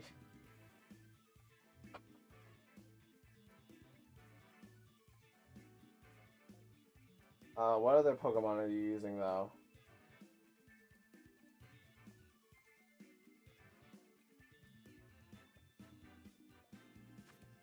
Oh, okay, well, looks like that fixed it. Alright, so we have quite a unique bunch of Pokemon here. We have four starters, and an Iron Crown outside of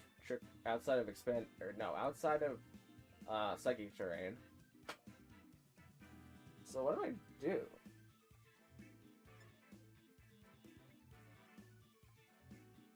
I think this and this would be a good start, and then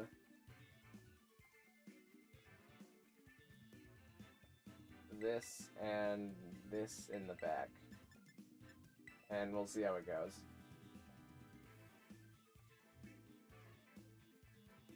I did my best. Well, if it's the best you can do, we'll see how it goes. But there's no real pressure. It's just your first attempt. If you don't win, it's alright, but if you do win, then that's good too.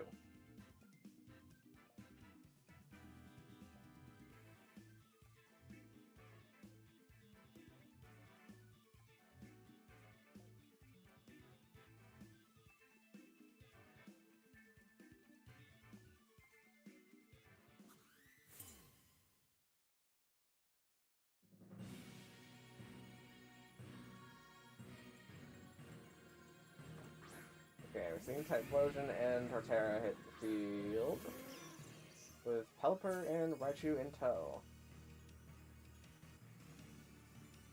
So let's quick Weather Ball into this and fake out this, I think.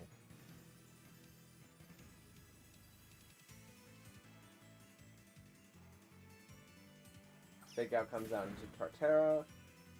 Typhlosion goes for defense curl. Okay. Pelipper's Weather Ball is going to come out into Typhlosion, and that's going to pick up the KO.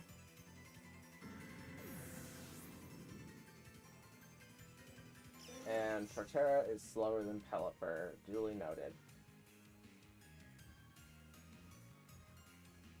Okay, so now we're seeing Iron Crown come in. Iron Crown is trying its very hardest to focus on Pelipper, but Pelipper keeps bobbling up and down. Let's go for Hurricane into Torterra, and let's go for Thunder into Iron Crown.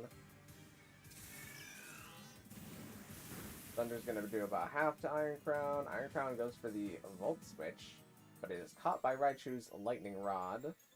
Because Raichu's attack now goes up. Pelipper's Hurricane is able to KO Torterra with a crit that might have mattered. I don't really know Torterra's IVs, or IV, yeah, it's stat spread, but I feel like that crit mattered. Now we're going to see Primarina hit the field. And I think I'm going to go Hurricane into Primarina, and let's do Electro Web.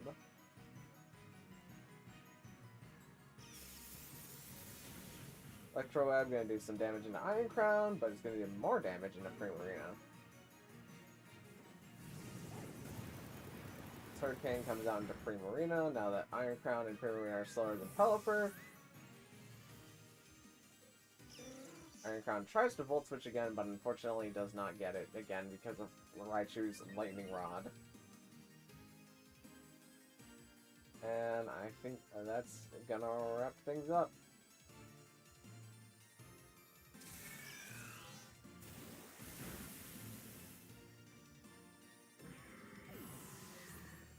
Now, you are, I don't know what you want me to call you, but Assassin Octopus, you are unable to get a Pokemon this attempt. However, you are more than welcome to do the other 2 battles if you would like to.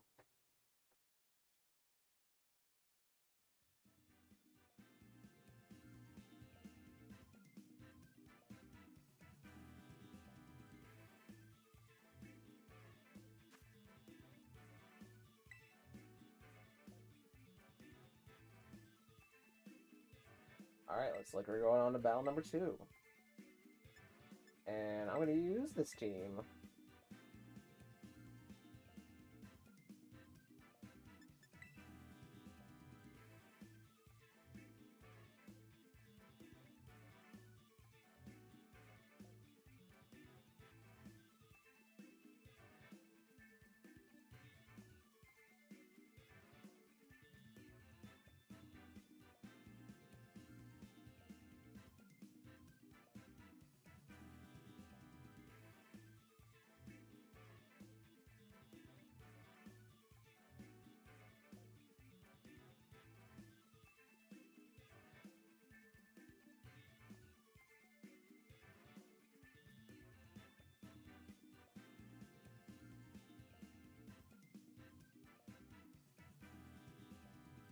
I just had an idea for a community post.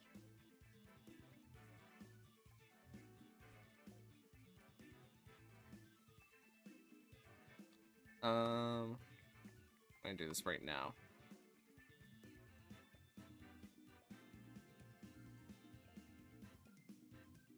Before I forget.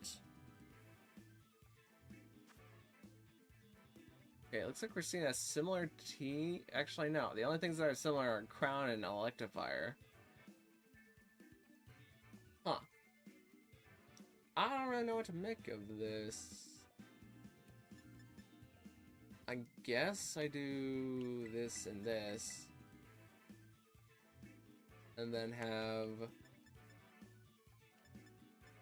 this and this in the back.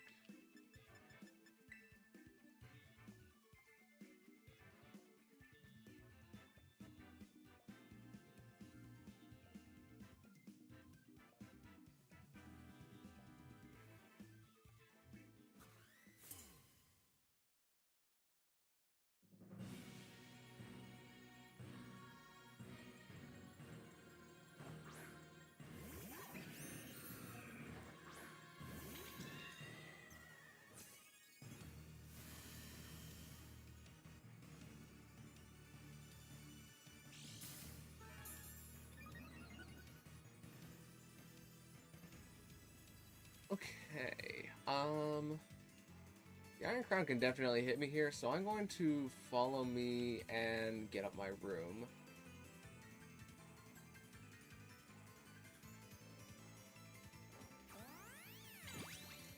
What are these teams? They seem to be a little bit randomly generated.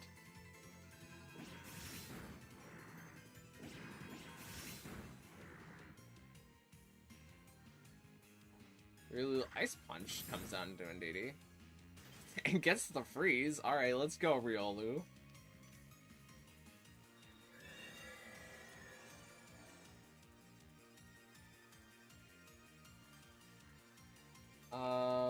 I mean, I guess I'll go for Helping Hand and click Expanding Force. Or, no, I have to redirect, but I probably won't get the redirection because of Tachyon Cutter. Let's just go Terrifier and try and KO the Iron Crown.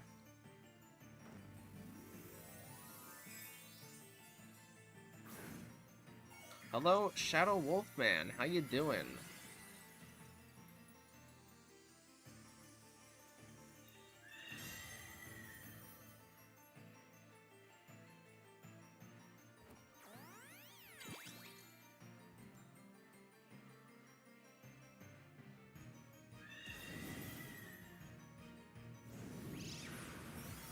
Okay, Mystical Fire is going to KO Iron Crown, which means it's pretty unlikely that Hattering's going to get KO'd this turn. Ice Punch comes down to Ndidi. Did Ndidi unthaw? Oh, good job, Ndidi. Think warm thoughts. Think warm thoughts. We're seeing Iron Leaves enter the field, though, so I think I'm going to repeat last turn and Mystical Fire.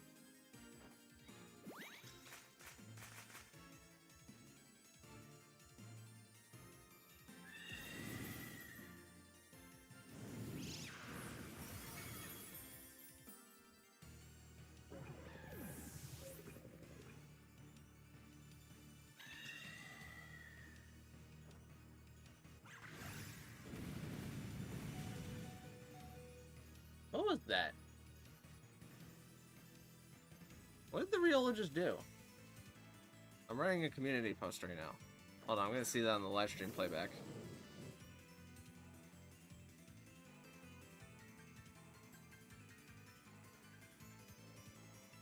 Oh, it went for Earthquake. That's neat. Alright,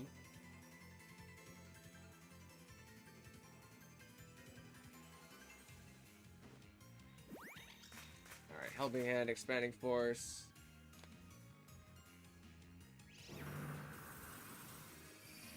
Is gonna KO both.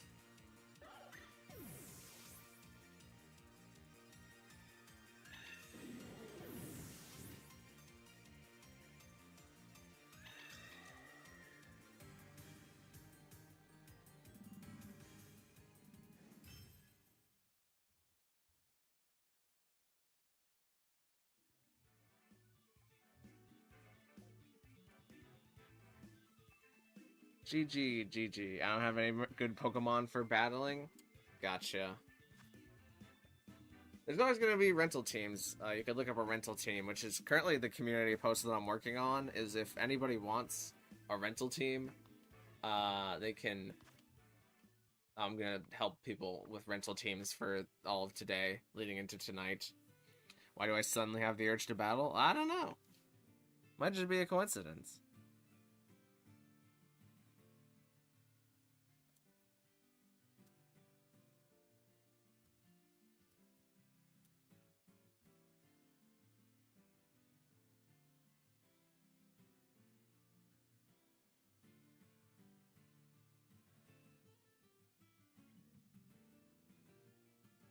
Okay, I've made the community post. So if anybody wants help with rental teams, if you describe what kind of rental team you want to me on the community post that I just made on my channel, I would be more than willing to go into my repository of rental teams that I have and help you out if you don't have any Pokemon for battling. But that was the last battle of today, and it is getting rather late, so I believe this is going to be our stopping point. So, thank you guys so much for watching and battling. It means a lot to have these cool streams with where people seem pretty engaged. And we'll be back tomorrow. Well, technically today, actually, because we flipped over to today 28 minutes ago. We're going to have another stream going up today at 8 p.m. EST. So, hope to see you there. And bye. Thanks. That was the most awkward outro I've ever done. Thank you.